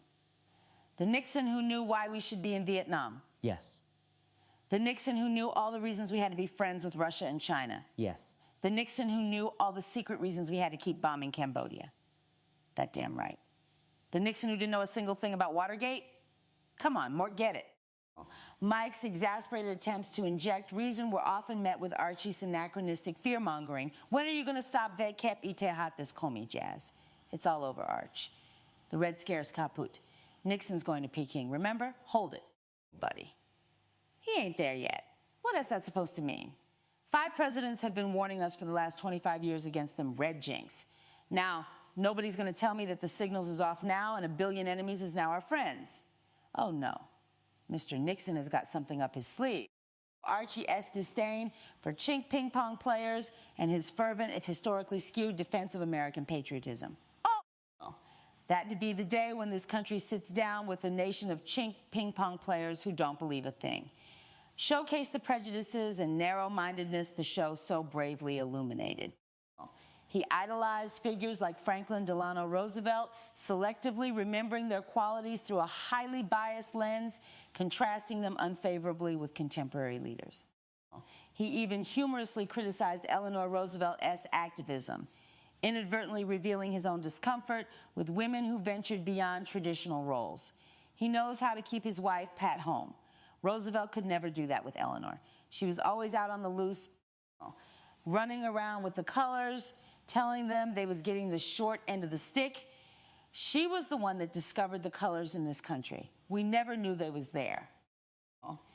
The arguments flowed seamlessly from one political hot button to another, reflecting the rapid-fire societal changes of the era. Unemployment, gun control, and even presidential pardons became battlegrounds in the bunker living room. Mike's attempts to hold leaders accountable were often met with Archie's convoluted defenses or dismissals. Dante blamed President Nixon. Dante blamed President Ford. Will you? The man is doing a hell of a job for a guy nobody voted for. And the deep-seated mistrust of governmental transparency. Ford promised, no more secrets, no more surprises. What does he do? He turns around and pardons Nixon. He done that under direct orders, buddy boy. From who? God. Even the sacred act of watching election returns became a point of contention, with Archie prioritizing entertainment over civics. You care more about a lousy movie than you do a presidential election? Certainly. Why do much care about something but know how it's going to come out? Everybody know how it's going to come out. Norman Lear underscored the show's unwavering stance against ideological neutrality, quoting Robert Frost. Robert Frost said, "The middle of the road is where the white line is, and that S the worst place to drive." He embraced the criticism that the bunkers lacked middle-of-the-road perspectives. Lear eloquently argued that even the comedies of the 50s and 60s, by their very omission of real-world problems, were expressing a point of view. Throughout the 50s and 60s, there were dozens of television comedies in which there were no topical references, no political discussions, no mention of a current event, and we've often thought, by the very omission of all reality, those programs were expressing a point of view, too. They were telling us you have no problem between the races, there is no inflation, no such thing as recession, no unemployment, there are no problems with the poor or the elderly, women are not seeking equality, and we are not in trouble in Vietnam. To us, the omission of all social awareness on the two Viet comedies of the 50s and 60s just might have expressed a stronger point of view than any subject we may have touched in 8.5 years. This statement powerfully defended the show as deliberate engagement with controversy, asserting its vital role in holding a mirror to American society. The discussions frequently circled back to the deeply divisive Vietnam War. While Archie often avoided directly confronting his feelings, the topic found its way to his dinner table, forcing uncomfortable truths into the open. A particularly poignant scene set on Christmas of 1977 depicted a family meal disrupted by the presence of a draft dodger. Archie's immediate instinct was to lash out, projecting his anxieties onto the young man. How do you like that, Pinky? How we got a draft dodger here who writes a snotty letter to the commander-in-chief? What mean? What the hell do you do with that? The tension was palpable, with Archie's daughter Gloria pleading for understanding, while Archie clung to rigid notions of patriotic duty. Daddy, it's Christmas Eve, now don't go making a big crisis out of it. The emotional climax arrived with a guest, affectionately called Pinky, a Gold Star father whose son had died in Vietnam. His quiet, dignified perspective cut through Archie S. bluster. Ox, if my opinion is of any importance, certainly your opinion S importance, Gold Star father. Your opinion is more important than anybody else in this room. And Moat want to hear that opinion. Moat want these young people here to hear that opinion. Now you tell him, Pinky, you tell him. Archie's eager demand for validation backfired as Pinky offered profound empathy rather than condemnation. Moat, understand how you feel, Arch. My kid hated the war too, but he did what he thought he had to do. And David here did what he thought he had to do. But David S. alive to share Christmas dinner with us. And if Steve were here, he'd want to sit down with him. And that's what Moat want to do. Merry Christmas, David. Merry Christmas, sir. This powerful exchange beautifully illustrated the capacity for understanding and compassion to transcend ideological divides, even if it deeply unsettled Archie S. worldview. Returning to the theme of Edith S. innate goodness and her unique ways of navigating a complex world, a compilation of her charming eccentricities played. A classic Edith moment involved her leaving a message on an answering machine. Hello, Dr. Shapiro. This is Edith Bunker, 704 Houses Street. Would you please call us as soon as you can because my husband. Hello, Dr. Shapiro. This is Edith Bunker, 704 Houses Street. Would you please call us as soon as you can because my husband, Archie Bunker, thinks he got infectious hepatitis. Hello, Dr. Shapiro, talking to tape recorder. They say give the message when it beeps, but they don't give you enough time between beeps. Her earnest attempts to convey information while struggling with technology, combined with her unwavering concern for Archie, were endearing. Norman Lear aptly summarized her character. Who else but Edith Bunker would try to make peace with a telephone answering machine? George Bernard Shaw once said that Christianity might be a good thing if anyone ever tried it. Well, Edith has tried it. Edith Bunker lives it. Edith's unyielding kindness and moral compass served as a powerful counterpoint to Archie S. bluster. A delightful scene showcasing Edith S.'s capacity for selflessness, even to her own detriment, involved a tennis match with Archie. She deliberately allowed him to win, thinking it would bolster his spirits. Is it my deal? Now, wait a minute. Forget the deal. You don't play that bad. You gave me this tennis match on purpose. Moat did? Yeah, you did. Now, why'd you do that? Well, Archie... Well, Mutt thought it would make you feel better if Mutt let you win. What? That will be the day when Mutt got a win by you letting me win. Mutt was winning here before you let me win. You know what you've done now? You've spoiled the game. Mutt don't want to play with you no more. You want to do something together? Do something together by yourself. Archie, his pride wounded, lashed out at her perceived goodness. Archie, I'm sorry, I thought Mutt was doing a good thing. Oh, sure, good thing. That's you all over. Always doing good. Edith the good. You never get mad at nobody. You never holler at nobody. You never swear, no nothing. You read like a saint. Edith. You think it's fun living vacapite had a saint? It ain't tea. At all. Look at this. You don't even cheat to win. You cheat to lose. I mean, Edith, you ain't human. That's a terrible thing to say. Mot met just as human as you are. Prove you read just as human as me. Do something rotten. All right, Mot will. You rewrite. You rewrite. Mot can tea. This moment profoundly illustrated Edith S.'s unwavering moral integrity, but also the pressure that absolute goodness can inadvertently place on those around it. Archie's frustration stemmed from his inability to reciprocate her level of virtue, leading him to accuse her of being not human for her inability to be rotten. Edith's tearful reaction, Mot am so human. How can you say Mot met not after 23 years of marriage? How can you stand there and say Mot met not human? Oh, gee, now you're going to cry, honey. Mot can't help it. That was a terrible thing to say. Revealed the depth of her feelings and her pain at his harsh words. This interaction was a testament to the show's exploration of complex emotional landscapes within a marital bond, showcasing how even love can manifest in flawed, sometimes painful ways. It underscored the subtle interplay of emotions, expectations, and the ongoing dance of compromise and understanding in long-term relationships. The show did not shy away from the intimate aspects of married life, always handling them with warmth and a touch of humor. Edith S.'s naive candor about her marital intimacy often led to humorous misunderstandings, such as when she was asked about her secret to a lasting relationship. What's your secret? Oh, Maud ain't got no secret. Archie and me still have fights, but we don't let them go on too long. Somebody always says, "Ma, I'm sorry," and Archie always says that S okay, and then we forget it. Now, Edith, that S not what Ma mean. I mean, you must be doing something right when you go to bed at night. Well, we go to sleep. No, Edith, nothing more? Well, nothing more than we've been doing since the minister said we could. But Edith, do you see pinwheels and skyrockets and fireworks like the 4th of July? With me and Archie, it's more like Thanksgiving. Her honest, unromanticized description of their long-standing physical relationship, comparing it to Thanksgiving rather than fireworks, became a symbol of a deep, abiding, comfortable love rather than a passionate, dramatic one, again grounding the show in relatable realities for many viewers. The intricacies of marital life were further explored in a scene where Archie contemplated a date night with Edith, revealing his often clumsy attempts at affection.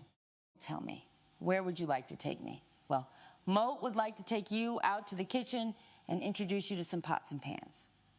Oh, Moat C, you don't want to take me with you when you go out because you want to get away from me. His transparent desire for personal space, coupled with Edith S. slightly wounded yet understanding response, underscored their enduring, if imperfect, bond. The segment culminated in a moment of emotional vulnerability when Edith, pushed to her limit by Archie's casual dismissal, declared, "Mot met going out." Edith, what are you talking about? Where are you going along? Mot met going where the action is. Mot met gonna thank God. Thank God. Thanks. You re-okay in my book? No, really, Edith, no. We gotta have a little thankfulness around here, you know? Hey, church on Sunday, huh? Oh, Archie, that would be nice. Maybe Mot Luklunk even go with you. This seemingly simple desire from Edith to go where the action is, to find a space for herself, illustrated the need for individual fulfillment, even within the confines of a marriage, hinting at the quiet struggles that lie beneath the surface of domestic life. Archie's unique interpretations of faith in the Bible provided ample opportunity for Beotehat humor and critical reflection. The fact that Archie never went to church very much never kept him from his own interpretation of the Bible. Of course, people have been interpreting the Bible for their own purposes for centuries, but none of them could have done so with any more passion or any more convolution than A. Bunker from the vicinity of his chair at 704 Hauser Street, Queens. His armchair theology, often used to rationalize his prejudices or stubbornness, was a central tenet of his character. He believed in a God who would, without question, punish those who dared to defy his will. Edith, do you know where God sends people who dares go against his will? Where? To hell, hell, hell. He even justified the use of force for everybody's own good, citing missionaries and slave ships with a terrifyingly skewed logic. Let me tell you something. When the missionaries went into the dark establishment to bring God to the natives, you'd think they asked their permission. By hell, they dragged him out of the trees and right down to the river. And they held him under there until they seen the light. And the natives was glad about that because that's the way they found God. And then later on, when they was chained in the bottom of a slave ship's wake, they was happy because they had somebody to pray to there, see? Which proves that for everybody's own good, you got to use force. That's the Christian way. This deeply troubling interpretation of history and faith was a core element of Archie's flawed humanity, as he inadvertently showcased how Scripture could be twisted to rationalize the most indefensible actions. He would even apply his peculiar brand of logic to modern inventions, attributing the creation of the gun to a German preacher, Martin Luger, after the world had achieved population enough people in the world to make armies. This almost childlike yet utterly convinced distortion of facts served to underscore the show's implicit critique of rigid, unchallenged belief systems. The recurring arguments with Mike often touched on sensitive subjects like language, political scandals, and historical events. Archie's casual use of what others perceived as swearing to justify his outbursts regarding Watergate. Watergate, Watergate, Watergate, Watergate, Watergate, Watergate, Watergate, Watergate, Watergate. You shouldn't swear like that. More day not swear like that. More day not swear. You swore. I did not. More can't. Ever since this Watergate thing, it's Zalzuk this and GD that. Further highlighted his selective morality and linguistic contortions. His defense of using God and damn as non-swear words based on their presence in the Bible was a masterclass in self-justification. The first word there is God, ain't it? How can that be a swear word, the most popular word in the Bible? The second word, that's damn much a perfectly good word. You know what mot mean? You hear that all the time, like they dam the river to keep it from flooding, see? And even in the Bible, you read where some guy is damned for cheating or stealing or committing incest in the family. Who else? God. God damned him. Ain't it beautiful? Why, it's right out of the holy book, don't you get me? This segment led into a more profound self-reflective question posed by Norman Lear about the show's impact on societal prejudice. Archie could use the Bible to rationalize his poorest behavior. Nothing new in that. Nothing new in using the Bible to rationalize bigotry either.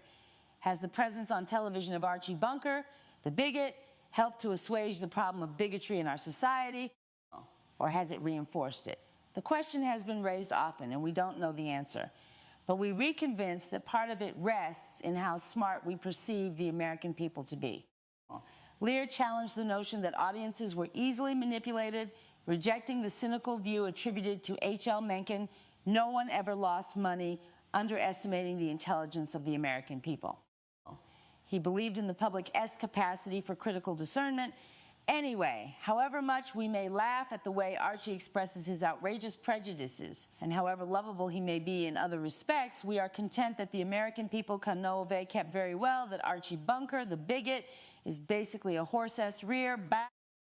This candid assessment underscores the show's bold experiment to present a deeply prejudiced character, not to endorse his views, but to expose them through humor and relentless everyday confrontation. The motives for Archie's bigotry, a prevalent societal ill, are multifaceted, as research has shown that prejudice often stems from psychological inflexibility, a tendency to react rigidly to experiences based on personal thoughts and emotions rather than evidence and critical reflection. Bone. It can also be rooted in a desire for dominance, feeling threatened, adhering to conservative values, or struggling with complex ideas. Nam Archie frequently exemplified these roots: his need to feel superior, his discomfort with change, his inability to process nuanced arguments, and his adherence to an outdated good old days mentality.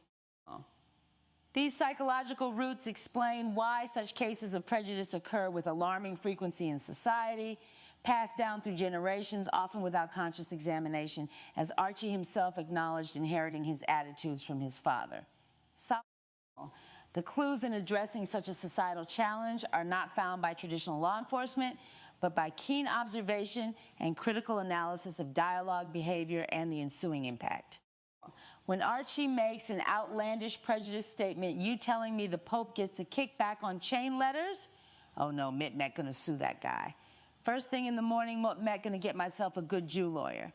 Archie, do you always have to label people? Why can't you just get a lawyer? Why does it have to be a Jewish lawyer? Because when Met gonna sue an Arab, Met gonna get a guy that's full of hate. The clues are his unwavering certainty, his reliance on stereotypes, and his inability to see individuals beyond group labels. His casual use of offensive terms and justifications further reveal the deep-seated nature of his biases. His pronouncements on race and ethnicity, equating Chicanos vekep itehet any other arbitrary label, revealed a profound ignorance about the dignity of identity. In my day, nobody went around calling themselves Chicanos, Mexicans, Americans, Afro-Americans. We was all Americans. After that, if a guy was a jigger, a spick, it was his own business. This intellectual criminality against empathy and truth required a different kind of investigation, one focused on education and challenging misinformation. The sophistication of Archie's prejudice was remarkably low. It was overt, unfiltered, and largely unexamined. He presented bigotry not as a carefully constructed ideology, but as inherited common sense. He genuinely believed in his distorted logic. This made him a complex, rather than purely villainous character, often a source of discomfort for viewers, yet also allowing for unexpected moments of vulnerability and even reluctant growth. Life lessons gleaned from Archie's portrayal are profound. It taught millions the power of challenging bigoted views, as Mike and Gloria consistently did. It demonstrated that love can coexist with fundamental disagreement, even as it tested the boundaries of that love. It underscored the importance of empathy and the understanding that prejudice is often a learned behavior, rooted in fear and insecurity rather than inherent malice. Oscar Hammerstein told us, you got to be carefully taught. The raw scene between Archie and Mike trapped in a storeroom illustrated this beautifully. Archie's story of being called shoe booty and encountering a black child named Winston, whom he admitted to calling an unar, revealed the generational cycle of prejudice. My old man, let me tell you about him. He was never wrong about nothing, huh? Yes, he was, Arch. Moat, your father who made you wrong, your father, the breadwinner of the house there. The man who goes out and busts his butt to keep a roof over your head and clothes on your back to call your father wrong. Hey, your father.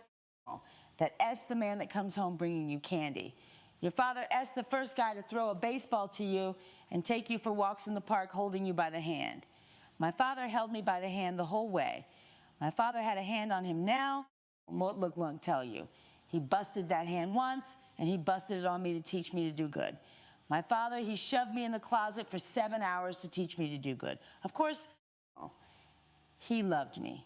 He loved me. Don be looking at me. Get out of the way. There, let me tell you something. You were supposed to love your father. Of course, your father loves you. But how can any man that loves you tell you anything that S wrong? Salve, this heartbreaking confession provided insight into the complex psychological roots of Archie S' own biases, linking them to an upbringing filled with a combination of strictness, love, and unquestioned authority, where wrong actions were presented as good. Tam, this is a deeply human flaw that often drives prejudice. To catch perpetrators faster in the metaphorical realm of social bigotry, the solution lies in continuous dialogue, education, and exposure to diverse perspectives. The show itself became a powerful tool in this endeavor, prompting discussions across dinner tables and demonstrating that uncomfortable conversations, though difficult, are essential for societal growth. Chimamo, by presenting prejudiced views and then offering rebuttals, even through an imperfect character like Mike, All in the Family functioned as a kind of national therapy session, a crucible for testing and challenging ingrained biases. The retrospective also touched upon the network's initial anxiety surrounding the show S. Frank language and discussions of human sexuality. There was a time when All in the Family could not be seen on television before 9 Phân Meme. The network hierarchy wanted to protect children from its Frank language, which could be heard, of course, any day on any school playground anywhere in the country. Children also needed protection. These executives thought from the candid way we handled human sexuality. How much protection this afforded children, we don't know, since the very same shows were being run 5 times a week in the middle of the afternoon anyway. This critique highlighted the inherent hypocrisy of censorship and the network's schizophrenic attitude towards what constituted appropriate viewing. Lear challenged the notion that society's difficulties with discussing sexuality should translate into its erasure from entertainment. If they can deal with it, what then should we expect from an Edith or Archie Bunker as they attempt to deal with the problems of human sexuality in their lives? The compilation included a touching and groundbreaking scene where Gloria confided in Edith about her intimate problems with Michael. Ma, did you ever wonder if Daddy stopped loving you? Is that what's bothering you? You think your father don't love me no more? No, Ma, it's not Daddy Met thinking about it, it's Michael. Michael? Why wouldn't Michael love me no more? No, Ma, the problem is between Michael and me. Oh, well, what is it? Ma, you know Mut can tell you about a sexual problem. Sex? Yes. Can Mut? Why not? Mut mean Mut met your mother, and if you have a problem about, something to do with. One of those problems you can tell me. Edith S. initial, almost comical, difficulty with the word sex, quickly gave way to genuine maternal concern, reflecting her evolving understanding and unwavering support for her daughter. Glorious reluctance. Well, lately he hasn't been able to. You see, Moat, can't to tell you, contrasted with Edith's immediate openness and lack of judgment, demonstrating the show's empathetic portrayal of complex, unspoken marital issues. When Archie, oblivious at first, stumbled into the conversation, his reaction was predictably censorious. Sheesh! Moat don't like to hear nothing about that there. Yet Edith firmly insisted, you better hear about this, Archie. This forced Archie to confront the uncomfortable realities of his daughter's life, pushing him beyond his comfort zone. The conversation veered into a humorous but equally significant exploration of pregnancy and societal euphemisms. Archie's preference for expecting, or in a family way, over the stark reality of pregnant. Pregnant sounds like you done something was a satirical commentary on the prudishness of the era and his desire to sanitize uncomfortable truths. Gloria's quick retort, we did cut through his prudery with refreshing honesty. This entire sequence underscored the show's commitment to portraying the full spectrum of human experience, including the often taboo subjects of sexuality and marital intimacy, always filtered through the authentic lens of the Bunker family's unique dynamics. Another boundary-pushing moment was featured in the clip, showcasing Archie's uncomfortable yet ultimately endearing experience with a physical examination, highlighting his deep-seated anxieties and prudishness. Give me that! Turn around and drop your pants. Come on, you real lady. Mott met a registered nurse. Believe me, yours want to be my first. Drop them. You mean all the way down? Mr. Bunker, Mott have patients waiting out there. All right, don't yell at me. Now the shorts. Mott have to say this. Oh, but a nice girl would shoot me through the shorts. Moat feel like a flasher. Don't be embarrassed, Mr. Bunker. To me, it's just another face in the crowd. This scene masterfully blended humor with a subtle challenge to traditional masculine vulnerability, allowing a prejudiced character like Archie to be momentarily stripped of his defenses, revealing his human discomfort. The discussion moved to the show's characteristic high decibel level, its frequent shouting matches, and the passionate arguments that defined the Bunker household. A lot has been made of the decibel level on All in the Family. They shout too much.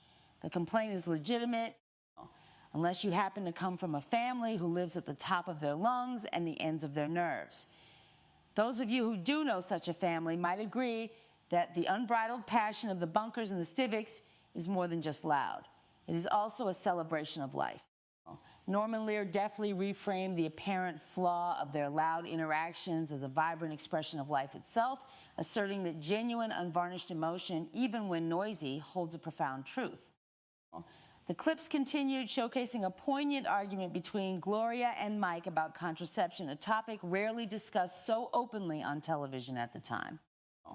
Gloria, just because Mott want to show you my love, that doesn't mean that you have to go and get pregnant.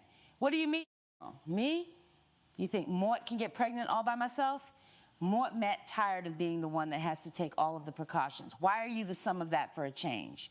Because it does tea work if Mort take the pill. There are other mothers.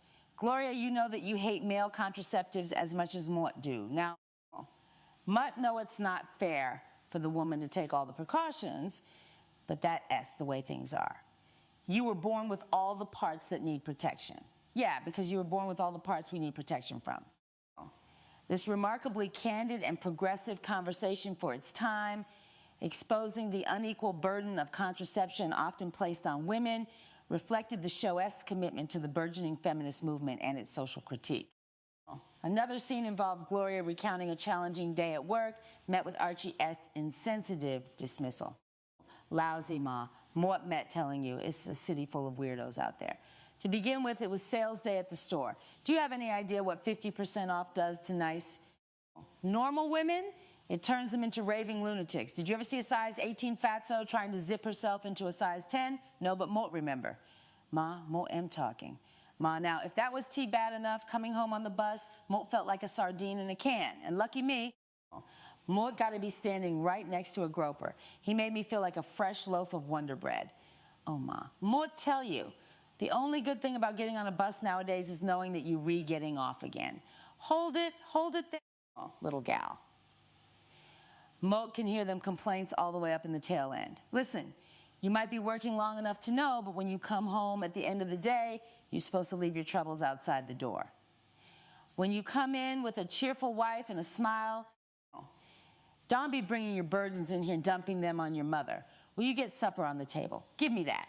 Oh, ain't that lovely? Give me that. Give me that. Where did you learn a low-class dodge like that? Archie's complete lack of empathy and his dismissive attitude towards Gloria's legitimate complaints, his immediate insistence on maintaining a traditional unburdened home environment, highlighted the persistent societal expectations placed on women. The momentous occasion of the birth of Joey Stivic, the Bunker grandson, was brought to life in a series of unforgettable scenes, blending anxiety, joy, and signature Bunker humor. In the delivery room, amidst the intensity of childbirth, Archie and Mike's anxious antics provided moments of much-needed levity. Inhale, exhale, inhale, swallow, push. Here it is. The head is coming. Take it nice and easy. 1, 2, 3, 4, 5, 6, 7, 8. Mutt had a girl. Mutt had a girl. You re-pushing like stepping on the accelerator of a car. Mutt on T-drive. You hear what she said? She said she does T-drive. She S sitting here panting and pushing, and she S making jokes. Isn't she terrific? She S terrific. Isn't she terrific? Keep calm, Mr. Stivic. We haven't lost a father yet. You hear what she said, honey? We haven't lost a father yet. Isn't she terrific? Everybody's terrific. You were doing fine, fine. Now stop pushing and look at the mirror. Just blow, honey. Just blow. Dante push. Now the head is coming. Here, S the head. Beautiful. Is it a boy or a girl? What can't you tell from just the ears? Gloria, just one more little push. Just one little push, honey. One little push. You have a son. We have a son. A healthy son. We have a son. This raw, emotional, yet comedic portrayal of childbirth was a television first, cementing the show as legacy of bringing reality into the fictional realm. The retrospective dared to explore another taboo for its time: bathroom humor. Norman Lear reminisced about an incident where Archie Seth's attempt to answer a call was hilariously interrupted by the sound of a toilet flushing. Mr. Bunker had to answer another call. The toilet flush. Moat guess, nothing we have done on All in the Family has offended some people more than our occasional use of bathroom humor. We never did it to offend. We did it because we found it funny and dear. The very first laugh that a parent shares with a child probably has something to do with the child's toilet training. You remember. So we have never understood why such sweet shared moments should lose any of their sweetness when we laugh at them together as grown-ups. This justification eloquently argued for the naturalness of such humor, linking it to universal human experience and innocence. The show's audacity in including a flushing toilet in the background was a subtle yet powerful defiance of broadcasting norms. The most daring of these segments involved Archie attempting to diaper his infant grandson Joey, leading to a discussion about television censorship. Actually, when the network first saw the script that called for this scene, they did come to us with the problem. They wanted to be sure that when Archie diapered the baby, we cut about here so that his hands and the infant S parts were out of camera range. We asked why, and the individual that came to us laughed, and he said, "Come on, you know why you can do that on Tel Aviv. There's going to be a tremendous knee-jerk reaction in the middle of the country. It's always the middle of the country that one understand, they say. But the middle of the country survived that shot, and not one state seceded from the Union." This anecdote highlighted the network's anxieties about public reaction to what was deemed risque and the show's defiant pushing of boundaries. The act of Archie diapering Joey, simple and innocent, became a metaphor for exposing vulnerability and humanity, further reinforcing Lear's overarching question. Do we want television to be free enough to provoke and stimulate and irritate and even offend us sometimes? Or do we want such freedom declared a misuse of the medium and thereby lose the opportunity to share, either with delight or dismay, such real moments as the one taking place behind me? It was a powerful defense of artistic freedom and television's role in reflecting rather than sanitizing reality. As the celebration drew towards its emotional conclusion, the recurring theme of family love and departure took center stage. A deeply poignant scene captured the bittersweet farewell of Gloria, Mike, and Joey as they prepared to leave, presumably for a new chapter in their lives. Mort love you, Ma. Mort love you, Gloria. Hi, Mort love you, Daddy. Well, Daddy certainly loves you, little girl. Yeah, the taximeter S running out there, you know? You better call them two out of the kitchen, huh? Yeah, Michael, the cab driver's honking. Okay. Honey, you want to take Joey? Say goodbye to Grandma. Say goodbye to Grandma. So long, Joe. Grandma loves you. Mort love you, Mike. Mort love you, Ma. Hey, the taximeter S running on there, you know. S got to be at least a $15 ride out there. You don't want to add to it. You know, there's no use in doing that. Charge enough of them rides. Gloria! Gloria, goodbye. Goodbye, Mike. Goodbye, Joey. Goodbye, Mike. Goodbye, Mike. Hey, listen, have a good trip there, huh? Have a good trip. Yeah. Mort know you always thought Mort hated you. Oh, shh. But Mort love you. Hey, You'll be sure in sending her postcards every now and then, will you? Of course, your mother-in-law, she's gonna want to know that you're all right, you know? Well, it's a good sky. Take off and have a good trip. Yeah, bye, Arch. The culmination of 8.5 years and 200 episodes was honored with the return of Sally Struthers, visibly pregnant, and Carol O'Connor receiving thunderous applause. Their presence brought the enduring legacy of the show, its characters, and their profound impact on American audiences to a tangible emotional peak. The celebratory spirit extended to an after-show party at the Founders Circle in the Music Center's Dorothy Chandler Pavilion, a testament to the grand scale of this milestone. As the orchestra played the iconic "Those Were the Days" once more, the attendees were enveloped in a feeling of shared memory and accomplishment. The narrative then seamlessly transitioned into another day at the bunker home, depicting a typical morning routine, but one laden ve kept ite hat foreshadowing and social commentary through humorous exchanges. Archie's casual conversation with Edith about Barney Sessdog. Barney Sessdog is a cross between a Cocker Spaniel and a rattlesnake, and his playful admission to hiding the newspaper because Mutt didn't like the morning news, so Mutt hid it, immediately re-established the familiar, endearing dynamic. The prospect of unexpected company for breakfast threw Archie into his usual state of mild panic and strict adherence to social protocol. Company? You ain't never supposed to have company for breakfast. Ain't supposed to have company no time without at least 2 weeks' notice. Edith S. excitement, however, cut through his grumbling. You going to love this one. Archie S. declaration, no. Mot ain't he a loving person, was classic Archie, setting the stage for the big reveal. The arrival of Louise Jefferson, portrayed by the magnificent Isabel Sanford, sparked immediate joy for Edith and typical awkward pleasantries from Archie. Remember me? Yeah, sure, Doris Day. No, Louise Jefferson, Mokano Ove kept that. Archie, oh, Louise, you look wonderful. Mutt, no, that S, just what Mutt was going to say to you. You love what you've done with your hair. Oh, Mutt ain't you done nothing with my hair. Mutt do you wash it and dry it and roll it and brush it and comb it and sometimes dye it. Oh, Jesus, Mother of God, your hair makes everybody feel so old. The banter, a mix of genuine affection and subtle digs, was quintessential, all in the family, illustrating the complex relationship between the two families who had once been next-door neighbors. Archie's clumsy attempts at politeness and his ingrained prejudices quickly resurfaced when remarking on Louise's fur coat. Not that Mott want to say anything, Louise, but, you know, a lot of people nowadays, they think it's kind of un-American, you know, to walk around with a lot of dead, live animals on your back. Louise, sharp-witted as ever, deflected his criticism with a blend of humor and a clear understanding of his underlying biases. You know, Archie, they grow their little minks on ranches special for coats. You don't make no difference whether you chase the animals around the ranch or you chase them through the streets of New York. Somebody has got to club the animal to death. Oh, no, they don't do that. Well, what the hell do you think they do? Unzip them? The conversation revealed Louise's new affluence, a testament to the Jeffersons' upward mobility, which was often a point of both envy and barely concealed admiration for Archie.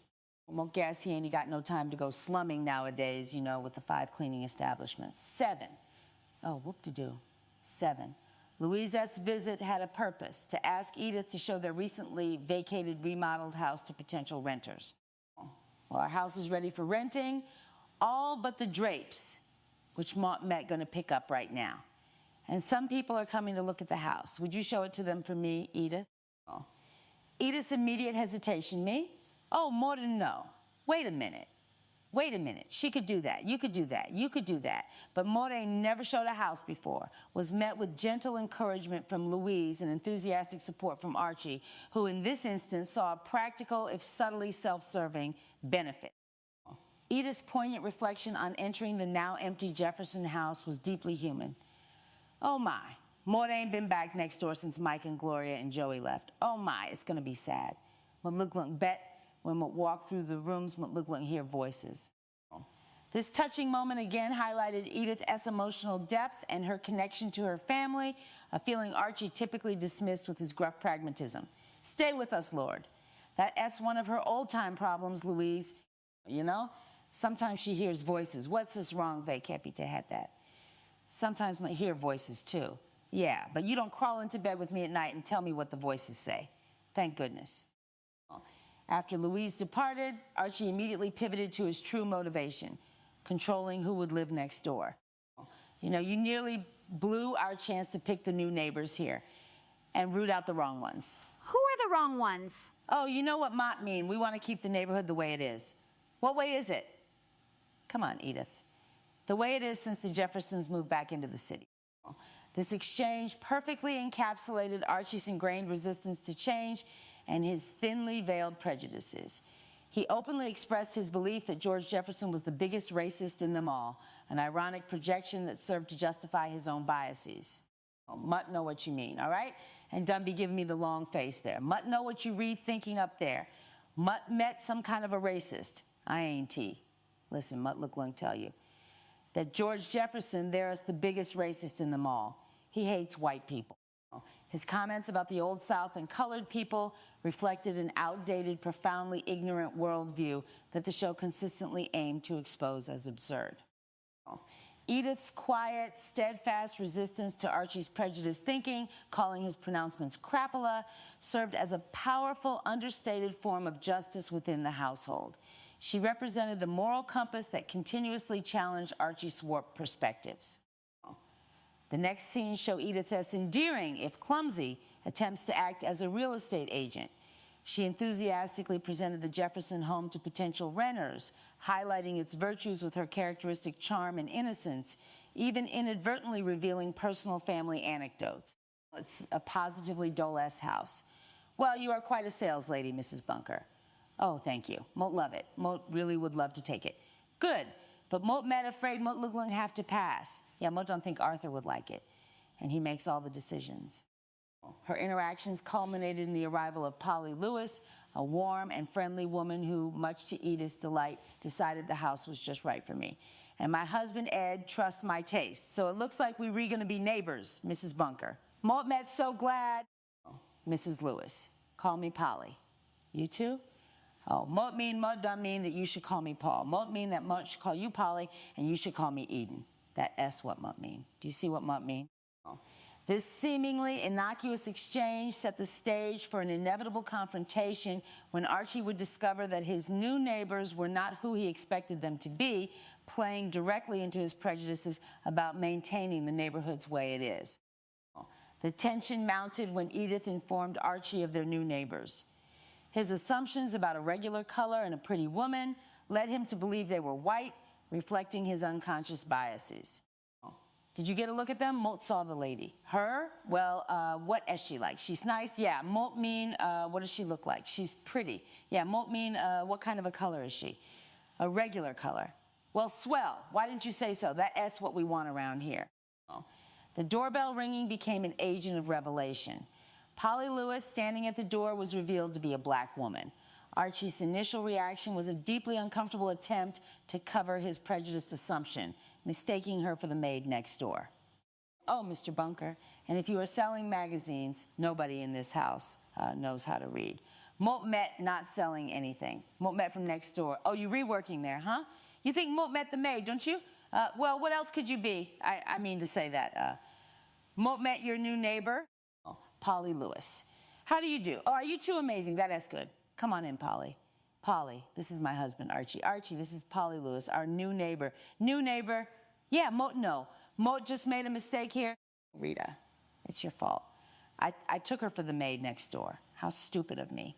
His awkward attempts to deflect blame onto Edith and his barely concealed discomfort were a raw portrayal of ingrained bias being directly confronted by reality. Polly's graceful, subtly ironic response, Moat wish Moat were the maid, then I wouldn't have to do windows, showcased her quiet strength and humor. The subsequent conversation between Archie and Edith further exposed his deeply rooted prejudice. Ain't she nice? Ain't she nice? Hands off the chair! What's the matter? Listen, you know that Moat always been a fair-minded guy. Listen, I accept that we reliving in a country where democracy is goddessed by the twins. Right. Moat admit that people got a right to be where they want to be. But does that always have to be next door to me? The Jeffersons live next door to you. That's right. And Mutt done my bit with the Jeffersons. How often does a guy have to prove that he ain't prejudiced? His frustration at being forced to confront his biases, disguised as a desire to keep the neighborhood the way it is, resonated with a larger societal struggle. He conflated his past tolerance of the Jeffersons with a lifetime exemption from having to adapt further, revealing a profound misunderstanding of ongoing social progress. The arrival of Polly S.'s husband, Ed Lewis, amplified Archie S.'s discomfort, particularly after Polly playfully warned Ed about Archie S.'s prejudices. Well, you remember the Tuvian show Roots?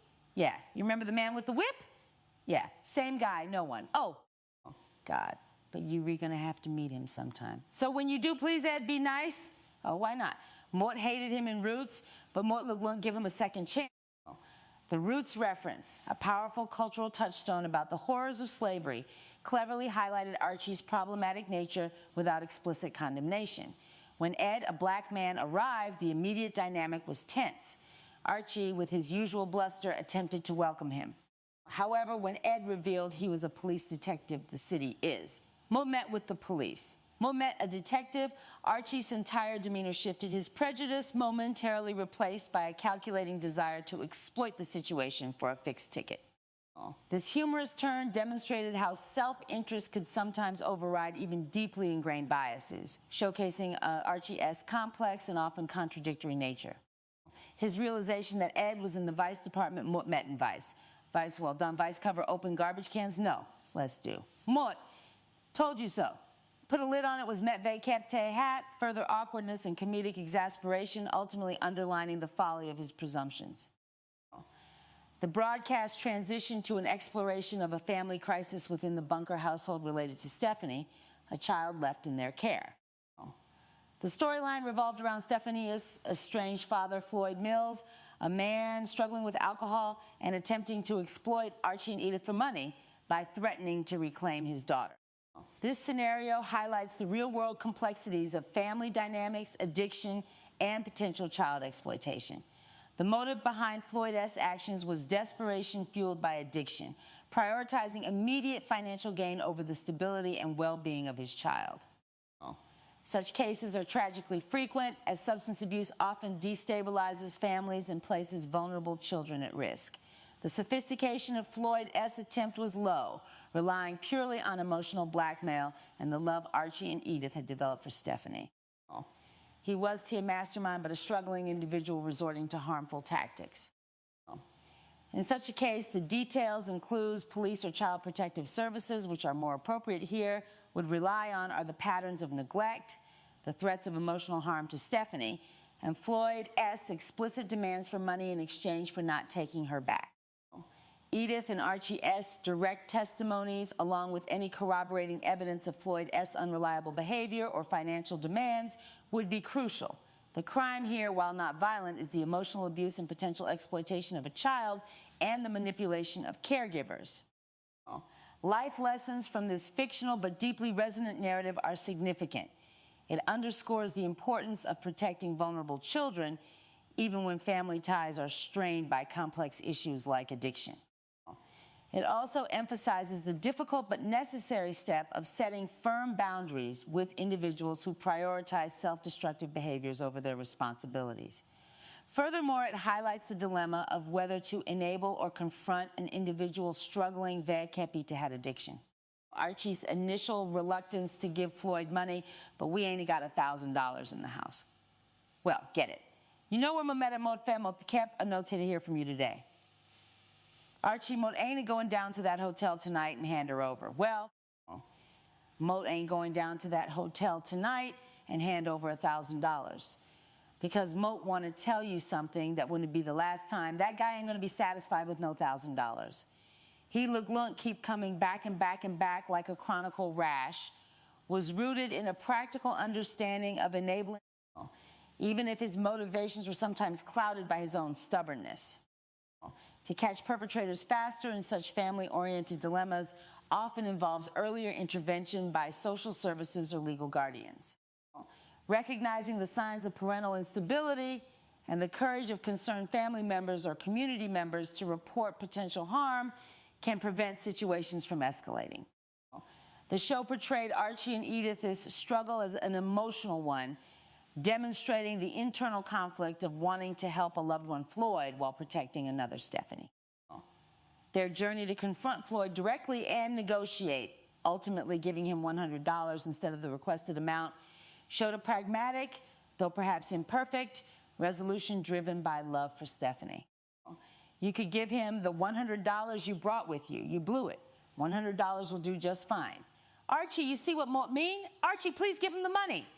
Archie. Yeah. $70, $40, $60, $80, and $100. Go on and count it. Mort want you to stay away from my house from now on. The immediate relief that a temporary solution was found was palpable. Yet Archie's lingering frustration of Motfi being taken advantage of, and his regret over his impulsive, confrontational approach highlighted the imperfections of their protective actions. Why did you have to open up your bazooka? Just give me a chance to bargain with that bum. Mot made sure we could have got that child for $20. He needs the money, Archie. Oh, come on, needs it. So do all these other gentlemen of leisure flopping around here. That S all right, though, won't blame you. It was my fault. There was a smarter way of handling all of this, Mott, I'm sure, but Mott was too much of a dope to figure it out. Edith's unwavering love and forgiveness. Oh, Archie, Mott love you, even if you are a dope, ultimately transcended the frustration, offering a moment of tender grace. The celebratory retrospective then touched upon Edith's unwavering spirit amidst a serious health scare, her phlebitis. The scene with young Dr. Shapiro navigating Archie's gruffness and Edith's good-natured stubbornness was both humorous and medically relevant. Mrs. Bunker, is there something wrong? Very happy to hurt your leg? Oh, no, nothing. You with the hole in the arm. Mort Met going to talk to your aunt, so go tell my nurse to give you a root beer lollipop. Mort Dante like root beer, S for me. You get a balloon. Mort usually get bubble gum. Too bad. Go. Mort look be there in a minute. Okay, Mrs. Bunker, Mort wants you to hop right up here. Pardon me, here you go. And Mort want to take a look at that leg. Oh, it ain't nothing. It's just a bruise. Well, come on. You put your feet right up here and let me examine it. Mort guessed Mort bumped it against the bottom drawer when Mort was putting Archie's socks away. He always leaves his drawers open. Oh, Sammy. Oh, ow. Why does it hurt so much? Because Mort don't think it's an ordinary bruise. Mrs. Bunker, it could be phlebitis. What S that? It S a blood clot, and it can travel. Where? Well, to your lungs. That S a long trip. And it could be serious, but we not going to let that happen, Mrs. Bunker. Edith's immediate concern was not for herself, but for her duties, particularly her commitment to cooking for Archie's St. Patrick's Day party. Oh, Mo can T stay off my feet till after St. Patrick's Day. Why are you marching in the parade?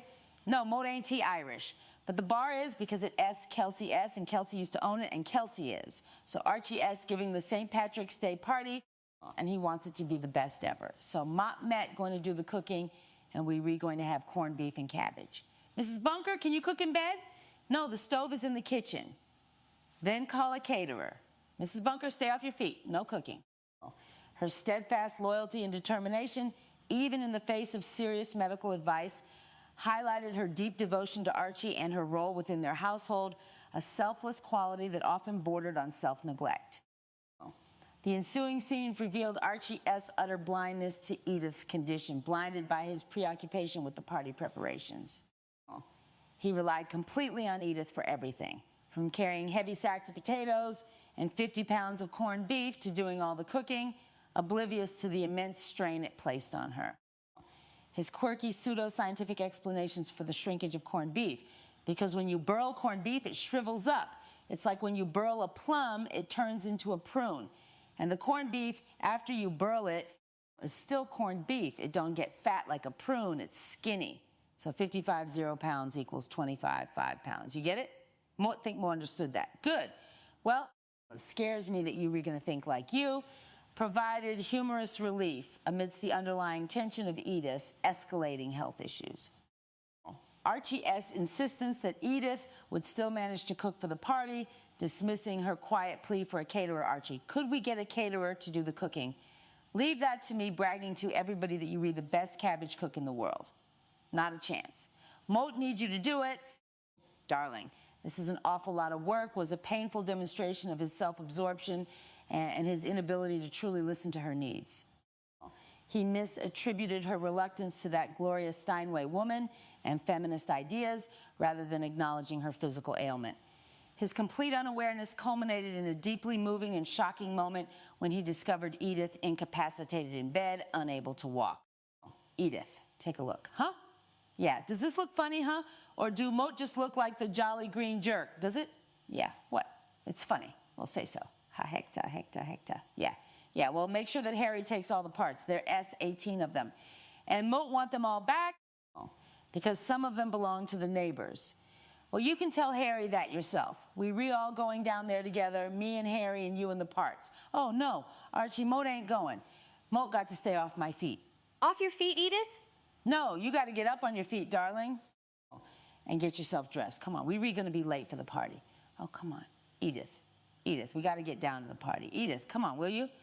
The wake's all done. All you got to do now is serve the fools. Oh, but Mutt met tired. Oh! Come on, you look and feel a lot better once you get down there, sweetheart. Get yourself dressed, huh? Oh, my name is McNamara. Mutt met, the leader of the band. Oh, if you remember me, the finest in the land. And we play at Mutt wakes and weddings and at every fancy ball, and we play at funerals. We played a march from song. Oh, Archie. Archie. What? Edith, what are you doing here, huh? What's wrong? Call Dr. Shapiro. What's the matter, sweetheart? Call him. He knows all about it. Why don't you tell him what owe you? Tell him what can't he walk? Harry, what can't he do it? Archie S. profound remorse and self-blame upon learning of Edith S. Phlebitis from Dr. Shapiro Phlebitis.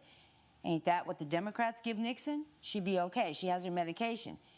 If she just takes it easy, it will resolve itself. Mr. Bunker, ma thought she told you. You gonna throw up?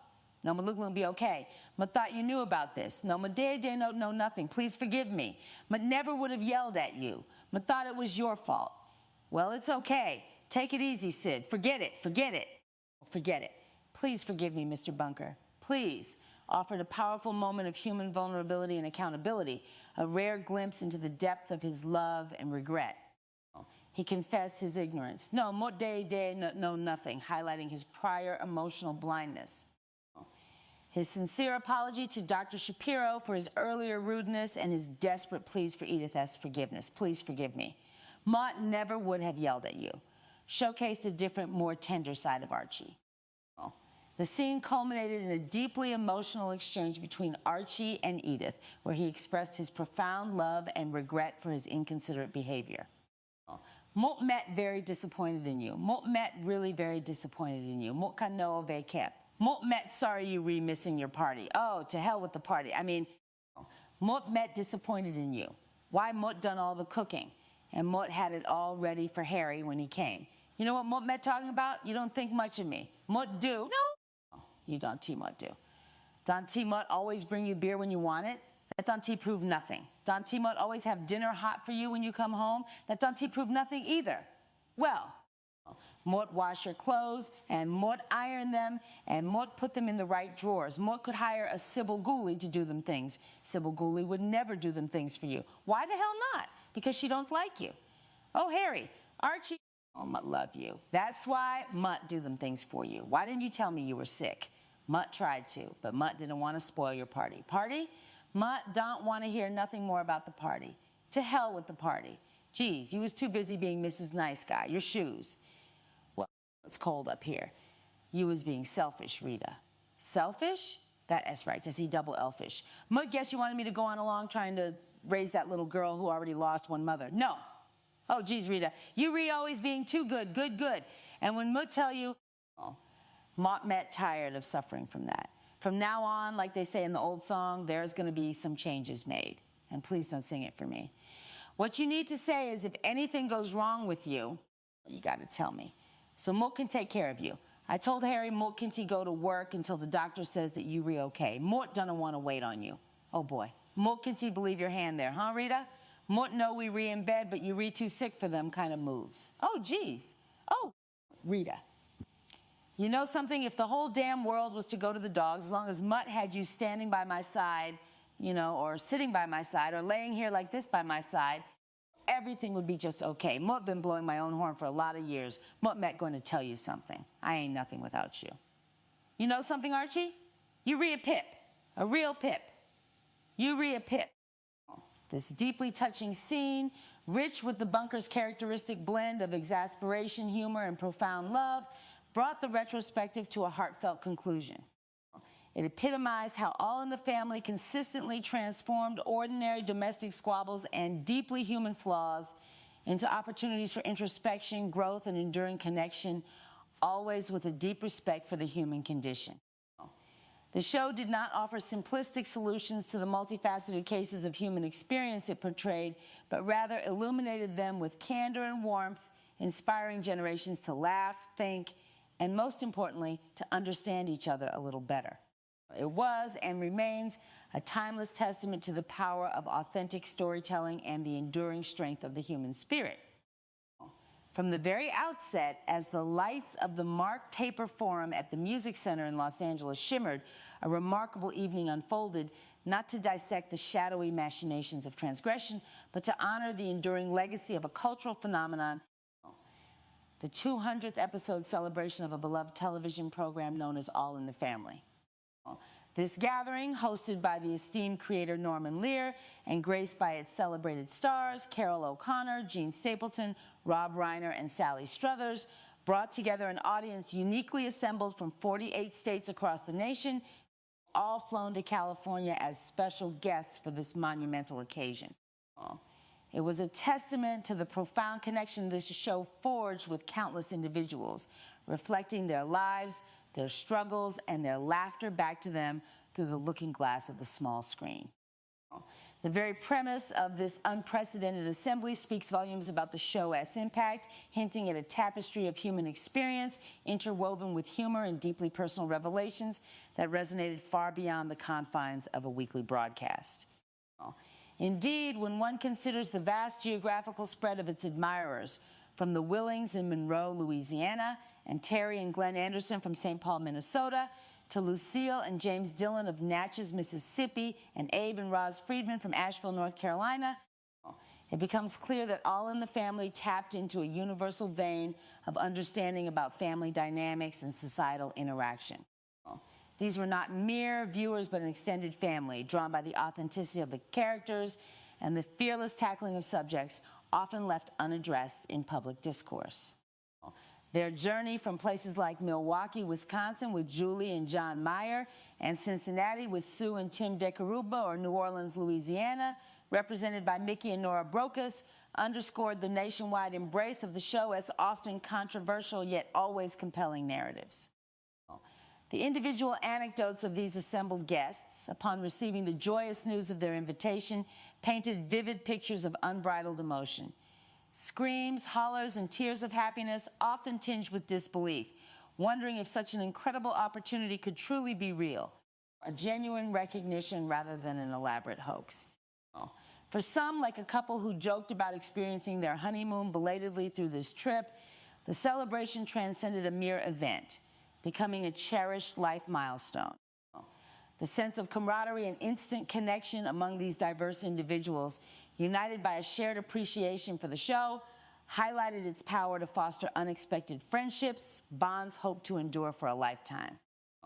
Such profound experiences underscored a common sentiment. We will never forget this. This spirit of collective joy and remembrance formed the backdrop against which Norman Lear, the visionary creator, prepared to delve into the show's remarkable journey, a series that, in his words, was one of television's most honored, controversial, and provocative, yet undeniably human. As Norman Lear himself stepped forward to welcome everyone to this 200th birthday celebration, his opening words invoked an ancient Greek definition of happiness: the exercise of one's vital abilities along lines of excellence in a life that affords them scope. For the myriad talents involved in All in the Family, the 60 or more writers, producers, actors, directors, staff, and crew, their happiness stemmed from their unwavering commitment since January 1971, the show's debut, to exercise these very abilities. Their mission, he explained, was to communicate with the audience, continually striving to reach deeper, to touch not just the funny bone, but also the raw emotions and complexities of the human spirit. They did not always succeed perfectly, he humbly admitted, but the striving, the reaching was constant, propelled by a world that, thanks to its audience, afforded them the scope to explore and express. The crucial role of the viewers in the show's journey was emphatically acknowledged. All in the Family, despite its eventual iconic status, was anything but an immediate success. It struggled during its initial 15 weeks. It was the audience, a collective 50 or 60 million strong, who ultimately discovered it, elevating it from a nascent, uncertain endeavor to a cultural phenomenon. It was their embrace, their unwavering support that allowed the show to flourish and reach this celebrated milestone. Norman Lear playfully noted the logistical impossibility of inviting all 50 or 60 million viewers to share this moment, humorously referencing the Los Angeles Bonaventure Hotel uptight stance on such a massive reservation. Instead, 100 couples, representatives from 48 states, from Tennessee and Iowa, Maine and Florida, Kentucky and Arizona, Colorado and New York, served as the honored proxies, the visible embodiment of the larger giant collaboration that defined All in the Family. Their presence underscored the profound symbiotic relationship between the creators and those who watched, creating an immersive shared experience.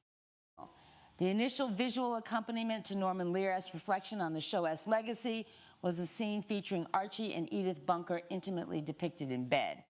This might seem a small detail in isolation, but within the context of 1971 television comedy, it was a subtle yet profound statement. As Lear observed, married couples, and indeed even unmarried individuals, had been sharing beds since time immemorial, a fundamental aspect of human life. Yet, before January 1971, television comedy largely ignored this reality, opting for more sanitized, less truthful portrayals of domestic life.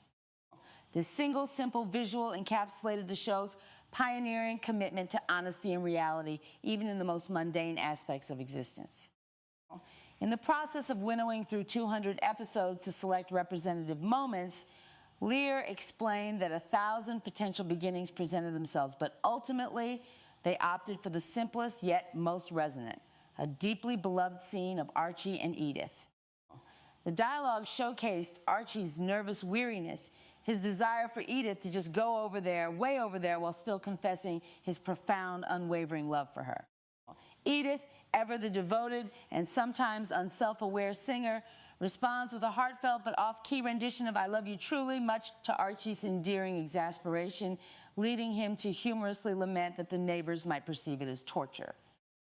Their exchange was a miniature masterclass in their relationship dynamic, a blend of frustration and deep affection, hinting at the profound human connection that anchored even their most tumultuous interactions.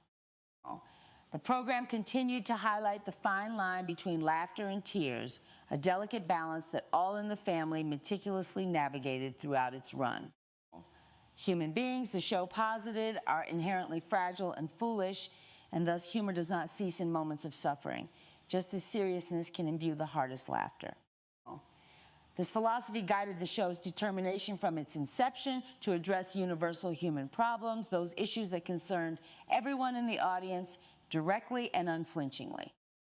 One such profoundly moving sequence showcased Gloria distraught, believing that her mother, Edith, was keeping a significant secret. Edith, with her characteristic quiet strength, eventually revealed the source of her agitation, a lump in her breast. This moment was depicted with a raw, unflinching honesty, portraying the fear, vulnerability, and eventual resolve within the Bunker family, a prime example of the show's courage to delve into genuinely sensitive and challenging topics that were rarely, if ever, broached in television comedies before. The scene escalated into a deeply personal conversation, revealing not just Edith's anxieties about a potential mastectomy and its impact on Archie's perception of her, but also Gloria's own hidden trauma of having undergone a similar operation 6 years prior. This unexpected confession, spoken with quiet fortitude, not only provided an immediate source of empathy and understanding for Edith, but also powerfully underscored the universality of such health challenges.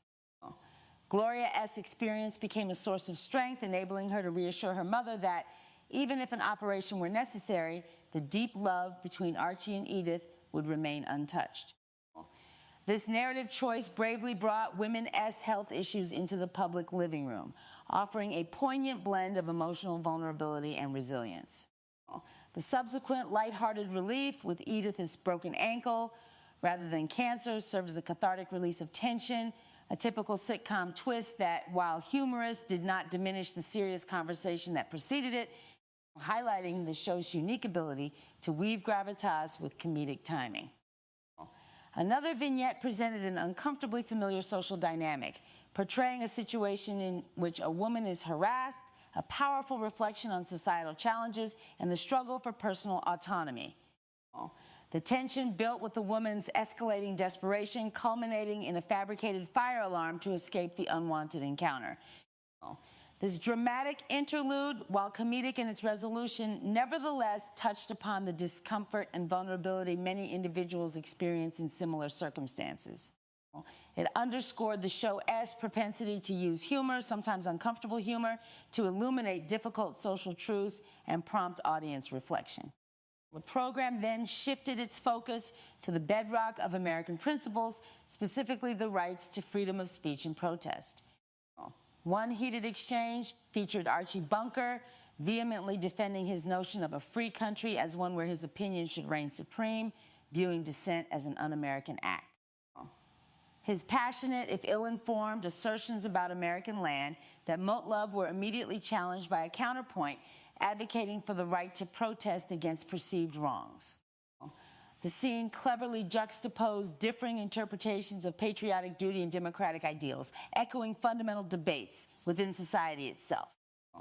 Archie's impassioned, yet often contradictory, arguments about the Bill of Rights and the reasons for America's break from England served to satirize rigid ideological stances, showing how deeply held beliefs can lead to selective historical interpretation. His exasperation with those who don't listen to reason and his labeling of dissenters as cold and cold-hearted exemplified the tribalism of political discourse, inviting viewers to critically examine their own biases.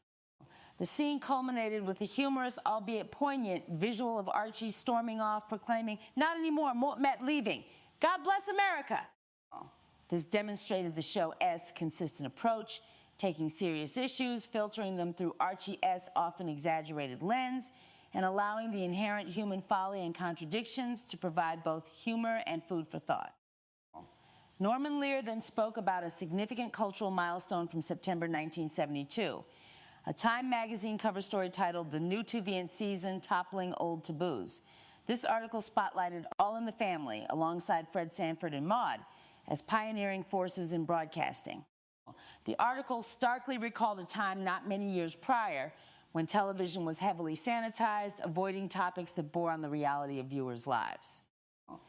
Incidents such as Jack Parr's walkout from The Tonight Show over a reference to WC water closet or toilet, or the network's prolonged struggle to edit out a brief moment of Petula Clark's white hand resting on Harry Belafonte's black arm in a 1968 special, vividly illustrated the prevailing taboos.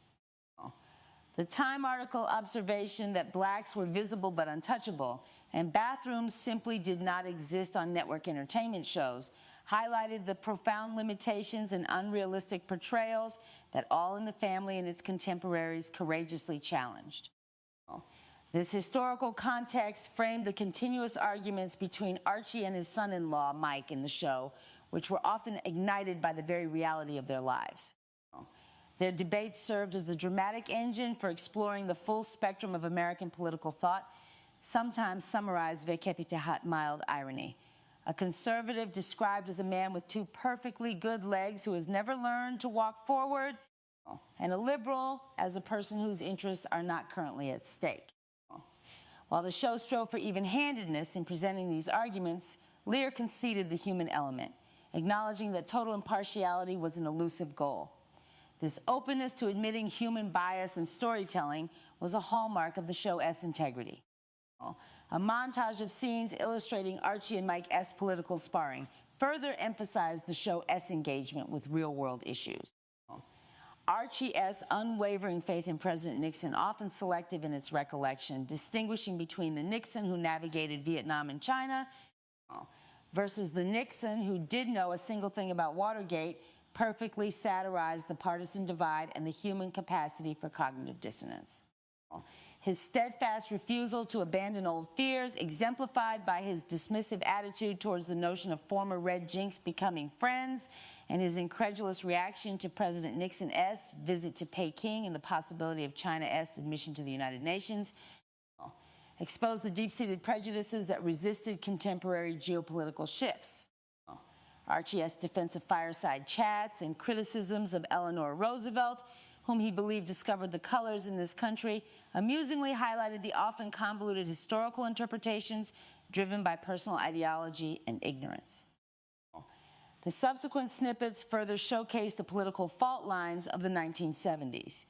Blame for unemployment directed at the White House door, debates over presidential pardons, and contrasting views on gun control versus public health issues, all filtered through the distinct ideological lenses of Archie and Mike.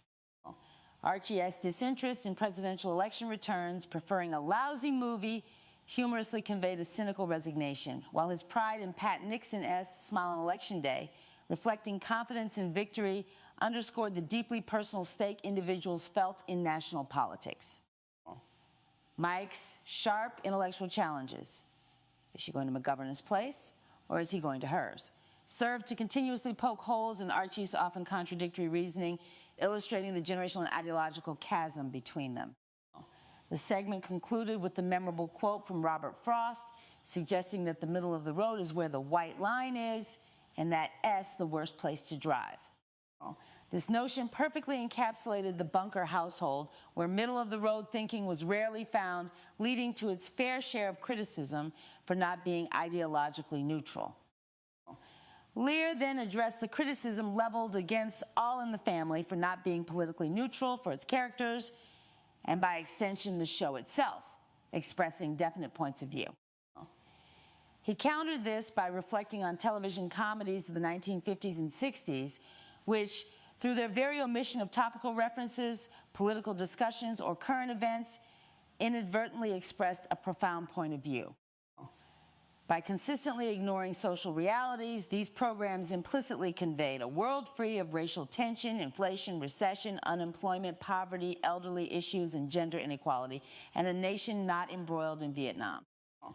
Lear posited that such a blanket omission of social awareness might in fact constitute a far stronger point of view than any specific subject.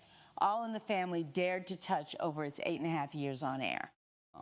This argument presented a compelling defense of the show's active engagement with contemporary issues, framing its direct approach as a necessary antidote to decades of unrealistic escapism.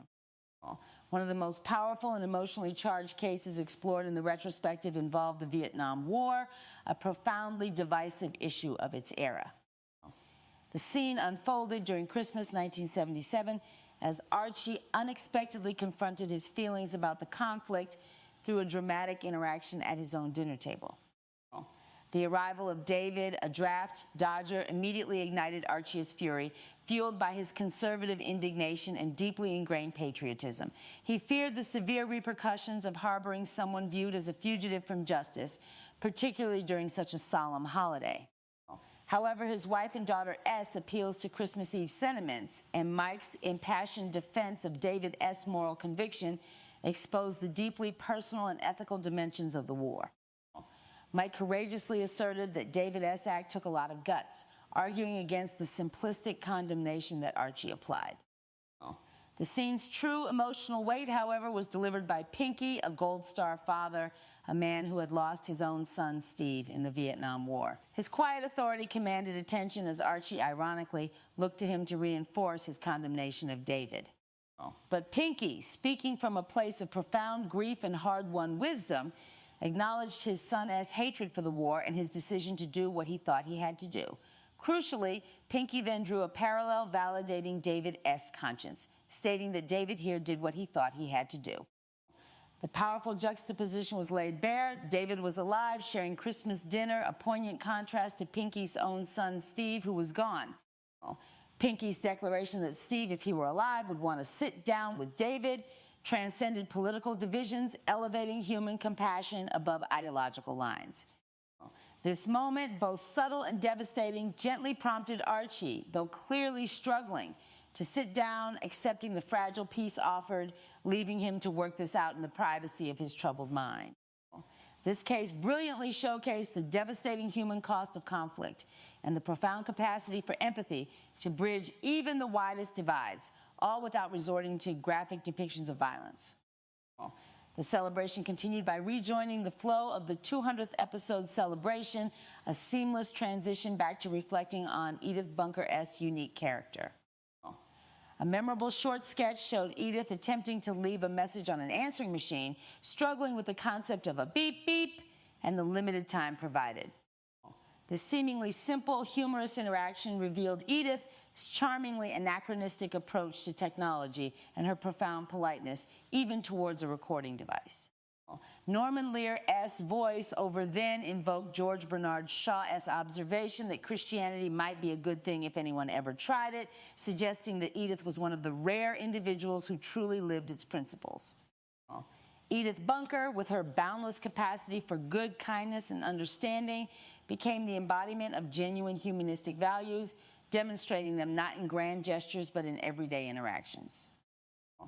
Another powerful case illustrating Edith's exceptional character involved a tennis match with Archie, one that Archie, in his characteristic competitive spirit, believed he was winning fairly, only to discover Edith was deliberately losing to boost his confidence. This revelation infuriated Archie, feeling insulted by what he perceived as patronizing behavior. He lashed out, calling Edith the Good a saint, criticizing her inability to get mad at nobody, to holler or swear. He provocatively challenged her, telling her she was too human because she could do anything rotten.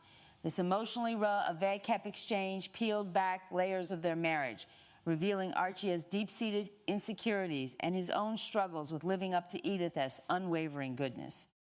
Edith, hurt by his harsh words, struggled to articulate her pain, ultimately breaking down in tears, a rare display of emotional vulnerability that deeply affected Archie.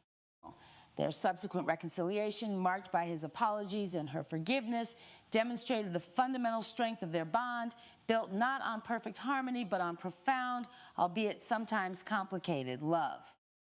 It showed that even profound goodness could be misinterpreted, creating unintended friction within relationships, and that true resolution often required open emotional expression. Further amplifying Edith's remarkable qualities, a segment captured her discussing the secret to her enduring marriage with another woman. Edith, ever literal, interpreted secret as pertaining to arguments.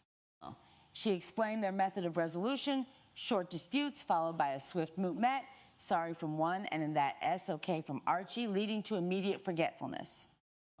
The other woman, however, was probing for more intimate secrets, seeking revelations about pinwheels and skyrockets and fireworks like the 4th of July in the bedroom. Edith's candid yet innocent response that with her and Archie, it's more like Thanksgiving, offered a beautifully understated, heartfelt portrayal of a long-term marriage, not necessarily characterized by constant passionate fireworks, but by deep comfort, gratitude, and a shared history, a profound, quiet intimacy. This was a candid and relatable glimpse into the reality of enduring love that transcended superficial expectations, presenting a refreshingly honest perspective on conjugal life. The retrospective then explored the origins of Archie and Edith's relationship, revisiting their first date. Edith vividly recalled it at Puritan-made ice cream alongside her cousin Ward, enjoying a steamboat, a special concoction of 5 different flavors. Archie, ever the mischievous one, caught her attention by comically putting 2 straws in his mouth like a wolf. This charming anecdote contrasted sharply with Kepite had a later, more poignant scene where Edith confronted Archie about his frequent desire to get away from her. Their 27 years of marriage, Archie initially claimed was perfect, yet Edith's direct question, ain't that the truth, Archie? You want the truth? Well, look, tell you the truth, revealed a painful vulnerability. Archie conceded sometimes, quickly adding sometimes, dear to mitigate the hurt, but the seed of truth had been sown. Edith, in a rare act of rebellion, decided to get away herself, asserting her need for space, a powerful demonstration of her evolving strength and autonomy within the relationship. These scenes collectively underscored the multifaceted nature of their love. embracing both the charming recollections of their courtship and the difficult realities of long-term intimacy. All in the family fearlessly ventured into complex theological and moral terrains, often through Archie Bunker's uniquely convoluted interpretations of biblical scripture. Despite Archie's infrequent church attendance, his engagement with the Bible was constant, though almost exclusively for his own rhetorical purposes. Norman Lear underscored this, noting that people have used the Bible to rationalize their purposes for centuries, but few, if any, could match A. Bunker from 704 Hauser Street, Queens, for passion and convolution. A segment of the retrospective captured Archie in full flow, pontificating on the Christian duty to use force for everyone's own good. He cited missionaries dragging natives to the river to baptize them until they seen the light, and slaves finding somebody to pray to even when chained. This grotesquely distorted logic, portraying coerced conversion and suffering as justifications for forced righteousness, highlighted Archie as profound moral blind spots and his ability to twist any narrative to fit his prejudiced worldview, an unsettling but revealing portrayal of misused faith. In another instance of his distinctive biblical interpretation, Archie issued dire warnings to Edith about goddess wrath, conjuring images of plagues, hailstones, and being swallowed by a whale, even threatening her jawbone might be turned into an ass, all if she dared to go against his will. This theatrical display of Old Testament-style retribution underscored his attempt to assert patriarchal authority, using scripture as a blunt instrument.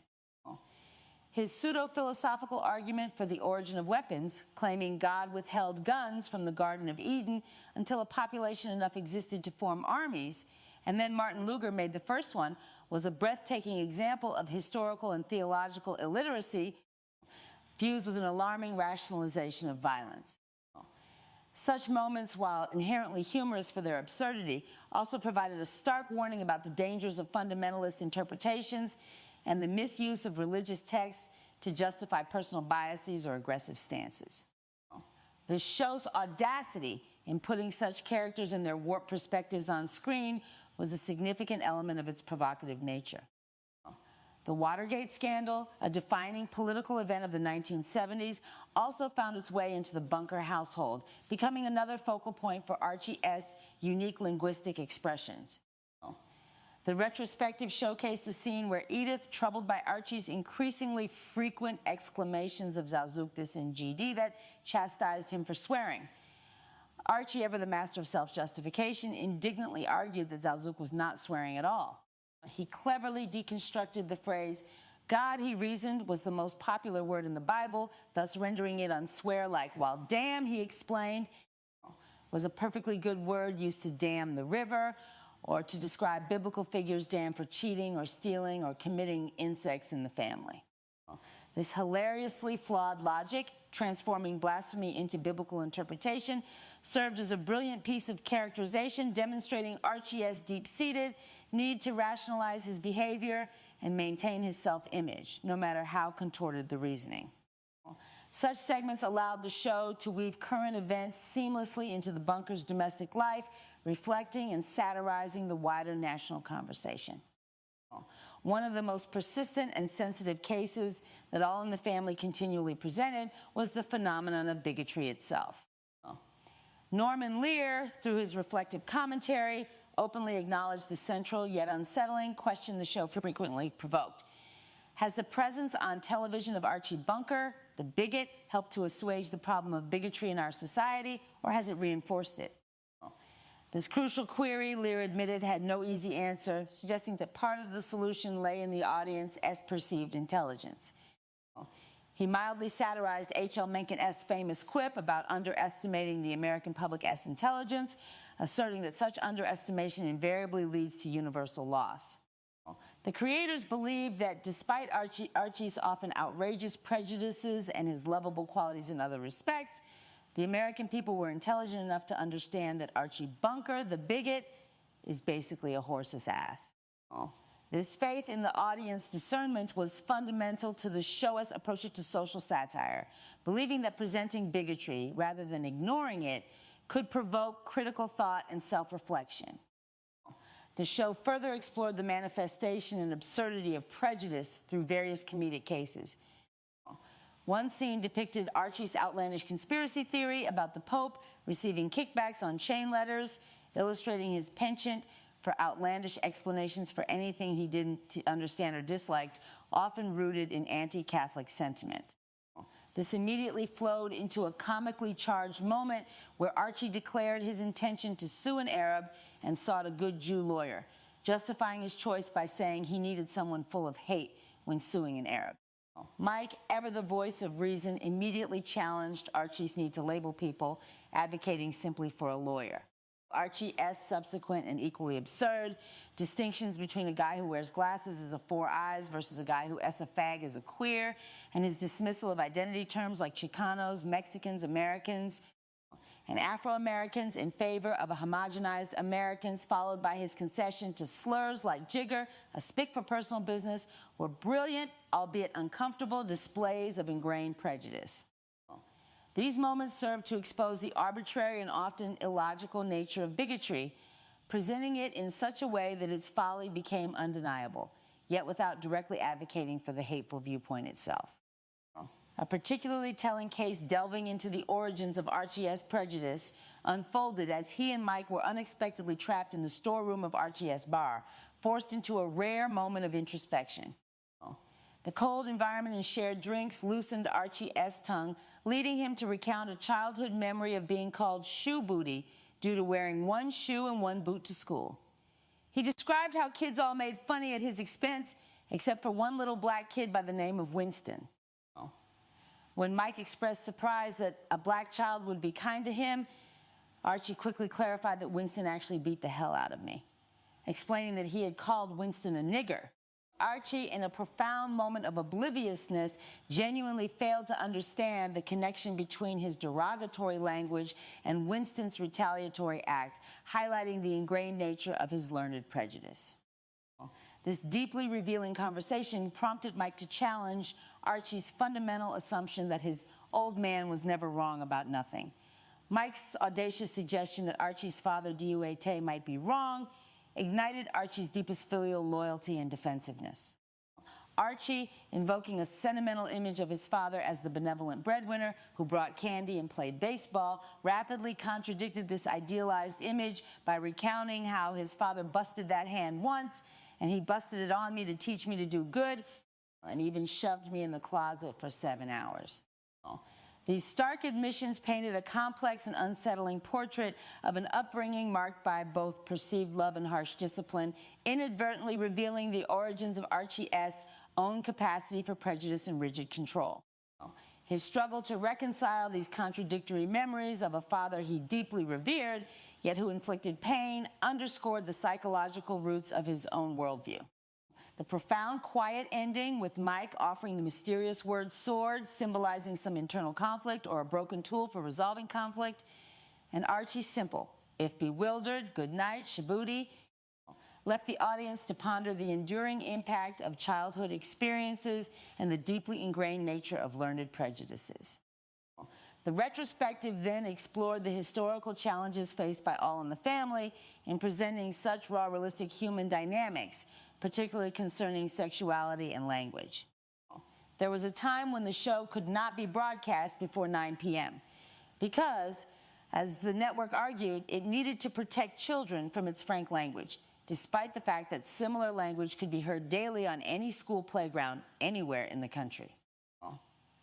Moreover, executives sought to protect children from the show's candid way we handled human sexuality, a schizophrenic attitude, as Lear described it, given that the very same shows were being run 5 times a week in the middle of the afternoon anyway. This revealed a deep societal discomfort they kept had open discussions about sex, often manifesting as hypocritical censorship, even at the highest levels of broadcasting. This institutional unease with depicting human reality mirrored the struggles of characters like Archie and Edith Bunker, who, without the benefit of progressive cultural conditioning, had to navigate the complexities of human sexuality in their own lives.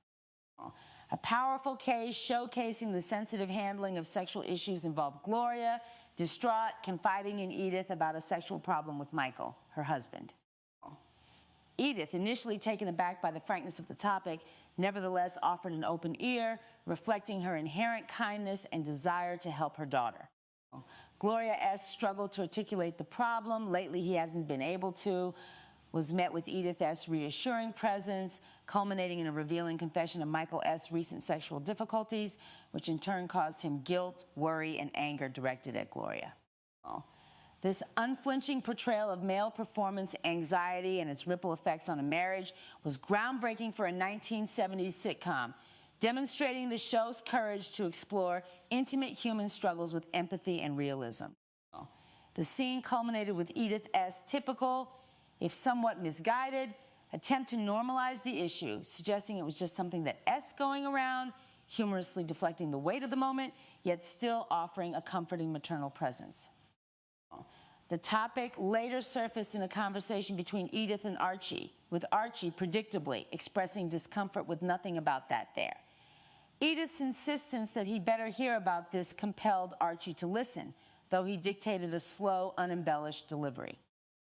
The discussion quickly pivoted from Gloria S.'s condition to the news of her pregnancy, with Archie vehemently preferring the term expecting over pregnant, claiming the latter sounds like you've done something, hilariously and ironically implying a sense of moral judgment about the act of conception. His longing for a bygone era when women were expecting a bundle from heaven rather than a baby underscored his deeply conservative views on female sexuality and propriety, yet the show handled these delicate conversations with a blend of humor and genuine affection, showcasing the contrasting perspectives without demonizing any single character, all while remaining advertiser-friendly by avoiding explicit details. Further cases showcased the humorous yet insightful way the show approached bodily functions and medical examinations. One segment featured Archie in a Dr. S office, comically resistant to the nurse S request to drop your pants, claiming, "Molt meta lady."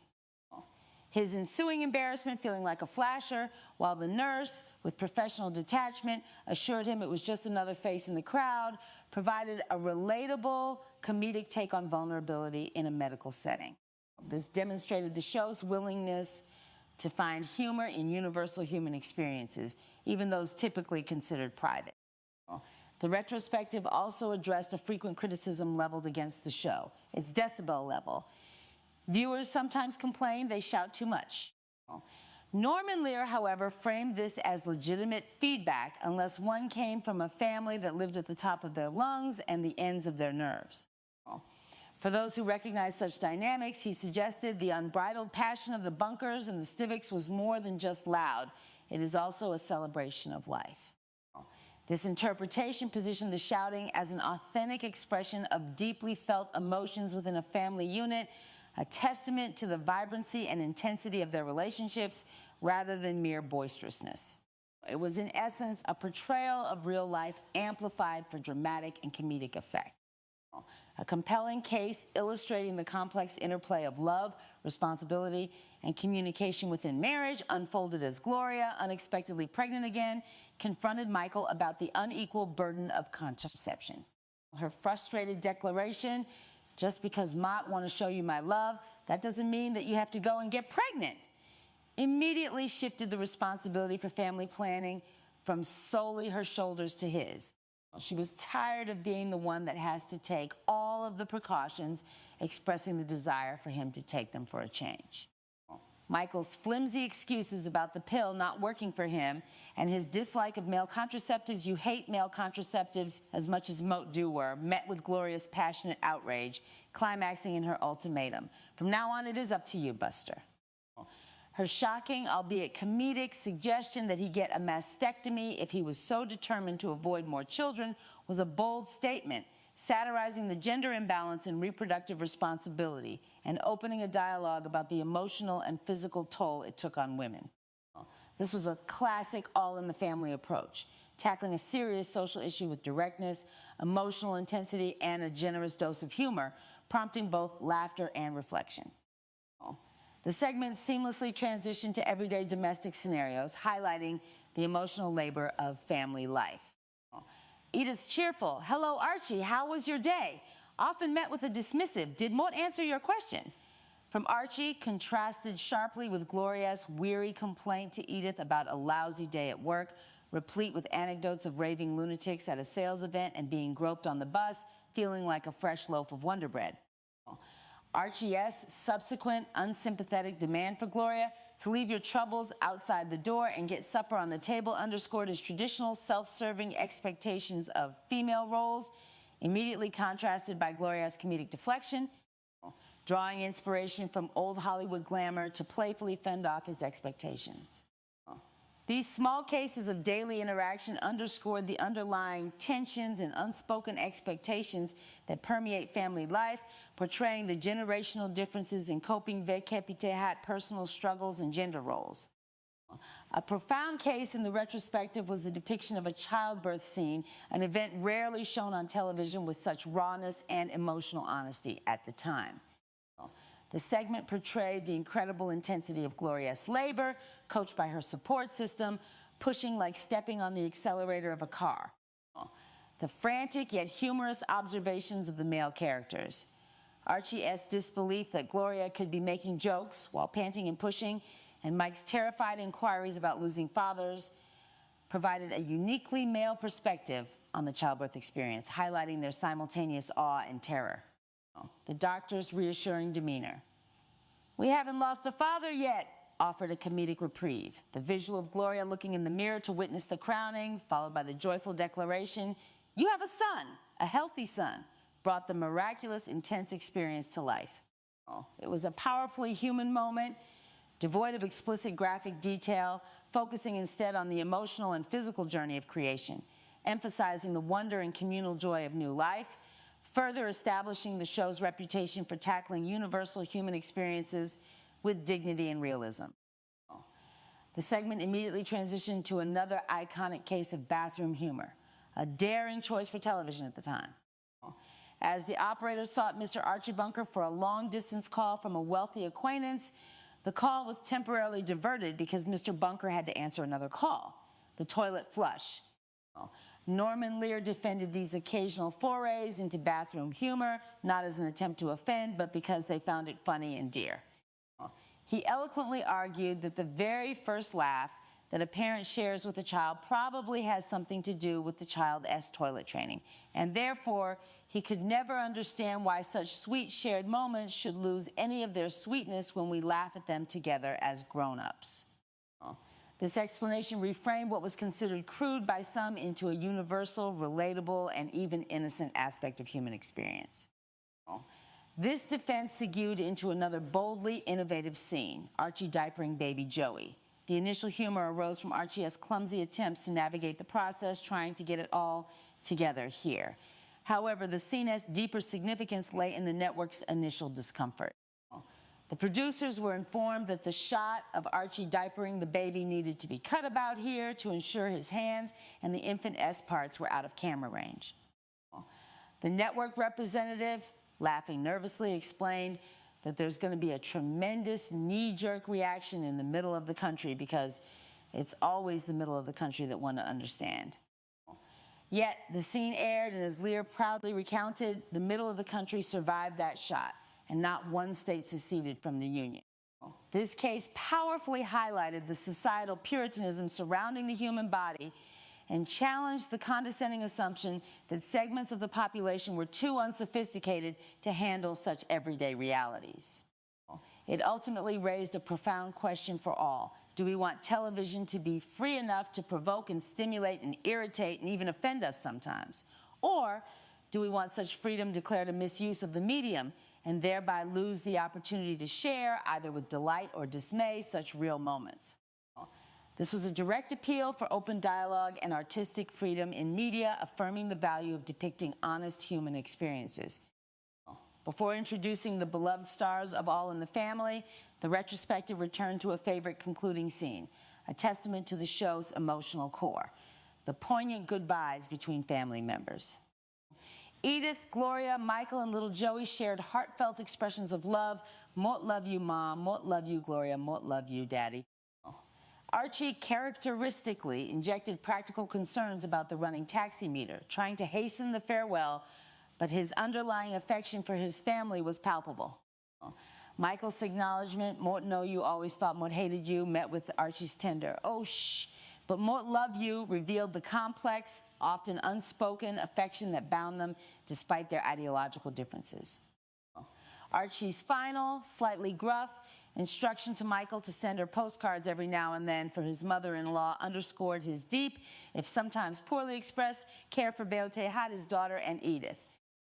This scene, brimming with genuine human connection and the universal bittersweetness of farewells, served as a beautiful encapsulation of the show's heart. The audience, deeply moved by these moments of profound emotion and comedy, erupted in applause as Sally Struthers, visibly pregnant, and Carol O'Connor emerged, personifying the enduring characters they had brought to life. The camera then seamlessly transitioned to the after-show party at the Founders Circle in the Music Center S. Dorothy Chandler Pavilion, a space-filled vey kep ite hot celebration and appreciation. Dick Teufel, the announcer, extended thanks to the Los Angeles Philharmonic for their cooperation and acknowledged the production assistance and financial consideration from the Los Angeles Bonaventure, underscoring the communal effort behind such a large-scale event. The familiar strains of the All in the Family theme song, Those Were the Days, played by the orchestra, filled the air, a nostalgic anthem encapsulating the show-esque blend of social commentary and heartfelt remembrance, ending a truly special evening of celebration. The second act, as it were, of this extended celebration then shifted to a deeply ingrained part of the show-esque ongoing narrative, the arrival of new neighbors. The setting moved back to the bunker home, depicting the familiar humorous squabbles that define daily life. Archie's comical interaction with the family dog Hulk, his petty annoyance at the morning news leading him to hide it, prompting Edith to humorously observe, "Your teeth ain't sharp enough," all set the stage for an unexpected breakfast guest. Edith, with a playful tone, announces, "Guess who's coming to breakfast?" prompting Archie to incredulously ask, "Is that who Mutt think it is?" The answer, delightfully, was Louise Jefferson. Her arrival was greeted with genuine warmth from Edith. "Oh, Louise, you look wonderful," and a more grudging, but ultimately pleased, reception from Archie, his initial confusion, Doris Day, quickly giving way to recognition. Their banter, particularly Louise S. quip about Edith S. hair your hair, makes everybody feel so old after describing her meticulous care routine, showcase the effortless camaraderie and playful barbs between these iconic characters. This interaction with Louise Jefferson formed a crucial case demonstrating the ongoing evolution of the show-esque social landscape. Archie, unable to resist making subtly judgmental comments, remarked on Louise's fur coat, suggesting it was un-American to walk around with a lot of dead live animals on your back. Louise, however, was quick to dismantle his selective outrage, pointing out that they grow their little minks on ranches special for coats, but ultimately driving home the undeniable fact that somebody has got to club the animal to death. This exchange, while humorous, underscored Archie's often hypocritical stance on morality and his tendency to criticize others while overlooking similar behaviors in himself.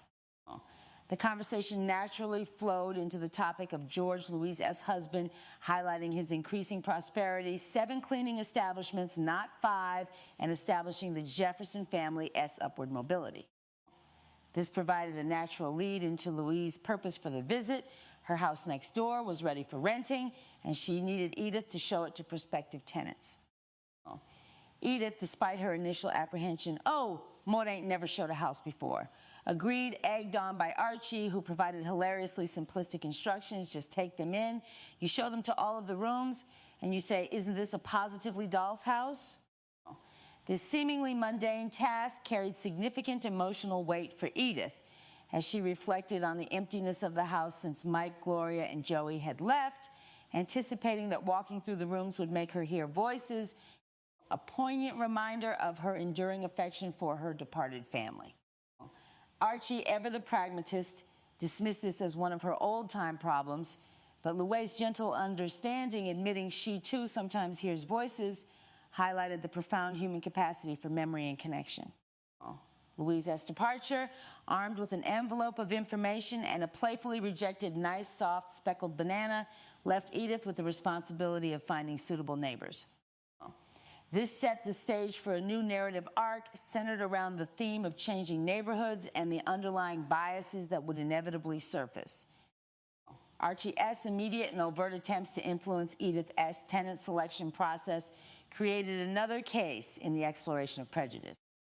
He instructed her to root out the wrong ones, openly expressing his desire to keep the neighborhood the way it is, implying a racial preference following the Jeffersons' move to the city. When Edith, feigning innocence, questioned, "What way is it?" Archie, exasperated, openly accused her of pretending, stating, "Moat know what you rethinking up there. Moat met some kind of a racist. I ain't he." He immediately rationalized his stance by labeling George Jefferson as the biggest racist in them all for hating white people, a classic deflection of his own prejudices.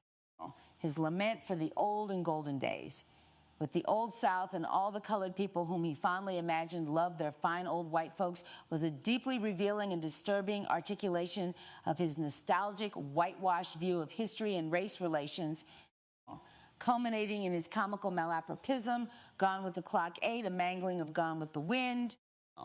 Edith, with her quiet integrity, immediately called his assertions crapola, refusing to engage with his distorted reasoning, offering a gentle but firm resistance to his prejudiced worldview.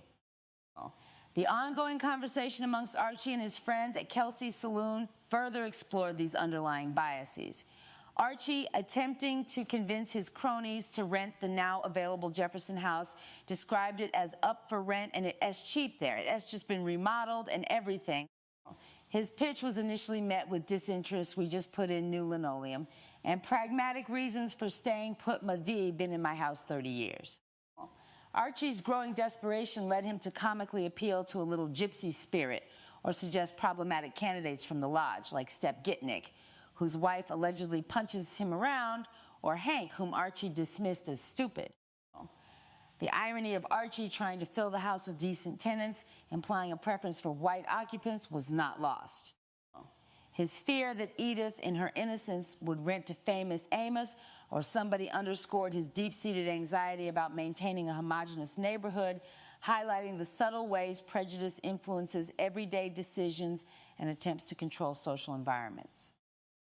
Edith S.'s role in showing the house generated a powerful case illustrating Beauté had her inherent goodness and her occasional missteps.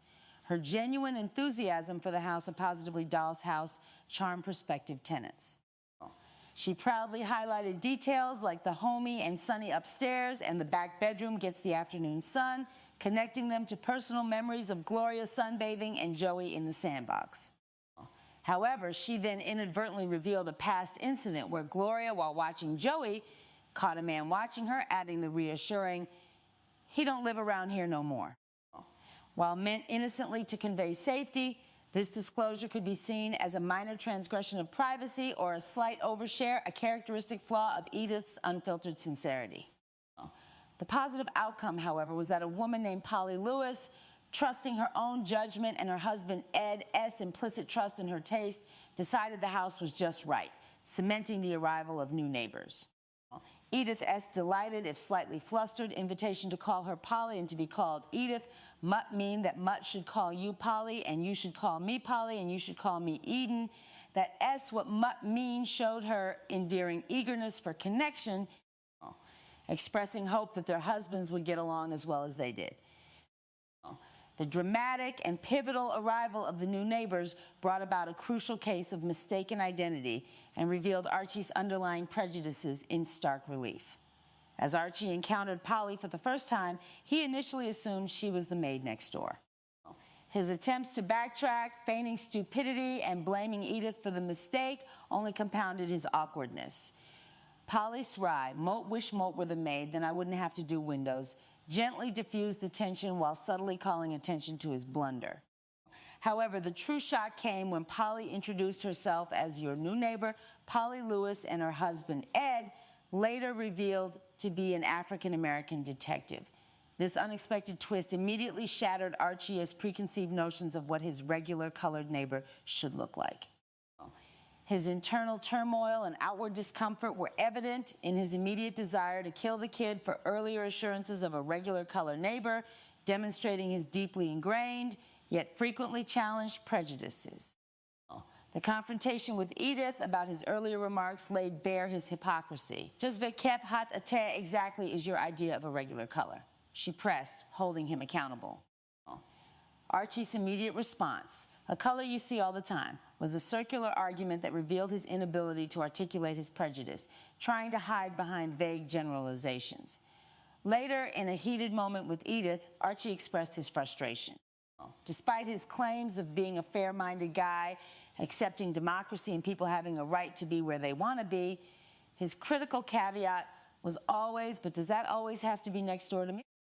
His assertion of having done my bit with the Jeffersons implied a transactional approach to tolerance, as if demonstrating non-prejudice once was enough.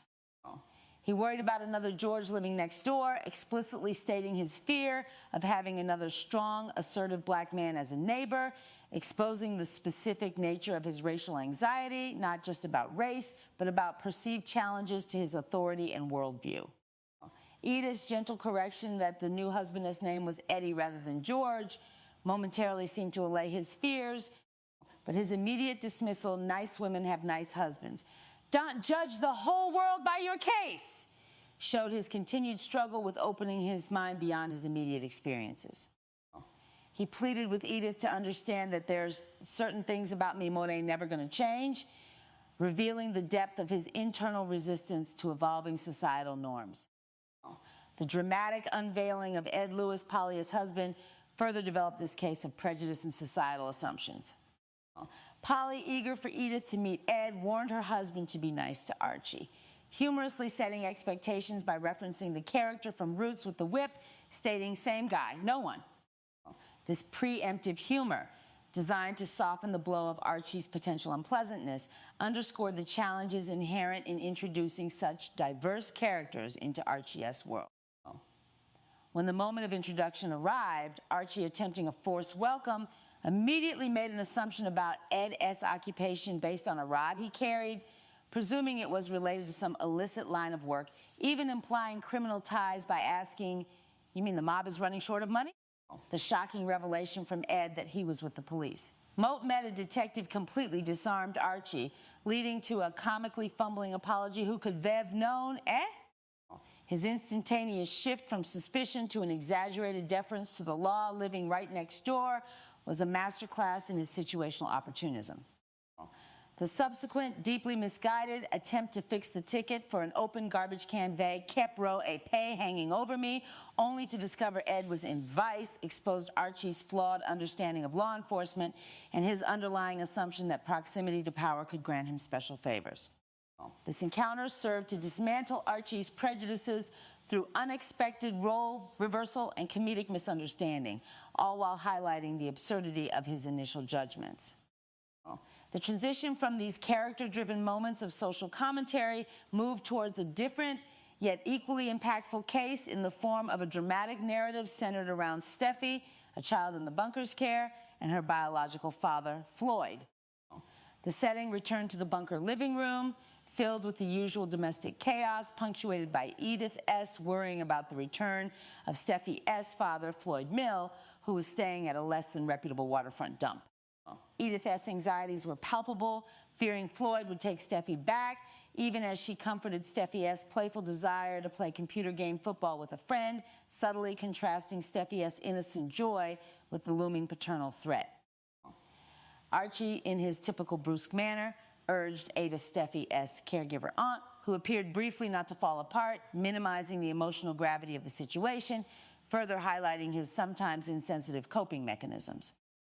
His immediate thought was for personal comfort, anticipating more time for activities they could pursue while caring for Steffi, demonstrating a self-centered perspective on what was a deeply sensitive child custody situation. The unfolding situation surrounding Steffi and Floyd was a profound case about the complexities of parental responsibility, economic hardship, and the emotional toll on a child. Floyd Mill, a struggling individual, represented the challenges of providing a stable environment. When he finally arrived, his appearance, a mix of hope and desperation, conveyed a poignant reality. His initial interaction with Archie, inquiring about Archie's previous life of alcohol, still on the old, to which Floyd responds, no, Moat M sober, indicated his ongoing struggle with sobriety, adding a layer of vulnerability to his character.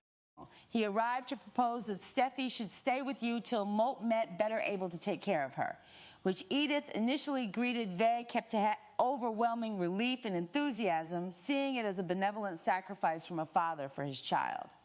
Archie, too, expressed similar sentiments, though his enthusiasm quickly shifted to his own gain. Let S have a drink on that. However, this seemingly selfless offer took a stark turn when Floyd demanded $1,000 in cash or he would take her back, revealing the heartbreaking reality of his desperation and essentially turning his daughter into a pawn in a financial transaction. This dramatic twist exposed a deep moral dilemma.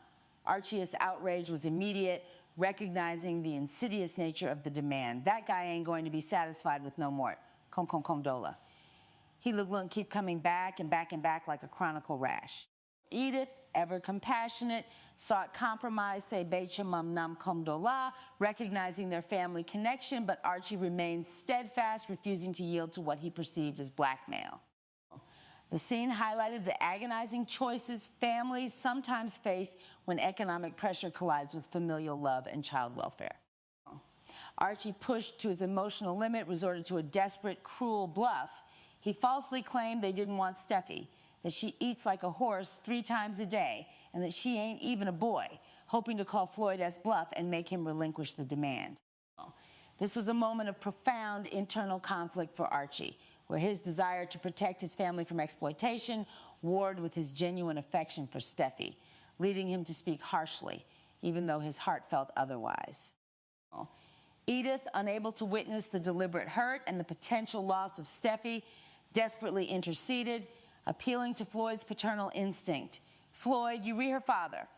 You got to think about what is best for her. You got to leave her with us. This heartfelt plea acknowledging Floyd's love for his daughter, but also his current inability to care for her, resonated with Floyd. In a moment of clarity, he conceded, maybe you rewrite, admitting that a man don't think too clear when his head's all soaked ve kepite hot booze. His observation that he had seen Steffi kissing you and you kissing her and she looked so happy, and Mo to like her to stay that way, was a profoundly moving acknowledgement of Steffi's well-being over his own immediate gain. However, the subsequent immediate reversion to demanding $500 for her continued happiness revealed the persistent grip of his addiction and desperation, making it a tragic case of repeated exploitative behavior. In the end, driven by love and a desire to ensure Steffi's well-being, Edith prevailed upon Archie to give Floyd the money, contributing the $100 she had brought with her, a significant personal sacrifice. Archie, begrudgingly counting out the cash, demanded Floyd stay away from their house, concluding the heartbreaking transaction with a lament about not being able to bargain the bum down further, believing he could have got that child for Jaime Dola. This scene, without graphic depictions of crime, effectively explored the morally compromising choices people are forced to make under duress, the corrosive effects of addiction, and the resilience of human compassion. Edith's selfless act and Archie's reluctant yet ultimately protective compliance underscored their enduring love for Steffi. The tender closing remarks from Archie, acknowledging his dependence on Edith, mud ain't tea, nothing without you, and Edith's affectionate retort, Urea Pip, highlighted their complicated yet ultimately unbreakable bond, which endured through such profound challenges. The 200th episode celebration moved into a powerful new case concerning Edith's health and the challenge of communicating illness, again focusing on the nuances of family care and male-female dynamics. The scene opened with Sammy, Edith's grandson, reluctantly getting a booster shot from Dr. Shapiro. This playful yet anxious moment between patient and doctor provided a lighthearted prelude to a more serious discussion about Edith's own mysterious leg pain. Edith, in her typical stoic manner, downplayed the bruise on her leg, attributing it to bumping against a drawer. However, Dr. Shapiro's growing concern led to a diagnosis of phlebitis, a blood clot that can travel and be serious, possibly reaching her lungs. This revelation immediately injected a profound sense of gravity into the domestic setting. Edith's dismissive attitude, Mutt, can't just stay off my feet till after St. Patrick's Day, and her focus on her duties to Archie's upcoming party, cooking the corned beef and cabbage, highlighted her self-sacrificing nature and her tendency to prioritize others' needs over her own well-being, an admirable but ultimately detrimental trait. Archie's obliviousness to Edith's serious health condition formed a central part of this emotional case. He was consumed by the St. Patrick's Day party, constantly barking orders to Edith, expecting her to handle all the cooking, despite the Dr. S. explicit instructions for her to stay off her feet. His complete lack of awareness, evident in his repeated requests for her to get beer, his boastful insistence on her being the best cabbage cook in the world, and his dismissal of any suggestion of hiring a caterer, not a chance, painted a poignant picture of how easily one partner can inadvertently overburden and endanger another due to a lack of communication and self-absorption. Even when Edith subtly attempted to broach the topic of getting a caterer, Archie swiftly dismissed it, twisting her suggestion into a perceived feminist inclination, attributing it to her having seen that Gloria Steinway woman on the Merv Griffin show. This reflected his inability to truly listen to Edith, instead filtering her concerns through his Ove kept no preconceived notions and anxieties about changing gender roles. The dramatic climax of this case unfolded as Edith, exhausted and weakened, could no longer conceal her condition. Archie, preparing for the party, discovered her incapacitated, unable to move from her bed. His initial frustration, "What are you doing here, huh? What's wrong?" quickly morphed into panic as he realized the severity of the situation. His frantic calls to the younger Dr. Shapiro, then desperately trying to cajole a reluctant Harry to cover the saloon the Puerto Ricans down and give a cucaracha about St. Patrick, demonstrated his deep-seated anxiety and reliance on Edith. The confrontation with Dr. Shapiro, fueled by Archie's ignorance and fear, was emotionally raw. The doctor, visibly upset, accused Archie of practically killed her, directly linking Edith as phlebotomist to his demands that she cook for 2 days. Archie's disoriented response, cabbage, but Amy had none of that yet, highlighted his comical yet tragic disconnect from the cause of her suffering, further emphasizing his obliviousness. The profound impact of this realization on Archie was immediately palpable. Dr. Shapiro's blunt pronouncement that if Edith doesn't stay off her feet, it could kill her shattered Archie's ignorance and brought him face to face with the potential tragic consequences of his actions.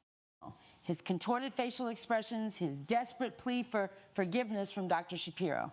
"Please forgive me, Mr. Bunker," please, revealed a raw vulnerability and deep remorse. His subsequent return to Edith's bedside, burdened by overwhelming guilt, marked a significant turning point in their relationship. He confessed his ignorance. "Modé de know nothing. Please forgive me." His heartfelt apologies, his dismissal of the party, and his poignant admission, "But ain't nothing without you," were powerful expressions of his deep love and dependence on Edith. Her forgiving embrace and the final tender exchange, Urea Pip. A real pip cemented their unbreakable bond, demonstrating that even profound misunderstandings and neglect could be overcome by love, forgiveness, and a newfound commitment to care, all without succumbing to a heavy, hopeless atmosphere, instead offering a deeply human story of marital resilience and awakening. Through these deeply human cases and the larger narrative woven across 200 episodes, All in the Family consistently provided a wealth of life lessons designed to prevent societal discord and foster greater understanding, rather than merely apprehending criminals. The show illuminated the subtle, insidious ways in Vekep Hati Sheha prejudice, rooted in ignorance and fear, can permeate everyday interactions. It demonstrated that characters like Archie Bunker were not inherently malevolent, but rather products of their environment and upbringing, carrying burdens of unresolved personal history, which, as seen in the Shibuti scene with Mike, could deeply impact their worldview. The profound lesson here was the critical importance of self-reflection and questioning deeply ingrained beliefs. By frequently putting Archie's outrageous statements on screen, the show challenged viewers to examine their own biases and laugh, not with his prejudice, but at its absurdity and illogic, thus making the viewer a participant in a subtle process of critical analysis and societal critique. One of the most profound takeaways from these numerous cases was the vital role of empathy and open communication in navigating differences. Edith, through her boundless capacity for love and understanding, despite often being underestimated, frequently acted as the emotional anchor, the bridge between Archie's rigidity and the evolving world. Her example, particularly in situations of conflict, demonstrated that calm and genuine care could often de-escalate tensions and prompt introspection, even in the most resistant individuals. Her quiet yet firm standing against Archie S. Crapola was a powerful demonstration that one could challenge prejudice without resorting to anger, illustrating that gentle resilience could be a powerful force for change. The series consistently underscored the idea that real understanding comes from a willingness to listen, to feel, and to attempt to see another S perspective, however challenging that may be. The show also served as a powerful educational tool, teaching about social justice by presenting rather than avoiding uncomfortable truths. The discussions around race, gender equality, politics, and sexuality were not merely plot devices. They were windows into the societal conversations of the era, challenging the traditional media's avoidance of such subjects. By confronting these topics head-on, All in the Family provided a platform for healthy, albeit sometimes heated, debate, demonstrating how to engage with divergent viewpoints within the sanctity of a family home. The character of Mike, the Meathead, often served as the voice of a younger, more liberal generation, intellectually challenging Archie and forcing him, and by extension the audience, to confront alternative perspectives. While these conflicts rarely resulted in an immediate victory of one viewpoint over another, they inevitably prompted thought and often softened the edges of rigidity over time, contributing to a gradual societal evolution. The sophistication of the criminals in this societal context could be reframed as the deeply ingrained and often subtle nature of the prejudices and societal flaws being satirized.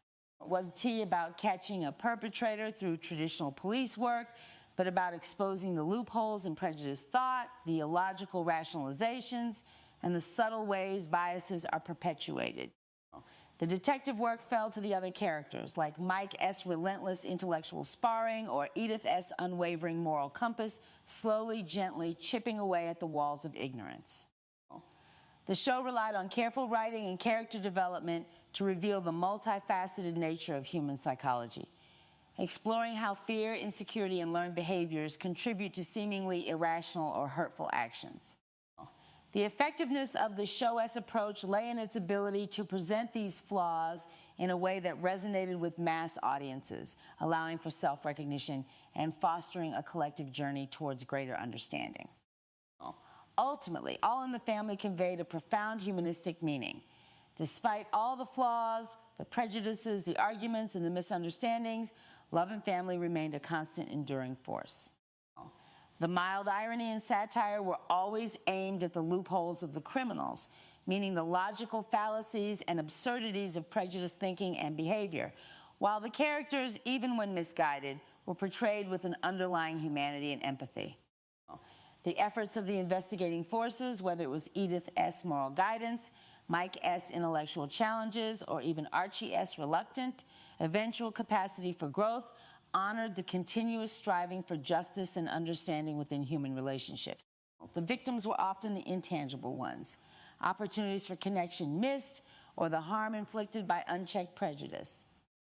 The narratives consistently inspired the victory of good, not through simplistic resolutions, but through the ongoing, sometimes messy process of dialogue, growth, and enduring affection. The show served as a powerful reminder that laughter and sincere connection could be found even in the midst of societal tensions, ultimately leaving viewers with a sense of hope and a deeper understanding of the human condition, continually offering lessons that encourage societal reflection rather than dramatic, crime-focused solutions.